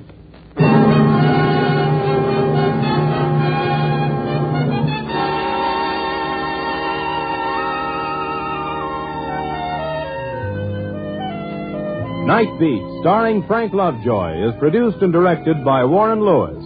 Tonight's story was written by Larry Marcus, with music by Robert Armbruster.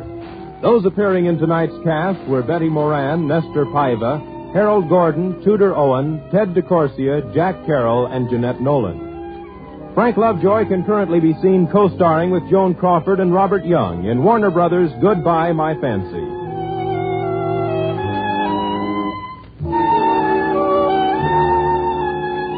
Listen next week at this time and every week as Randy Stone searches through the city for the strange stories waiting for him in the darkness.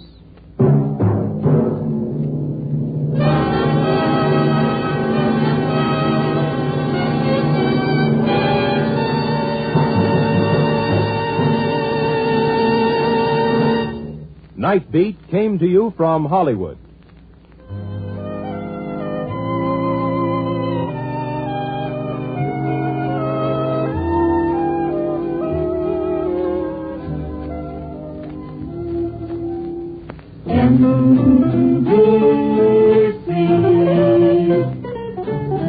Enjoy the very best in radio. Be sure that you dial and write. Seems like the very best in radio. Morning, noon, and night is from this station. Morning, noon, and night, NBC. Hear the amazing Mr. Malone tonight on NBC.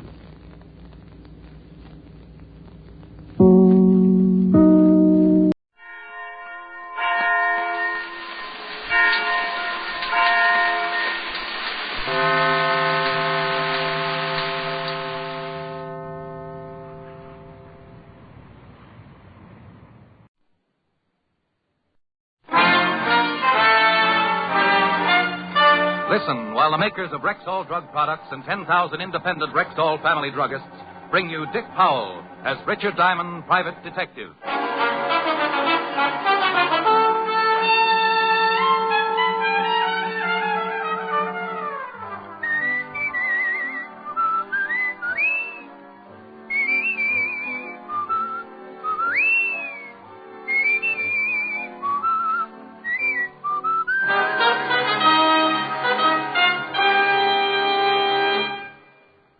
Good evening. This is your Rexall family druggist with a welcome from the 10,000 independent druggists who have made the word Rexall part of our own store names. We've done that because we recommend and sell the 2,000 or more drug products made by the Rexall Drug Company. Like Rexall Milk of Magnesia, for example. Here's the milk of magnesia that's so pure and creamy smooth, so free from that unpleasant earthy taste. Even children spot the difference. Ask for the Rexall Milk of Magnesia at Rexall drugstores everywhere. And remember, you can depend on any drug product that bears the name Rexall. Good health to all from Rexall. Now your Rexall family druggist brings you a transcribed half hour with Richard Diamond, Private Detective, starring Dick Powell.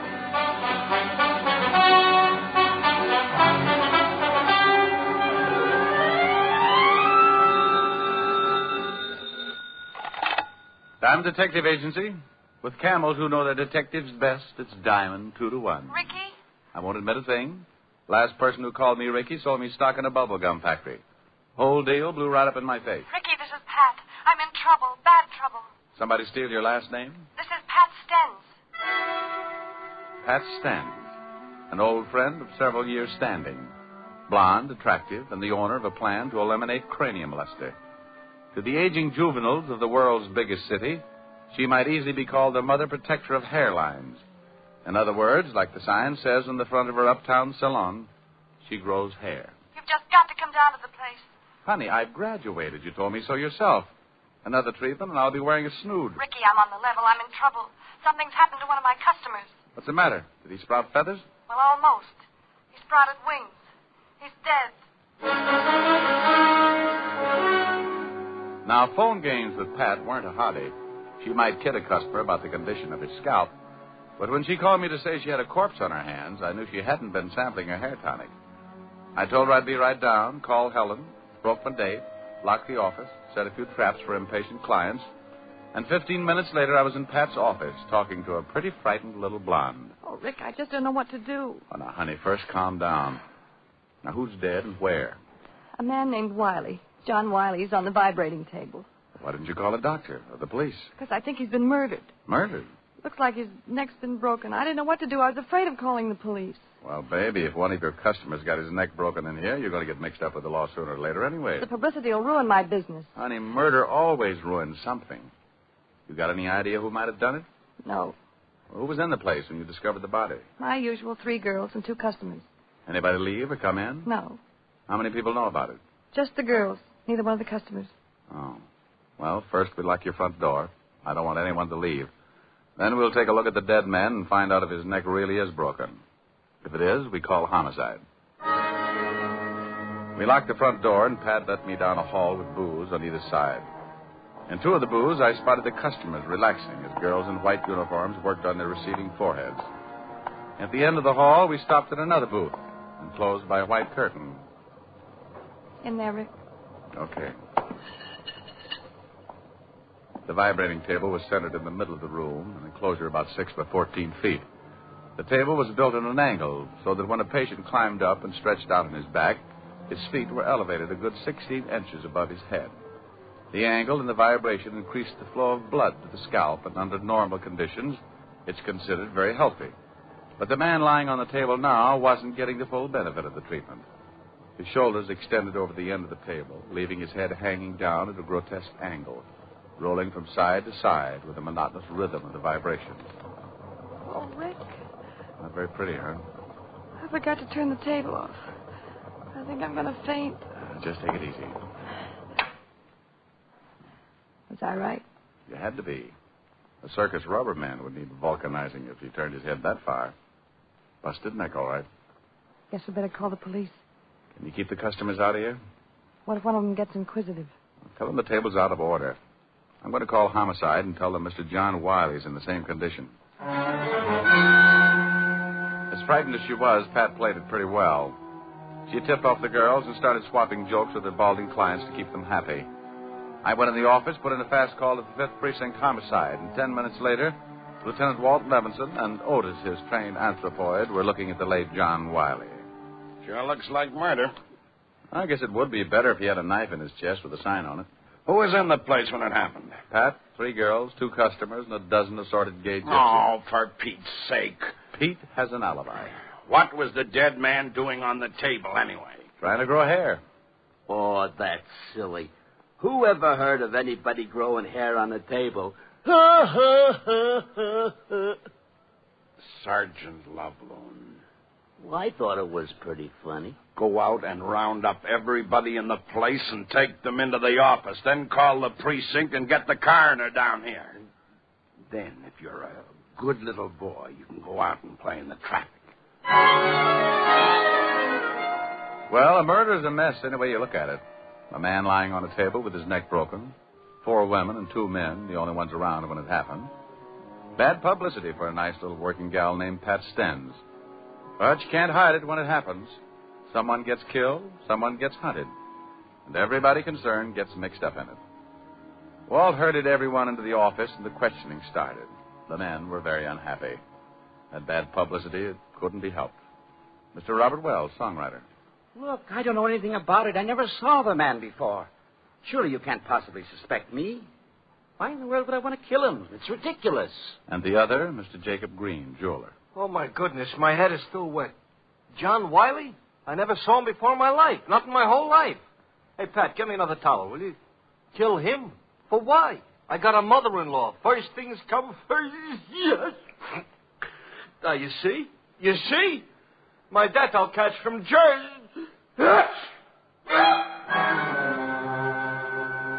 2 prosperous men, 2 prosperous denials.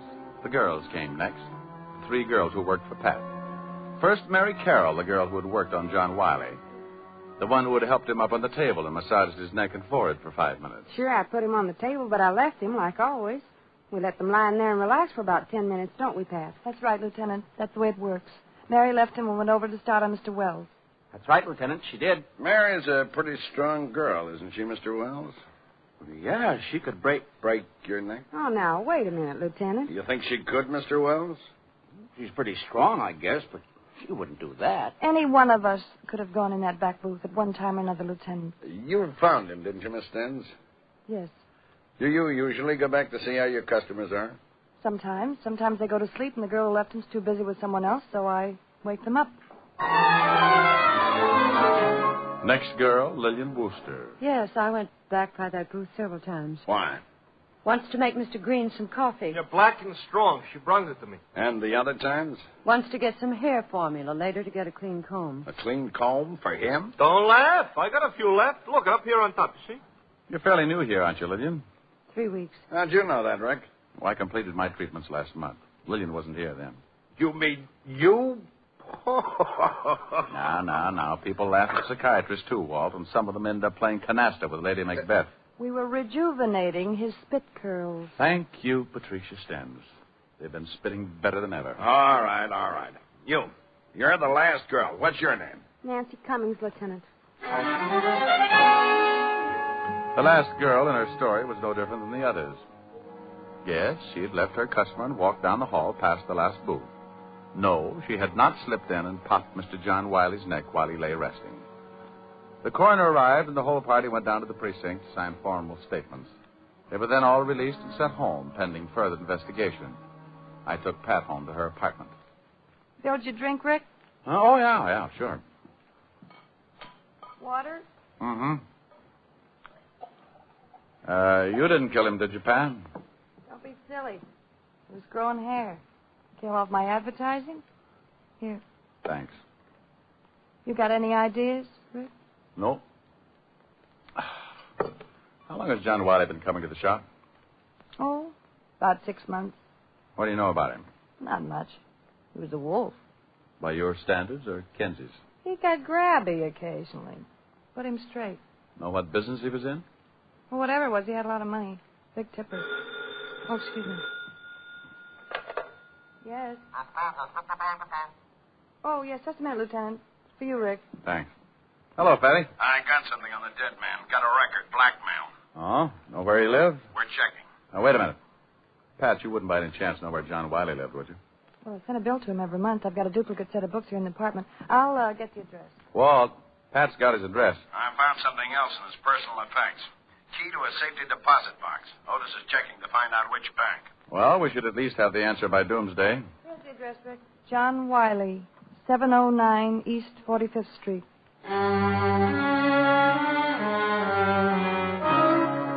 I told Walt I'd meet him at Wiley's place, downed my drink, gave Pat a pat, and a half hour later we were tearing Mr. John Wiley's apartment to pieces. Nothing. No? Well, I at least turned up a kazoo, grab a comb and some tissue paper. We'll do a fast course of Swanee. Hey. No tissue paper? No, here's a date calendar. Good. Maybe we've been working on a holiday. Here's a name, Nancy. That comes after April, doesn't it?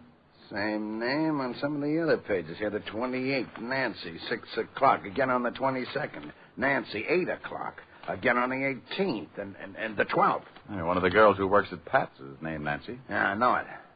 Well, do you think we should go over and see her, or sit down around a card table, hold hands, and make her pop out of the wall? You know, someday I'm going to get very mad at you, Rick. Only when you find somebody prettier. Come on, Grouchy, let's go over and see Nancy Cummings.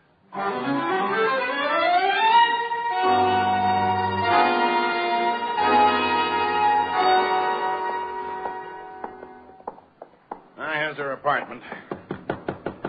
She lives with that new girl. Lillian Wooster? Yeah, and stop flexing your claws. Who is it? Police. Yep. Open up or we'll huff and we'll puff and we'll... My, what big noises you make, Grandma. The better to scare the men out of your closet, my dear. We'd like to talk to you, Miss Cummings. Certainly, Lieutenant. Come in. I was just making some lemonade. Would you like some? Oh, thanks. It's pretty hot out. Maybe you'd like something stronger? Lemonade's fine. I'm on duty. He's on duty. You better give him some torpedo juice. Miss Cummings, you didn't tell us that you had dated John Wiley. Would you like your lemonade, sweet Lieutenant? Medium. Yeah. Thanks. You never asked me if I dated John Wiley. The lieutenant found your name written on Wiley's date book. I've been out with him 6, 7 times, I think. Know what his business was? He never discussed it. Ever meet any of his friends? No. Did he ever mention any of the other girls in the shop? I don't think so. You live with Lillian Wooster, don't you? That's right. Hey, whose picture is that on the piano? Lillian's father. You still don't have any idea why anyone would want to kill Wiley? No. How did Lillian Wooster happen to move in with you? I asked her to. When she went to work for Pat, she was living in a terrible place. One small room. I told her she could come in with me and share the rent. Well, how well did she know John Wiley? She'd seen him at the shop, seen him here when he came to pick me up. Where's Lillian now? Shopping, I think. Well, thanks, Miss Cummings. We'll be talking with you again. More lemonade? Or later, maybe, when things start getting a little hotter.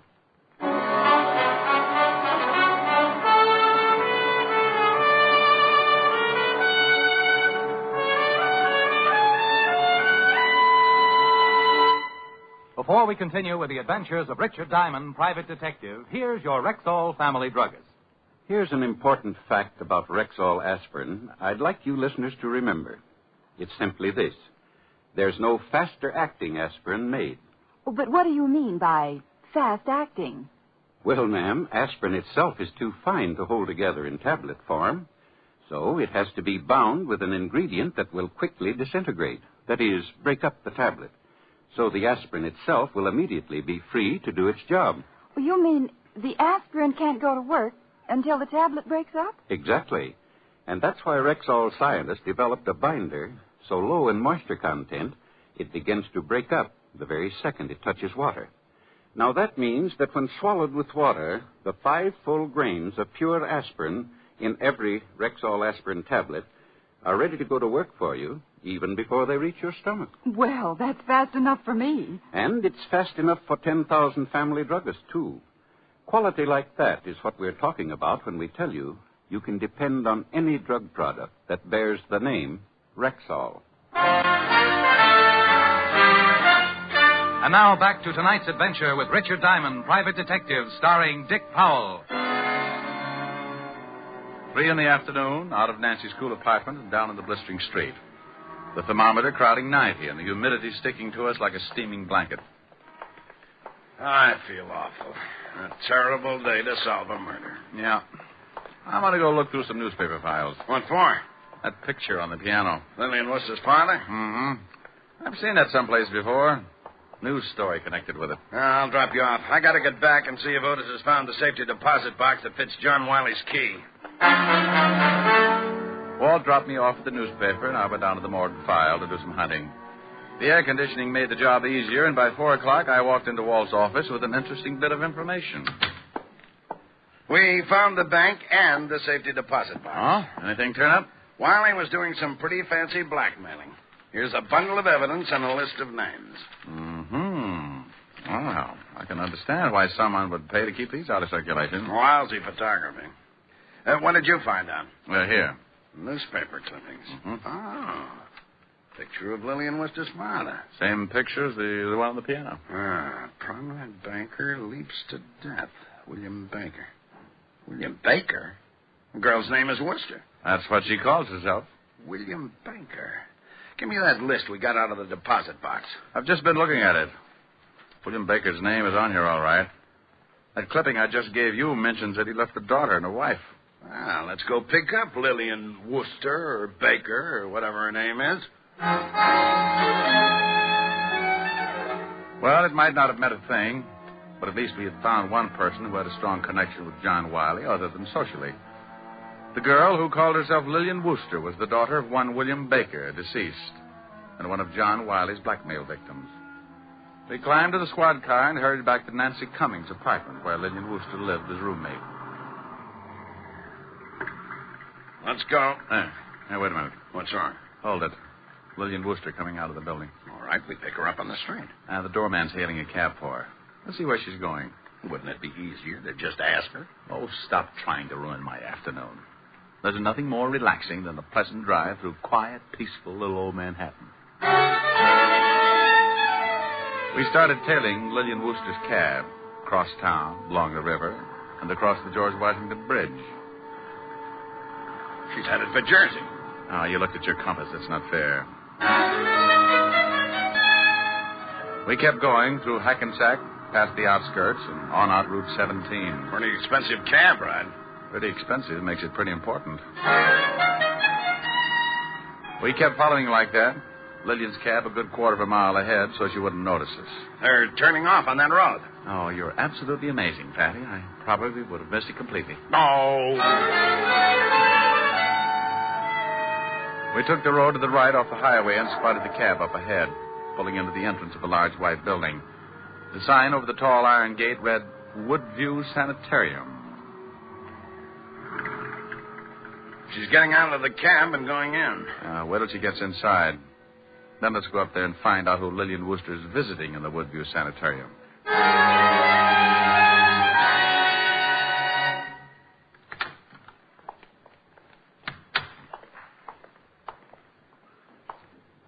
Yeah?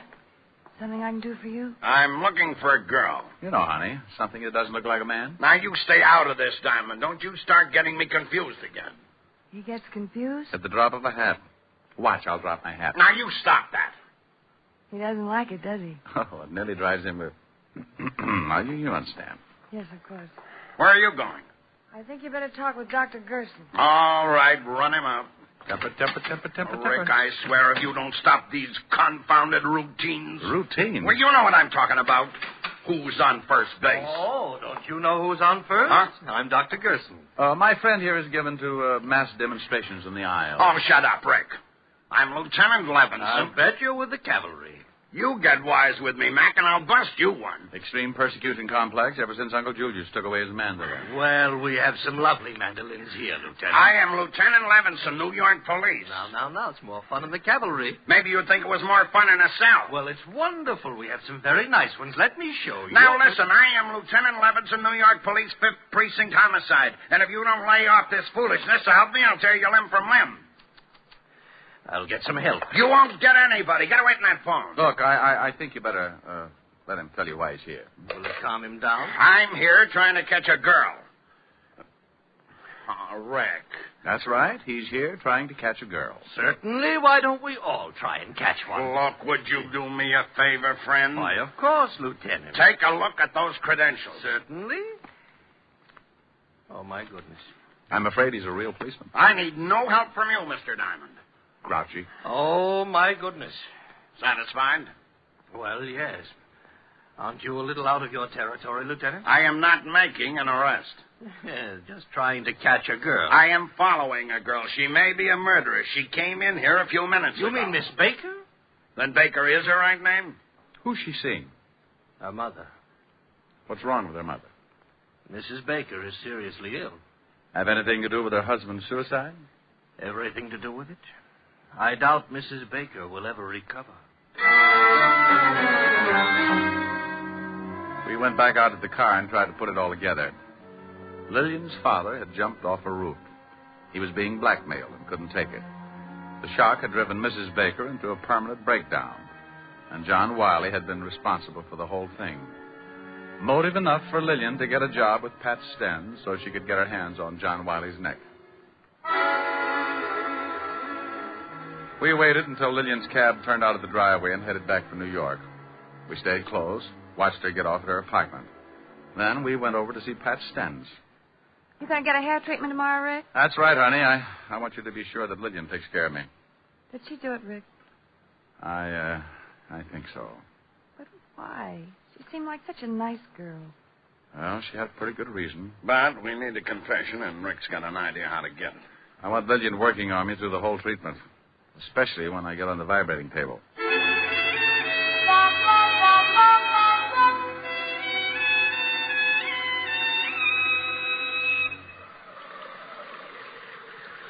Your scalp looks pretty good, Mr. Diamond. Oh, it's been itching a little. Losing any? Some. Hi. Oh, hello, Pat. His hair looks pretty good, Miss Stenz. Let's see. Use both solutions. Okay. I'll see you later, Rick. Nice girl, Pat. Very nice. Have you found out anything about Mr. Wiley's death? Oh, the police have gone to few interviews. The lieutenant went to see her roommate. Nancy told me. I hope you don't suspect her. She rather liked Mr. Wiley. She wouldn't have any reason to kill him. All right.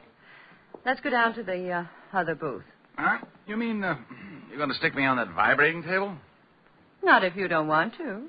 Well, full treatment. That's what I came here for. Let's go. You don't mind going in there, do you? No. Why should I? Oh, some people are funny about rooms where a murder's been committed. It doesn't bother me, Mr. Diamond. Give him a good rub and let him relax for about 10 minutes, Lillian. Yes, Miss Stenz. All right, up on your back. Slide down a little, please. All right, yeah. That's good. What did you do before you went to work for Pat, Lillian? Oh, not much. Went to school. Finally decided to look for a job and found this one. Ever study this sort of thing? No, there's really not much to it. Pat shows us how to wash, apply the formulas, and rub the neck and shoulders. And all you need is a strong pair of arms, huh? I guess so. Your family live in New York? No. Oh. I noticed a picture of your father on Nancy's piano. A fine-looking man. He's dead now. Sorry. So am I. Mother still living? No. Oh. Sorry. Am I rubbing too hard? It's okay. Well, you've got the strength for the job. Did the police find out anything about Mr. Wiley? Yeah.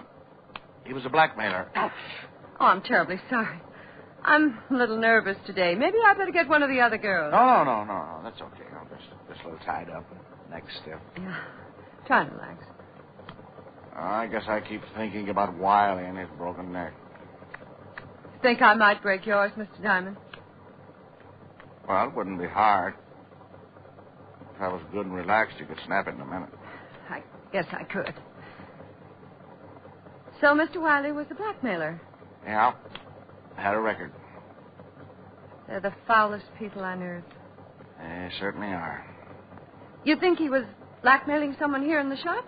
Oh, not necessarily. Well, if he wasn't, then no one in the shop would have a motive for killing him. Well, I've got a theory about that. I think someone in the shop hated him so much they waited until no one was looking and the girl was out of this booth. And they slipped in on him and twisted his neck until it broke. Why would they hate him that much if he wasn't blackmailing them? Oh, somebody else he might have blackmailed. Someone very close and dear to the killer. Maybe the person Wiley was blackmailing couldn't stand it and committed suicide. Interesting theory. Take your family, for instance. Ouch. Sorry. You aren't relaxing. Supposing Wiley was blackmailing a member of your family, your father, for instance. I can't rub your neck unless you relax more. Maybe your father couldn't take him. Maybe he couldn't pay him anymore. Instead of disgracing his family, he committed suicide. Just turn your head a little to the side, Mr. Diamond. Better? Much. Well, if that happened to my family, Mr. Diamond, I guess I'd kill Mr. Wiley and not mind it a bit. Think of the shock. I even put the wife in a sanitarium. It probably would. How did your father die, Lillian? He jumped off the roof. Now, if you'll turn your head a little more, I'll try to pop your vertebra. We followed you out to Jersey yesterday, Lillian. I'm going to adjust your neck, Mr. Diamond. It's better if you relax, so it won't hurt. Well, if you wanted to, you could pop it anyway. I couldn't stop you in time. I don't guess you could. There. Now the other side. No. Did you kill John Wiley? Yes. Relax. Here. All right, Mr. Diamond. Let's go down to the police station.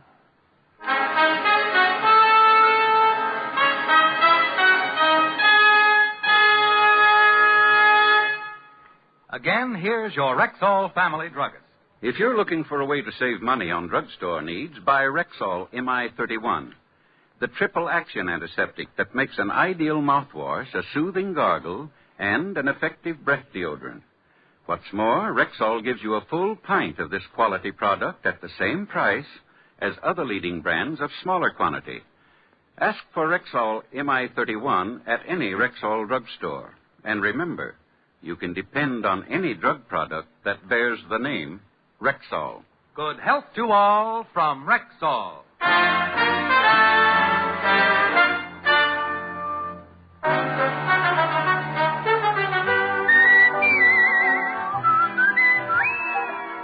Richard Diamond, Private Detective, stars Dick Powell in the title role and is written by Blake Edwards with music composed and conducted by Frank Worth.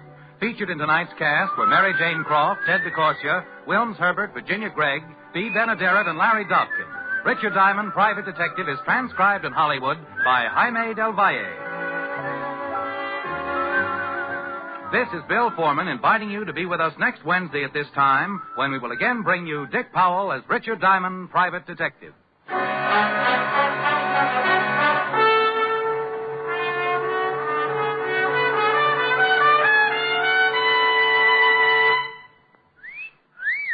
Hiya, beautiful. Get lost, Bristlepuss. You need a shave. But I have shaved.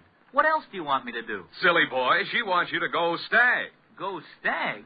But why? Because Stag is Rexall's exclusive line of men's good grooming aids, like Stag Brushless Shave Cream. No fuss, no massage, just smooth it on, and presto, you get a clean, close shave. Your face stays smooth and whiskerless all day long. I'll do it. I'll go Stag. That's it. Join the Stag line now at Rexall drugstores everywhere. Yes, to make girls care. Go Stag.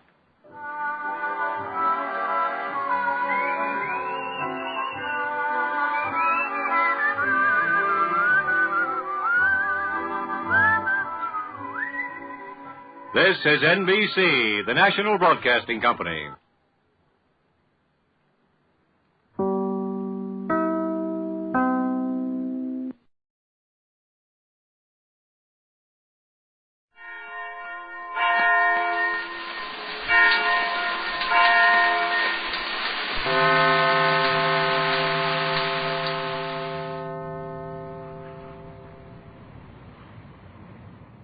The National Broadcasting Company presents The Adventures of Sam Spade, Detective.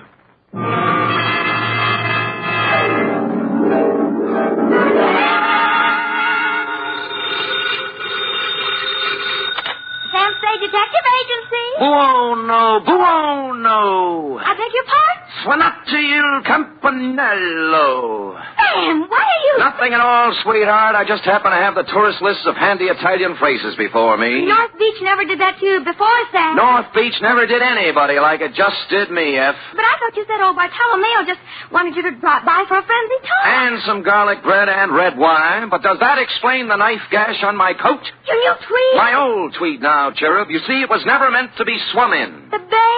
Yes. Not again. What else? By now, your keen feminine instinct should tell you this is not the social call, Wonder Girl. As a matter of fact, I plan to drop by presto presto with words anent a little something I call View of Fisherman's Wharf from the Water, or the Crab Louis Caper.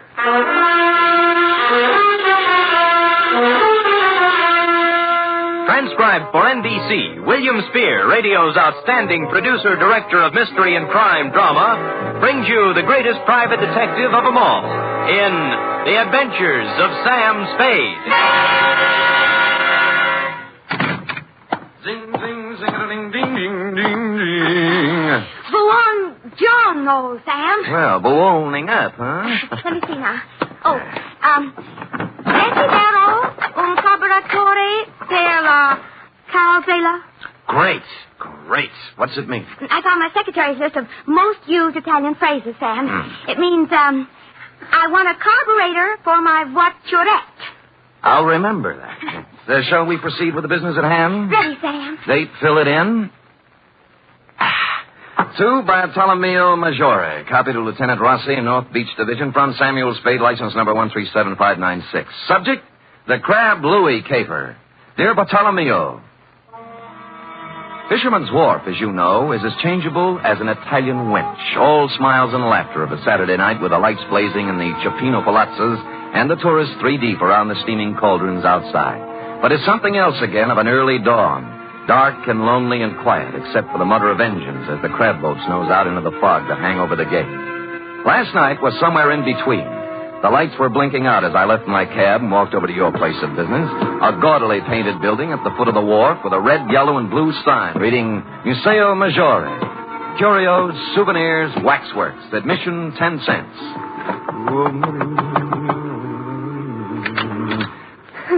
Who is it? I'm Sam Spade. Bartolomeo called me. He isn't here. Plastic grotto at the end of the wharf. Thanks. Look, is there anything I can...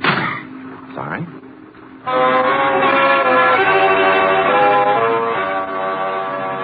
Except for Fosky's at the very end, the wharf was dark now. It seemed early, as if something had interfered with business as usual, and the late customers had been brushed off a couple hours ahead of time. I peeked through a hole in one of Fosky's window shades and saw why. It looked like the entire population of North Beach was inside. Okay. If everyone is ready... Un momento. Who's this? Me? Yes, you. What do you want? I'm Sam Spade. Bartolomeo Maggiore sent for me. Bartolomeo. Conoscete il signor Spade? Ah, sì. Obrigatissimo, Vasquez. Ah, there, Mr. Spade. You are wondering why you are here? Well, as a matter of fact, I am, Bartolomeo. I thought that... I know. It's about my son, Louis. My son, my only son. Oh, he's inside? No, not inside. Out in the darkness somewhere. Cold and alone. You mean he... See. 6 days now they have searched for his body. Oh, when did it happen? 1 week today. Crab boat? His boat, the San Felipe. Was he alone when it happened? You detectives. You strike the point. My Louis always he fish alone. Until this time. Who went out with him? Dominic Torrio, his friend Dominic. This gathering is assembled in Dominic's honor, you see. You mean a hearing or something? Something more than that. Come. Listen to that. I'm a sick! In my belly I'm a sick! This opera buffo! Fast, you should sell it a ticket! Keep your temper, Aldo. State facts. Facts, huh? All right, facts. 6 years Louis fishing the crab alone. Each day he's a layover, close the breaker line, and string the pot. Each day he's bringing the San Felipe home, okie-dokie. That's right, everybody. Sure. Until one fine day, Dominic hit to go with Louis to help. Aldo, we We must deal in facts. Dominic is suspended! Back in the truth! He's a kill Louis. Joe is a kill Louis. And you know why? Because he's the one to Rosalia. That's the one. See how it is. Who's Rosalia? You must have seen her at the museo. Crying? Yes, with reason. Next week, she and my Louis were to be married. It's tough. You think this Dominic was in love with her, maybe? I think nothing, senor. Two men, friends, alone in a boat in a heavy fog. One of them dies. The other says it is an accident. It is not for us to think or make guesses. Say, what am I supposed to do? In the records of the police, senor, my Louis died in an accident. Mm-hmm. In the hearts of his friends, he was murdered. For my sake, for Dominic's, for the sake of us all, we must know the truth. For this, I prefer to employ one who is professional and impartial. Come. We go in. I don't believe it. Believe me, before heaven, I mean it. Silencio. Once again, Dominic. How far was the boat from Seal Rocks? 100 yards, I think. Heard the break. Silencio. Let Dominic tell the story. Go on now. You had dropped the last crab pot over the side. Then? Something went wrong with the motor. Louis told me to look at it. I went below, then it happened. Louis was leaning over the gunwale. We untangled a float, and the sea took us by the stern. We broached. I saw him go over and plunge into the white water. I brought the boat about then. For 2 hours, I yelled, I circled around, I blew the whistle, everything. Then the Coast Guard came. Bosky, I swear it, that's all I know. I never saw Louis after that. Silencio! Silencio! My brothers, it was your will that I sit here in judgment of Dominic Torrio. Before I go on, are there any more questions you have to ask him? Are there any among you who have evidence to offer against him? So be it. You know as well as I, there is only one verdict here. The charge is dismissed. The court is adjourned.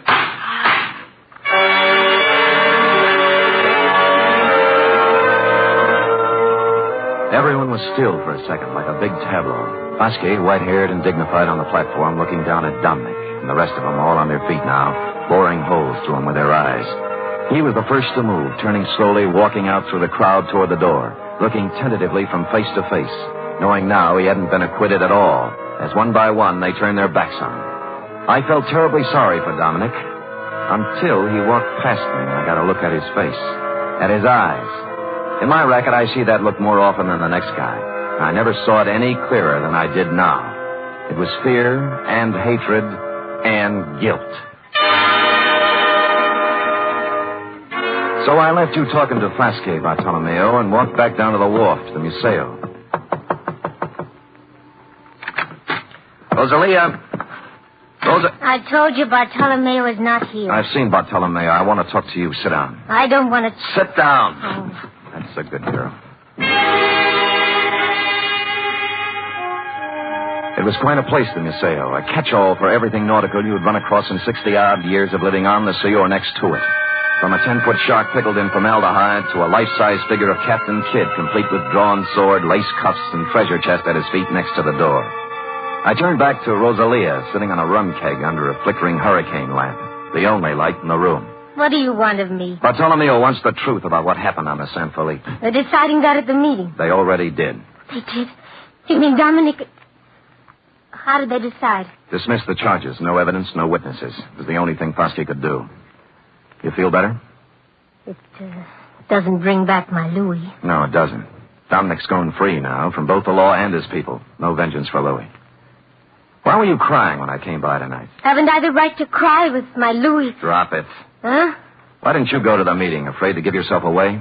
I didn't feel like it, that's all. You're a Sicilian, Rosalia. Vengeance is pretty important to you. If you'd loved Louis, you'd have been in there screaming for Dominic's scalp. You shut your mouth. But no, you sat home crying. Not for Louis, but for Dominic, right? How long had it been going on? Did you know Dominic was going to kill him when they put out in the San Felipe? Why would Dominic kill him? Well, that's a stupid question. He's in love with you. In love with me. In love with me. Drop it. Drop it, Rosalia. In love with me? Oh, I wish it was so. Huh? He killed for me. Is that what they say? It's all very flattering, very. I love Dominic. I've always loved Dominic since I was a little girl. I threw myself at Dominic. And I begged him to marry me. That's not easy for a girl to do, Mr. Spade. I begged him and I promised to work for him, to be his slave. You know what he did? He laughed and he spit upon me. And you stand there and you tell me that he murdered for the love of me. You wouldn't walk across the street. All right. Take it easy now. Come on, take it easy. So I do the silly woman thing. I promise myself to Louis. To crazy Louis, to a madman. Crazy? You don't believe that, huh? Louis the Great, your campione. A champion of the crab fisherman who dares to fish right on the breaker line. Catches more crab than anyone else. Louis the Fearless. Do you know why he's fearless? He's too crazy to be afraid. What do you mean? He mutters. He talks to himself of great riches, of thousands of dollars, of him and me. Louis the crab fisherman and me, living in the finest house in North Beach. When was this? Last week. He went up in Bartolomeo's attic one night and he came down with a big hunk of his raw wax from the waxworks. The tresor, he called it. A stupid lump of wax. And he held it up before me, so. And he says with a mad gleam in his eye, "From this, Rosalia, from this I will carve for us the biggest, finest house you can dream of. Here, look." What's Captain Kidd got to do with it? He puts it in the treasure chest. See? You will keep this a secret, Rosalia, he says, if you love me. And he laughs again like a madman. Me love Louis Maggiore? I hated him.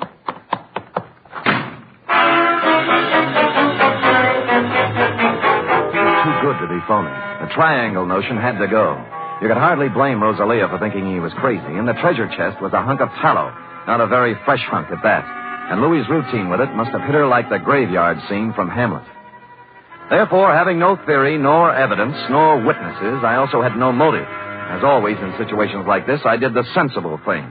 I went home and went to bed. Or I thought I went to bed. Hello? Spade? Yeah. I got a tip for you. No? Find yourself a nice, dirty divorce case somewhere and stay out of North Beach. Well, this almost sounds like a threat. Call it advice. There's $100 in the mail for you. You'll get it this morning. Plus a bribe? A gift. Can I keep it if I don't play? If you don't play, you won't need it. I suppose it's useless to ask who this is. Louis Maggiore. Say that again? Louis Maggiore. Shall I spell it? You might explain it. You talk to Rosalia. Figure it out for yourself. Sure. So she never loved you, and you knew it. So you go over the side when the comber hits, swim ashore, then discover they think you're dead and decide to leave it that way rather than go through with a wedding. You got it. I got more. So life without Rosalia in North Beach is impossible. You can't face the shame and loose talk that goes with a busted wedding. So you're going over the hill and find a new life for yourself. Wait a minute, Spade. Oh, there's more. So you're tossing over a car, a bank account, a boat worth $7,000. Walking out on your old man, to say nothing of 3 years apprenticeship and 6 years of hard work to get where you are. I understand perfectly. And you're being a little insulting.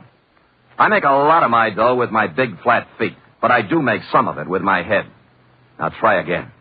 You don't believe I'm Louis Maggiore? That is the general idea. And it might surprise you to know that 5 minutes ago I was ready to chuck the whole antipasto. Now I'm back in with both feet. What's with the music box? Nothing. Tell me, would you know Louis if you saw him? I've seen his picture. Fine. I guess I'll have to prove it to you. If I satisfy you I'm Louis Maggiore, will you stay home? Scott. Outside. Now where do we prove it? You know Castellani's grotto? Halfway out in the wharf, yeah. There's a ramp running around behind it. I'll see you there in a half hour. I know just what you're going to say, Bartolomeo, but I didn't go alone. Roscoe was right there with me, with his safety off. It was the kind of spog San Francisco puts on once a year for the tourists. Just to nail down its position as runner-up to London. I had to feel my way along the row of dark chowder houses to Castellani's. Except for the foghorn and the lapping of the water below, there wasn't a sound. The only cheerful thing in the picture was Roscoe, who was now out of my pocket at the ready. I eased up to the corner of Castellani's. There was an alley between it and the next building, leading around the ramp over the water. Spade? I could see the glow of his cigarette first. Then I made him out in a slouch hat and overcoat. He was standing at the rail. Spade? Right here. Well, you satisfied now? I'll let you know. I moved out from the side of the building and walked toward him. He must have known about Roscoe because he didn't move, just let me come right up next to him. I was stupid, sure, but it wouldn't have worked for him except for the fog. 2 feet away, I saw what I thought was Louis was a booby trap. The hat and overcoat were slung over a piling with a burning cigarette on the rail next to one of the sleeves. I rolled to one side just in time. The knife slashed through the padding on my left shoulder, and he was on me. Roscoe went into the drink, and I took on the arm with a knife with my 2 hands, 32 feet. Unhappily, overlooking a spare foot, he knew what to do with it. I went through the railing like an silent version of the sea wolf, arriving thus in the limpid and soothing waters of San Francisco Bay. At the moment, I was not sorry.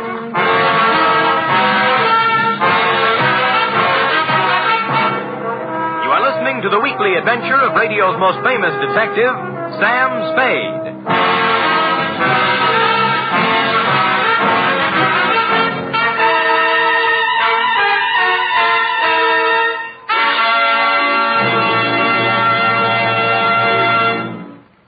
Three chimes mean good times on NBC. Sunday, Theater Guild on the Air presents one of the greatest dramatic undertakings in the history of radio. It's a full hour-and-a-half adaptation of Shakespeare's masterpiece, Hamlet. The immortal lines and matchless beauty of Hamlet come to life Sunday with John Gielgud, Dorothy McGuire, and Pamela Brown in Theater Guild on the Air. And a reminder, this Sunday also means another gala broadcast of The Big Show.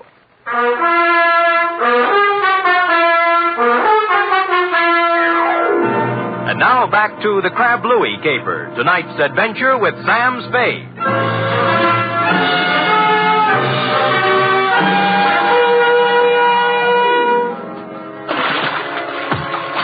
Wetting my finger and holding it up in the wind, I quickly determined where north was, and then just as quickly decided there was no percentage in swimming the Golden Gate.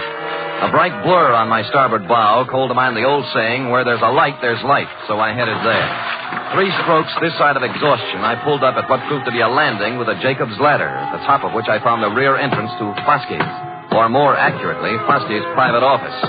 The door was open. Huh? Oh. I'm Sam Spade. I've been swimming, if you're wondering.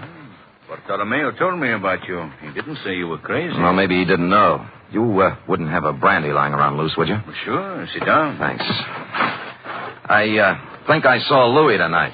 Louis? Oh, impossible. Where? Behind Castellani's. Yeah. Bless you, Foskey. Oh, hit me again, will you? Yeah, but what about Louis? Called me up, said he'd meet me there. Just tried to knife me. Oh, but it's impossible. Is it? Why would he play dead? And why would he try to kill you? Maybe he's crazy. Well, how do you mean? You've heard of the dear old lady who had the trunk full of pancakes, haven't you? Hmm? Louis saves old tallow. Captain Kidd's treasure chest at the Museo is full of it. Who told you this? Rosalia showed it to me. May I? Help yourself. Thanks. Might be a good idea to call another meeting and tell the people. Make it easier for Dominic. Funny. Of the whole meeting here, I alone doubted his guilt. Good thing they made you the judge, or he might be 6 feet under by now. Got a cigarette? In the box there, next to the phone. Thanks. Yeah, I went right along with him, too. Shows how wrong you can be when... When what? When you go by emotions and not by evidence. This is, quite a cigarette box. Yes. It stops when you put it down. Hmm? Well. I suppose now you'll drop your assignment? Sure. I'm a detective, not a psychiatrist. You've got a lunatic running around, that's your problem. Good night, Foskey, and thanks for the brandy.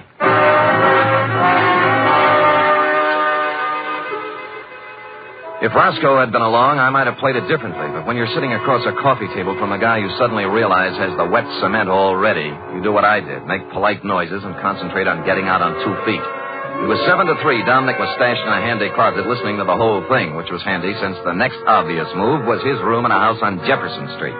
A rooming house owned and operated by a 4-corsage bosom-type lady known as Mama Luca. Oh, Senor, I don't know nothing. You're scared, Mama. Did Dominic threaten you? No, don't ask me. Look. He killed Louis Maggiore. I got to know why. I don't know why. I don't know nothing about it. Louis came here? Yes. Yes, Louis came here the night before it happened. Why?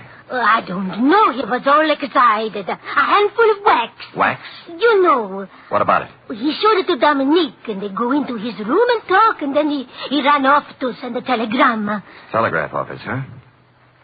Well, since it's official business, I can let you read the office copy. Here. This message just came in tonight. Dominic Torrio. Regarding your inquiry, analysis of samples sent here by Louis Maggiore, highly promising.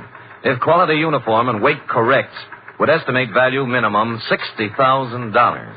Hartley Associates, Vancouver, B.C.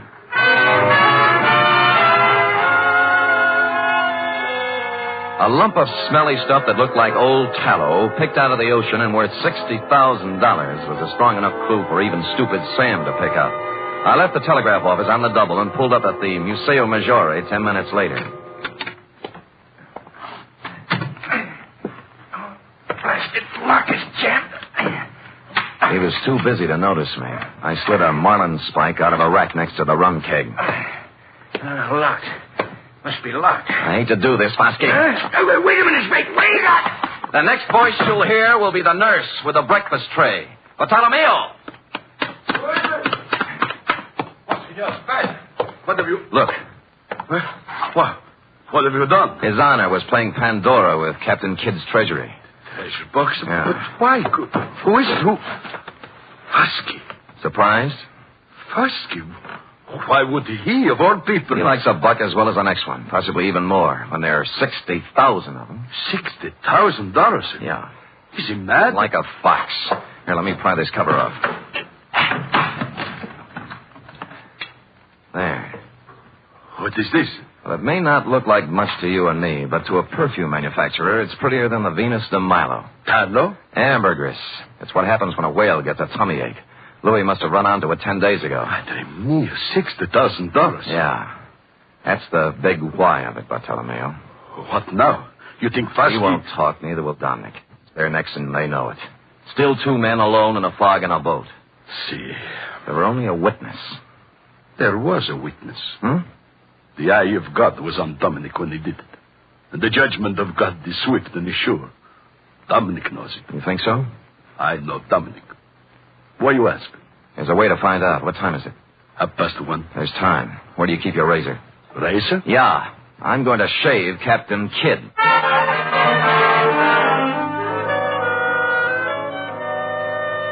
Which I did, finishing around 2 a.m. And during the next 3 hours, I got wet, cold, and seasick in the order named, but made it back to the Museo in time for a couple of stiff horns of grappa before you and I hustled down to the wharf, where Dominic was picking up bait for his crab nets. Dominic? Huh? Oh, Bartolomeo. And the Senor Spade. I remember Mr. Spade. Yeah, last night back at Castellani's. I don't know what you're talking about. Sure, Dominic. It's all a horrible mistake. Lay off me, will you? Heard what Fosky said, didn't you? They dropped the charges. I'm innocent. They cleared me. That's just why we're here. We want to make it up to you, my boy. What's in your mind? You did Louis a great favor, Dominic. When his 32 crab pots got too much for him to handle, you went along to help him. Today, we're going along to help you. Now, when do we cast off?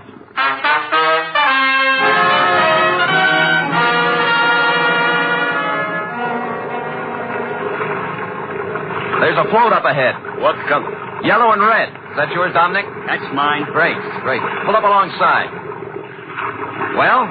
What's this all about? I told you, Dominic. You're lying. What are you trying to do? Break me down? He's dead in an accident. You heard what Fosky said? Yeah. Forget it, Dominic. Forget it. We love you like a brother. I told the truth. What are you trying to do? Torture me? Is that what you want? Revenge? No.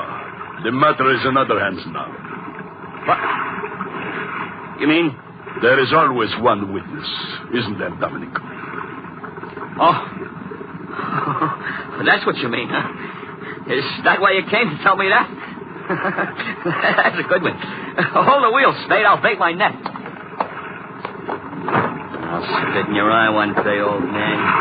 One day when you get smart. You and the whole lousy we war. We both watched him hold the line, playing it on the deck, prattling to himself like a little kid whistling in the dark.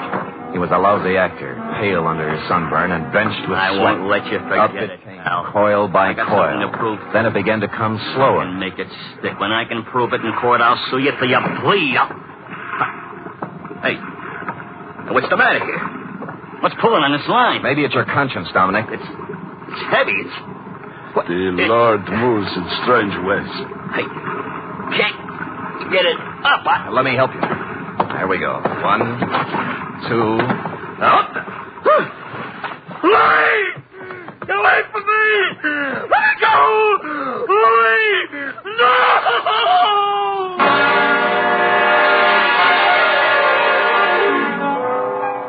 I hauled Louis up onto the deck, and a grisly sight he was, too, with a knife still sticking in his back. I figured that was where Dominic would put it, and I was right.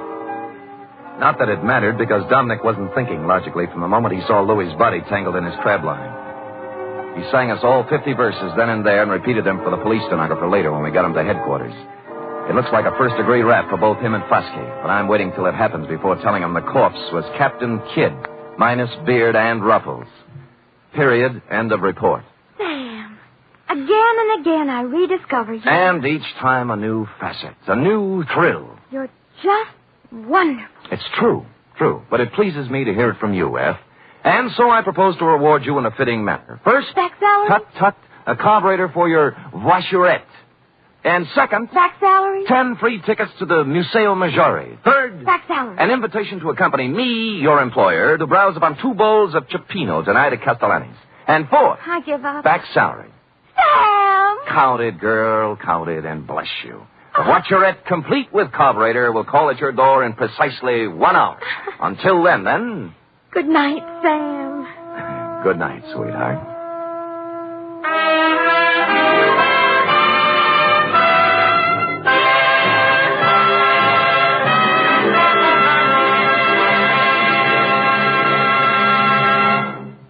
Three chimes mean good times on NBC. You're invited to a 1-hour concert tomorrow by the renowned NBC Symphony under the direction of noted conductor Wilfred Pelletier. Featured soloist on tomorrow's symphony performance is Helen Traubel. For the world's greatest music, hear the NBC Symphony tomorrow and every Saturday. Tonight's transcribed adventure of Sam Spade was produced, edited, and directed by William Spear. Sam Spade was played by Stephen Dunn. Lorene Tuttle as Effie. Script for tonight's adventure by Harold Swanton. Musical scoring by Lud Gluskin, conducted by Robert Armbruster.